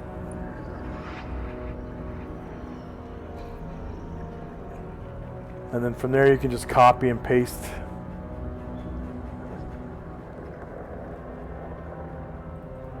Okay, I'll do it.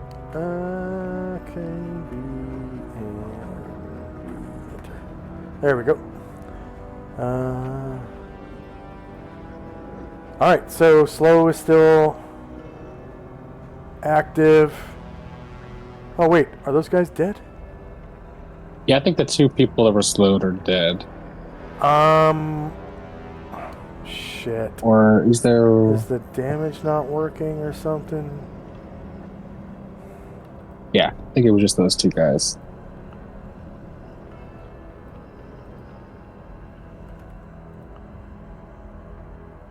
Yeah, because they took more than 20... Oh, that's right. Okay, wait, hold on. Yeah, this guy is not slowed. All right. Perfect. Yeah, no, those guys took a lot of damage from the Earth Maw. Okay. So there was a guy... not a guy, but a fish man that took the place of the one that died from the earth maw. He stepped up. So this guy right here is not slowed. The one underneath him is. And you can see that they're both dead. So all the slowed ones are dead, so I'm just going to remove that from the tracker. Recitation still... No, okay, recitation still has 8 rounds.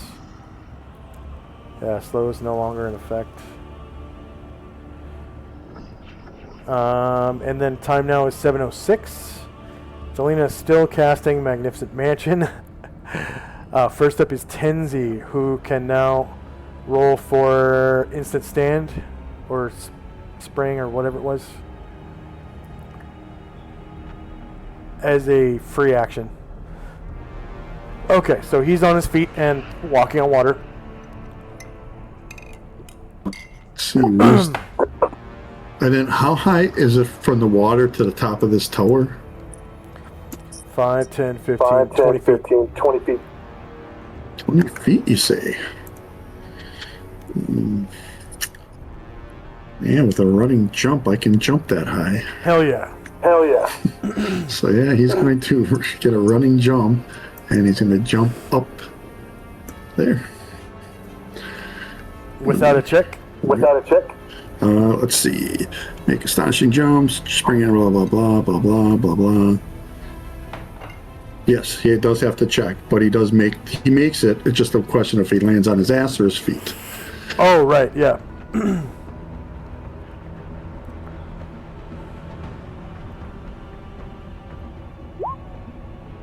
Nice. Okay. And then you still have the rest of your movement. Yeah, I don't think he's fought personally the Shoggoth before, so he will move up to try to attack it. I'm not sure if he's going to be able to, but...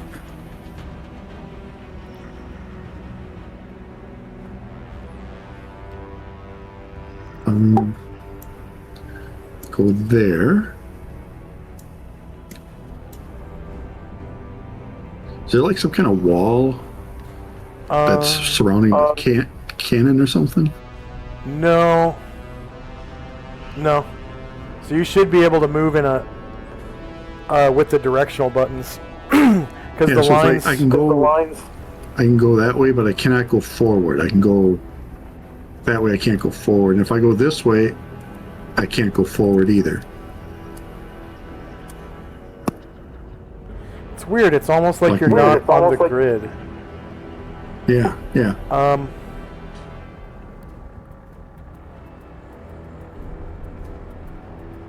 It's probably because of the necklace. I don't think you're on the grid correctly. So just move one token. There you go. Now you should be on the grid. It was the necklace that's keeping you behind, keeping you back.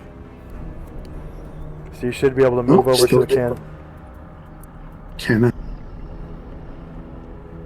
Is that where you want to go? To the cannon? So I know I want to go like right there, right in front of him to the west.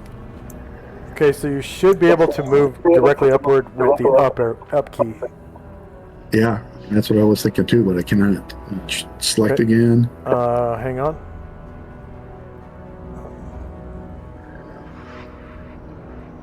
Yeah, still no. Yeah, I can only go sideways for some reason, and backwards. Let's see.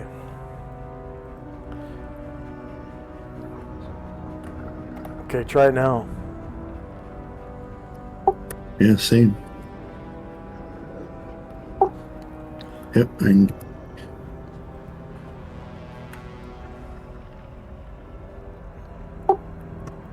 Oh wow, when I do it, I can't move them at all. Yeah. That's weird. Oh, you know what? I think your token might be bigger than a square, maybe? Oh. Okay, now try it. And now I can't move at all. Just like you were saying. That is weird. Try it as a tiny token. Yep, got it. Yep, that must have been it. There's some kind of thing going on with the dynamic lighting lines in this tower, so I'm just going to delete the lines And then just redraw them. See, pen line, regular, transparent.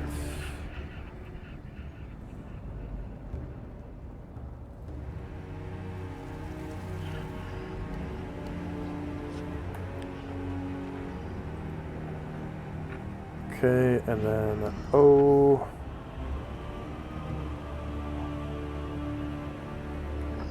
Okay, now try it. Can't move it at all? Cannot. It's weird. What if I change the lines all to thin?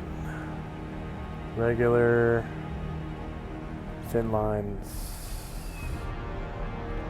How about now?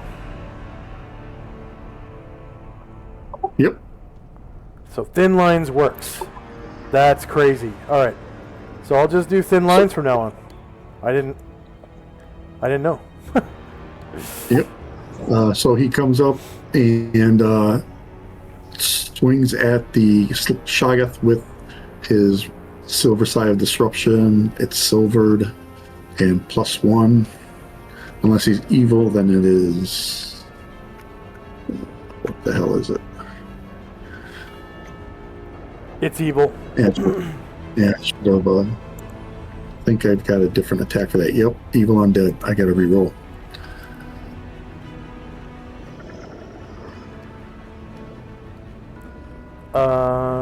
Pretty sure it's evil. Yeah. Okay. Okay, there we go. All right. So it's shieldless. So -16 hits, and you cause 17 damage. And then he'll do his left hand, which is silvered only. It's not a magical.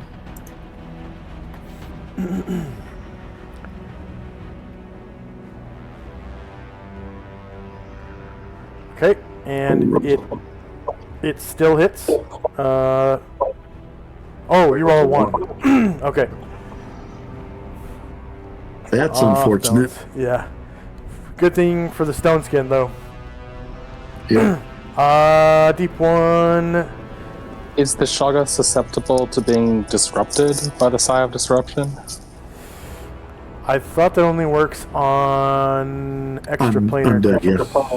yeah. And undead. Yep, undead. Okay. And I thought he might have been an outer planar. All right, then. So deep 1. And first thing is morale check. They're all scared now. All the NPCs. So he fights on against the cleric. Left claw, cleric. Cleric turtle AC. Miss. And right claw, cleric turtle AC. Miss. And this guy is no longer off balance. Okay, Ashriel. Ashriel gives one of those fatherly looks of disapproval as Tenzi is spinning around, and he will attack with the katana 2 hands.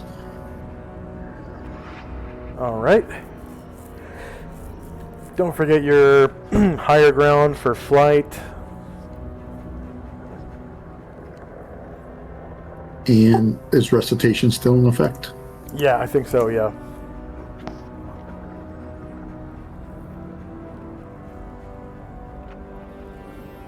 Alright, -1 beats its AC, causes 16 damage, killing it. Go and describe how you do so.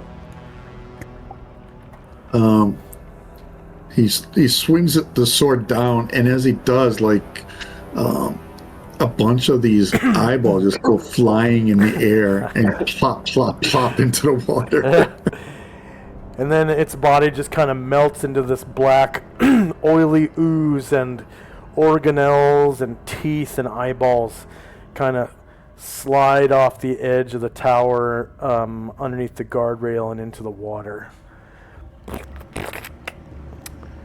One of the deep ones. Okay, this one rolls for morale. And fail. So you see it. This weird fish liquid comes out from somewhere between its legs. It's kind of ambiguously gendered, but being fish-like.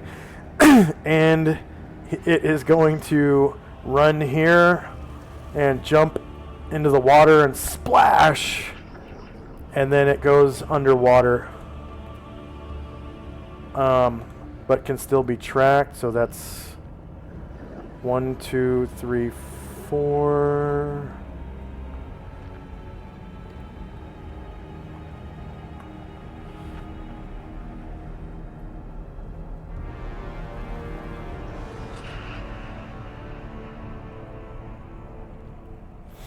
Okay. Ryer.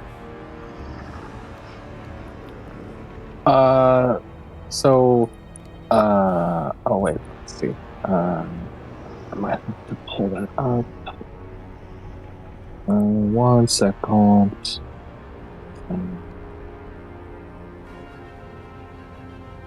Yeah, so Ryer has swimming. So if he uses that now, can he like swim faster? So, since it's in combat, he has to roll the check. If he passes, he gets his regular movement speed. If he fails, he gets half his movement speed. A non-proficient swimmer always gets half their movement speed. Proficient swimmers can swim underwater as well, so he can use the water as cover if he wants to. And swim underwater. And then also you can like dive and stuff and like swim down to the bottom and do stuff down there too. Whereas a non-proficient swimmer is just too scared. Okay. So in that case, Ryer will kind of begin to swim towards the beach, try to end up by Chaya and Thalud. And he's not encumbered, so I'm pretty sure he would have 12 squares of movement.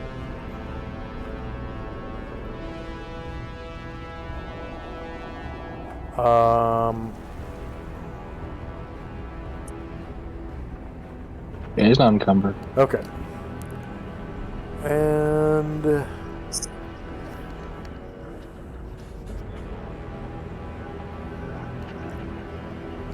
next up is one of the deep ones. So that's this one right here. It's gonna roll for morale. Maintains morale and attacks the priest. So left claw.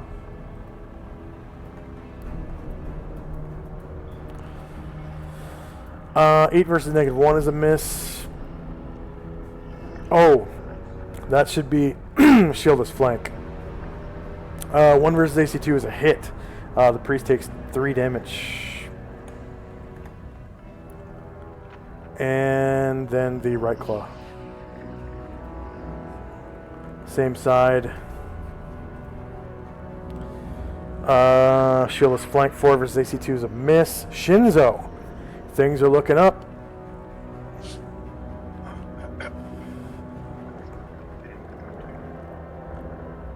I can't hear you, Andy. Sorry. Had my boom up. I was eating some soup. Oh. I'm going to move up here and make an attack. All right.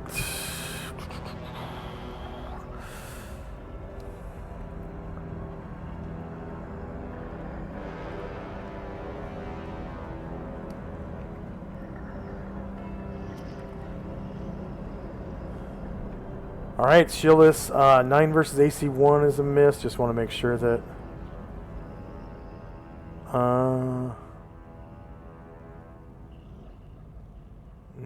Okay, yeah, you gave yourself the +1 for bless.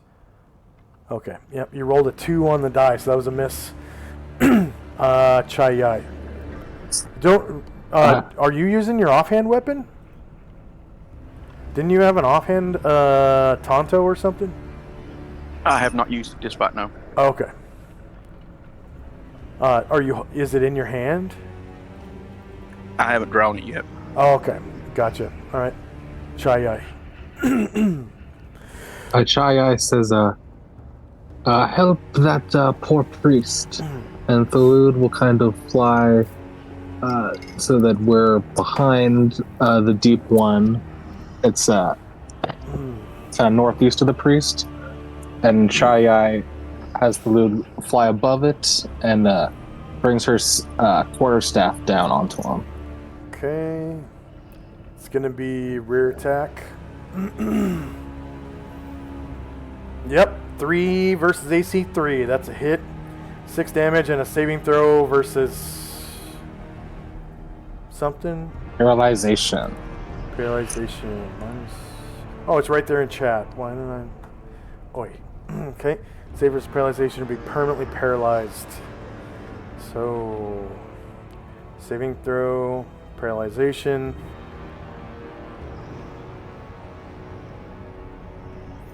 No modifier. You know what? Because it's a back attack, I'm going to give him a -2 to his saving throw. And he counts as Warrior 4. Not multi-classed or triple-classed. And he's permanently paralyzed. So he goes... okay, so, yep, that's the handicap sign. Means paralysis. And he just stops moving and falls down. Mighty Servant. All right. Bringing my fist down again on this guy. To the fisticuffs. To the mattresses. Well, right. Yeah, -5 beats AC 1. That's 10 damage for the first one.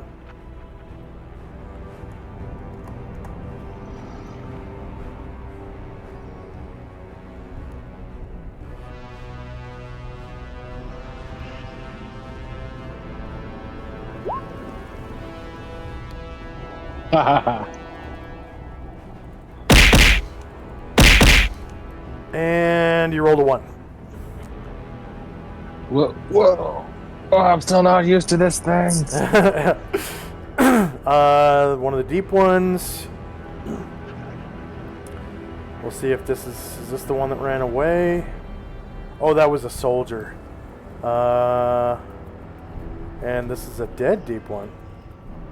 Yeah, he's dead. He shouldn't be on the tracker. LMO. The priest. Okay, so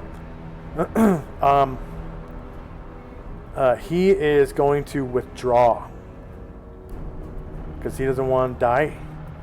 He gets a half move and he's going to move into the tent back here. So 1,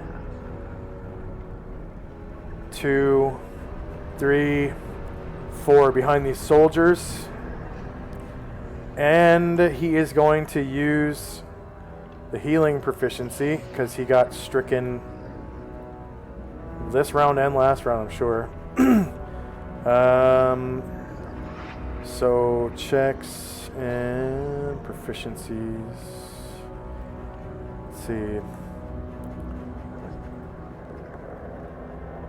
Healing proficiency.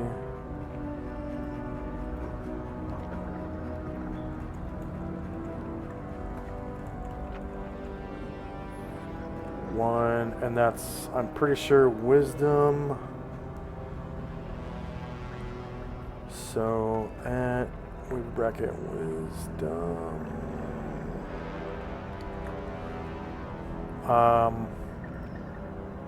And I think it's -2, but I'm gonna also give him herbalism.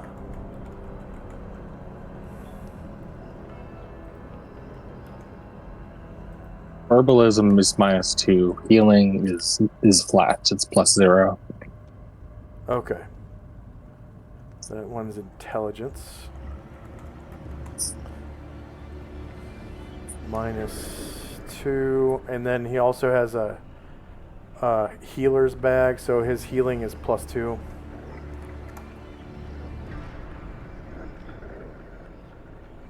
And because he's still an NPC, all of his scores are 10, so hopefully it'll work.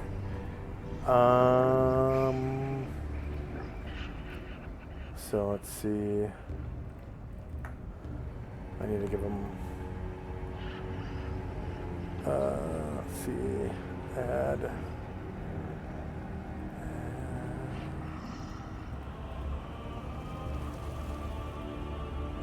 1, 2, 3, 4, 5, 6, 7, 8. There we go.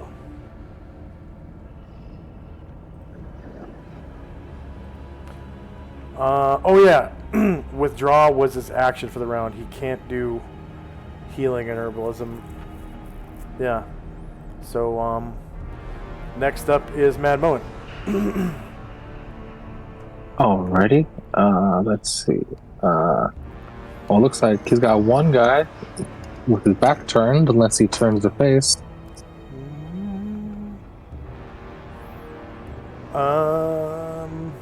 Yeah, there's no one around anymore, so they all face him.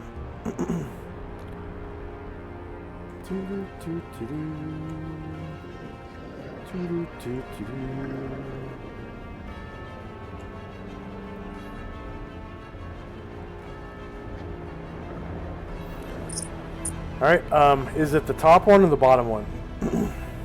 Bottom one, close to the boat. Okay, so... -14 beats AC 3, he costs 16 damage, and he survives. -16. Okay, deep one, so that very same one gets to roll morale.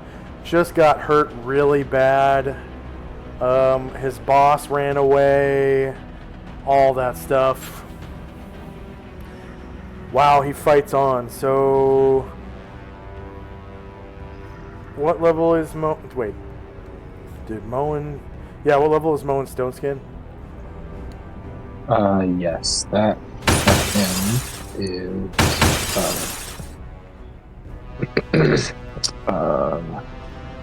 16.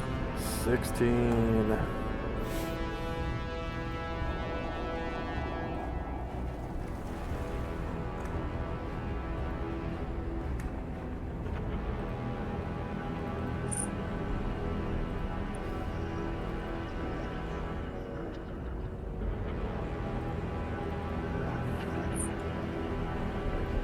All right. Lily. 6:16. It's top of the hour. Okay. You need to go? Is it okay if I go? Yeah, let's end it right on Lily's turn, kind of on, not really a cliffhanger, but I don't know what you would call that. But I will give you experience for Dagon, 3 of the 4 Shoggoths, and then there were. Let's see. I gotta take a look at the chat log to see how many. There's, let's see, 1, 2, 3, 4, 5. Well, four of the deep ones are still alive. Well, 5 of them are still alive, but 1 of them ran away. So I'll give you the ones for the ones that give you XP for the ones that died, and the ones that ran away. Okay, so find what's his name? Dagon. And back up.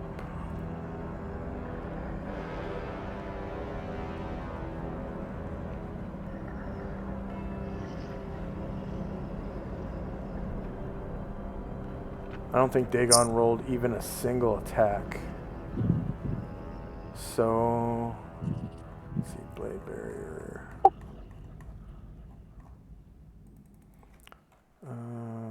Group XP.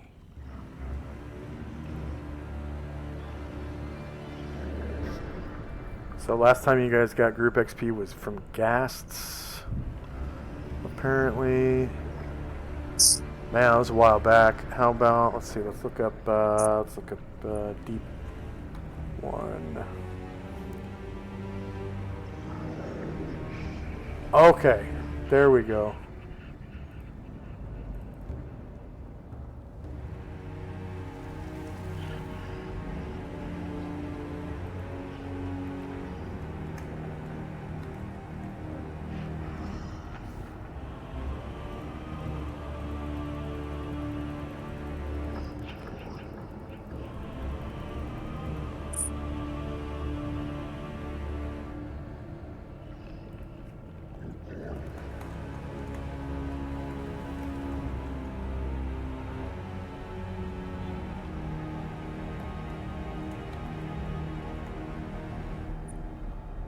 Come on now. Fun, Deep 1.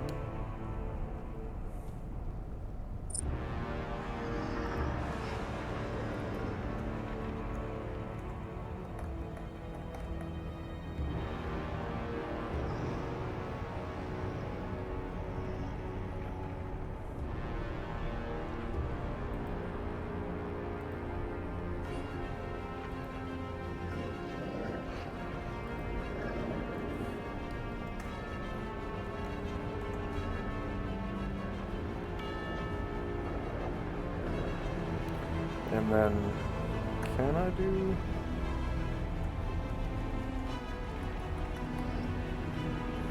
Nope. Find.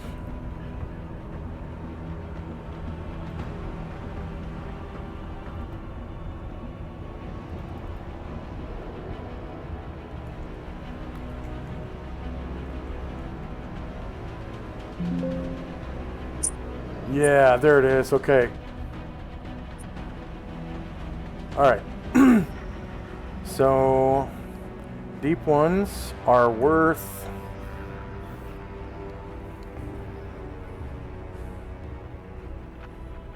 $175, and there's 1, 2, 3, 4 of them left.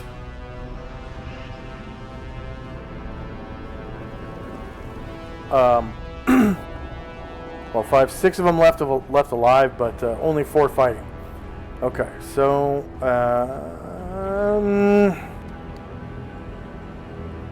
so 12 deep ones.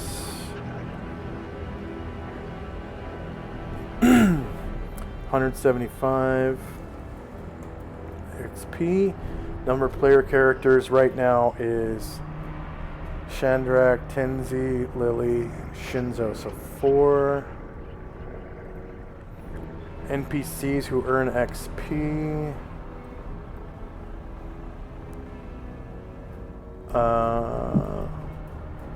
Let's see, group XP.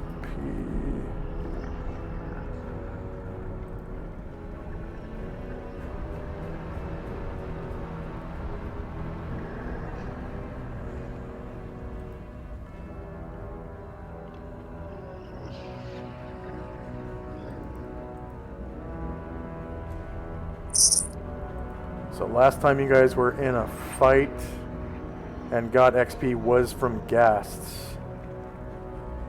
2 PCs. Oh, that was during a one shot, I think.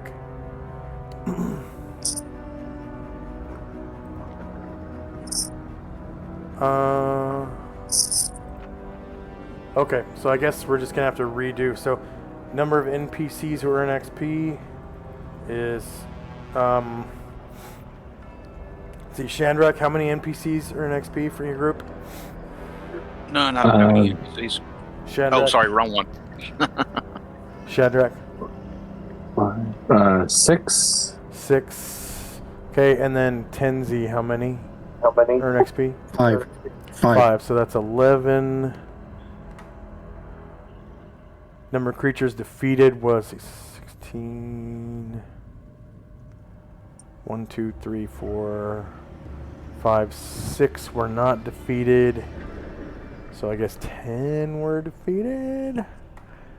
Number of hit dice per creature is 4. Number of warriors. Okay, so Shandrak, how many warriors and bards do you have? I have 3. 3, and then Tenzi, how many warriors and bards? 2, 3. Okay, and then Lily's a bard and Shinzo's a warrior, so that makes 8 warriors and bards in the party. Alright. And then the Shoggoths are worth 17,000 points. So 3 Shoggoths are down. Number of creatures. Oh, name of creatures. So Shoggoth. And 17,000. Player characters 4. NPCs was 11. Number of creatures defeated was 3 out of 4. Hit dice per creature is 20 hit dice. Warriors and bards is 8. And then, again, Lord Dagon was defeated because he ran away. Or Father Dagon, rather.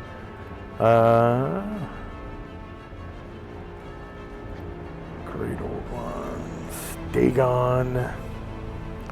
His avatar is 17,000.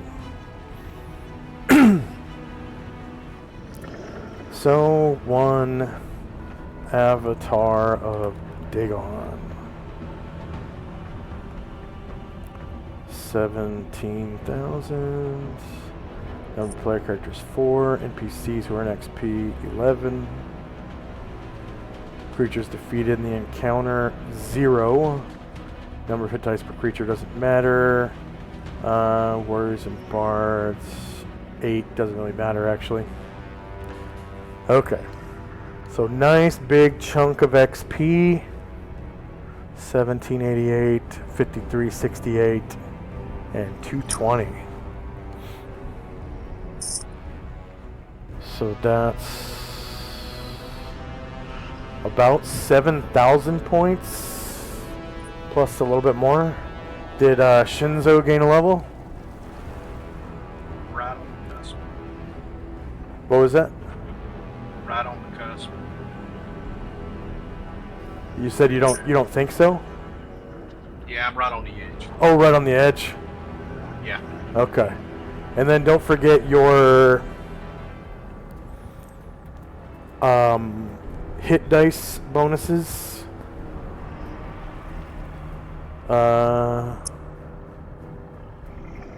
Lily's on the edge too. Nice. So maybe next session you guys will gain levels. And for right now, I'm going to take you back to the landing page.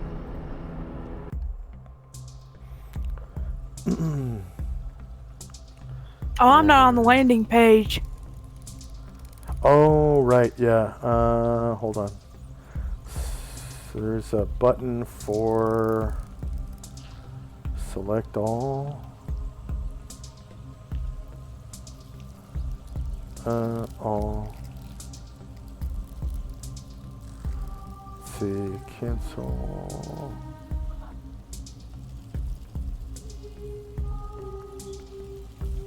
Why don't I do this? Are you on the Magnificent Mansion page now? Yes. Okay. So I'll put you back on the landing page. Are you on the landing page now? Yep. Okay. Alright, I shall depart now. Okay. Alright, you have a good week. You too. And everybody got their XP in. Anybody gain a level? Anybody gain a level? NPCs? Still calculating, but I don't think so. Okay.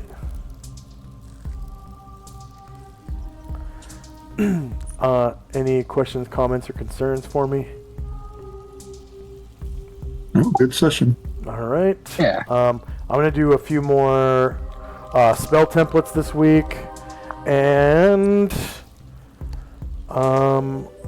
probably maybe update some tokens. Who knows? Because I might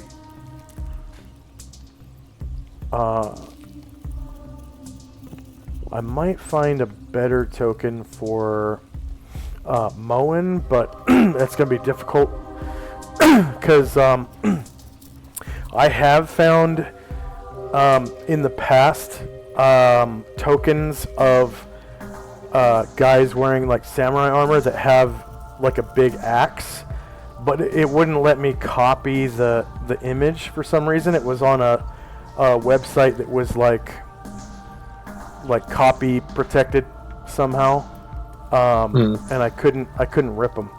But man, it was great. But I'll see if I can find a way to do it, because I've found ways around it with other websites before. So I guess we'll see.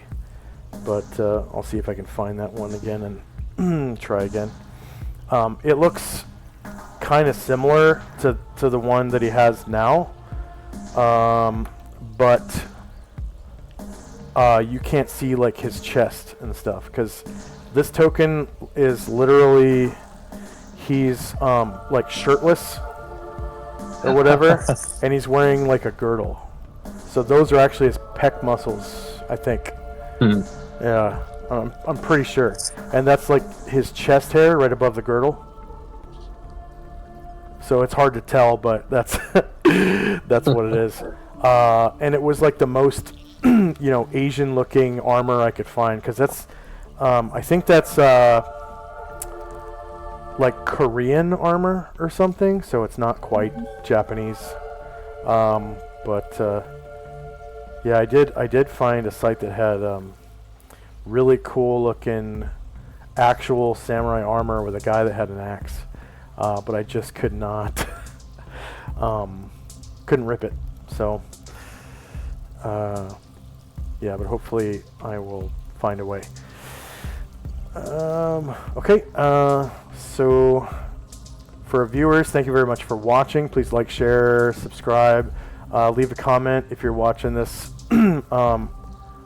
VOD on YouTube, and then if you're watching us live on Twitch and you're interested in donating to charity, I don't see it on my stream manager screen anymore because I accidentally changed my stream manager screen, but I'm pretty sure we're still giving to the Wounded Warrior Project, and I think we were somewhere around $50 or something like that. I can't remember how much we were at. I don't see it anymore on my screen. But our goal was $500. So as soon as we reach that goal, I'll probably switch back to St. Jude and do 500 for St. Jude as well. So, and then we'll probably do like 5 increments of $500 or I don't know, maybe $100 at a time or something. And then yeah, if you'd like to donate to the channel or help out the channel, there's ways to do that. If you have Amazon Prime, and your email for Amazon Prime is the same as your Twitch account email, on the right hand side of the screen there should be a Prime Gaming benefits reminder, and that allows you to Amazon Prime basically pays for every month for a free subscription for you, as a perk for their subscription account thing. And it really helps out the channel when people pick us for their free subscription every month. Yeah, immensely. That's, I think, our main thing. And then there's also cheering with bits. We also, if you explore the links down below the gaming screen, if you scroll down, there's a whole bunch of information. There's like a link to join our Discord community, the Wizards of the West Coast, and then there's also a way to pledge on Patreon. There's a link there, and then PayPal if you want to just leave a straight up tip off of PayPal. And then There's also a link to join the game. So this is a patrons game, so you would have to go into the Patreon and pledge at the player level or higher, which is $10 or higher. There's also a special player level that's for special roles like, mapper or combat caller or treasurer. We had a player that once was the official treasurer. So, and a lot of those roles come with like benefits on the side, kind of little bennies. And then the next time I play Dungeons and Dragons will probably be this Friday. I missed my session last Friday, so this Friday I'll be reprising my role as Excellion, and then next Saturday I won't be playing D&D. I play Delta Green on Saturdays, which is a modern day Call of Cthulhu role-playing game, like horror survival game.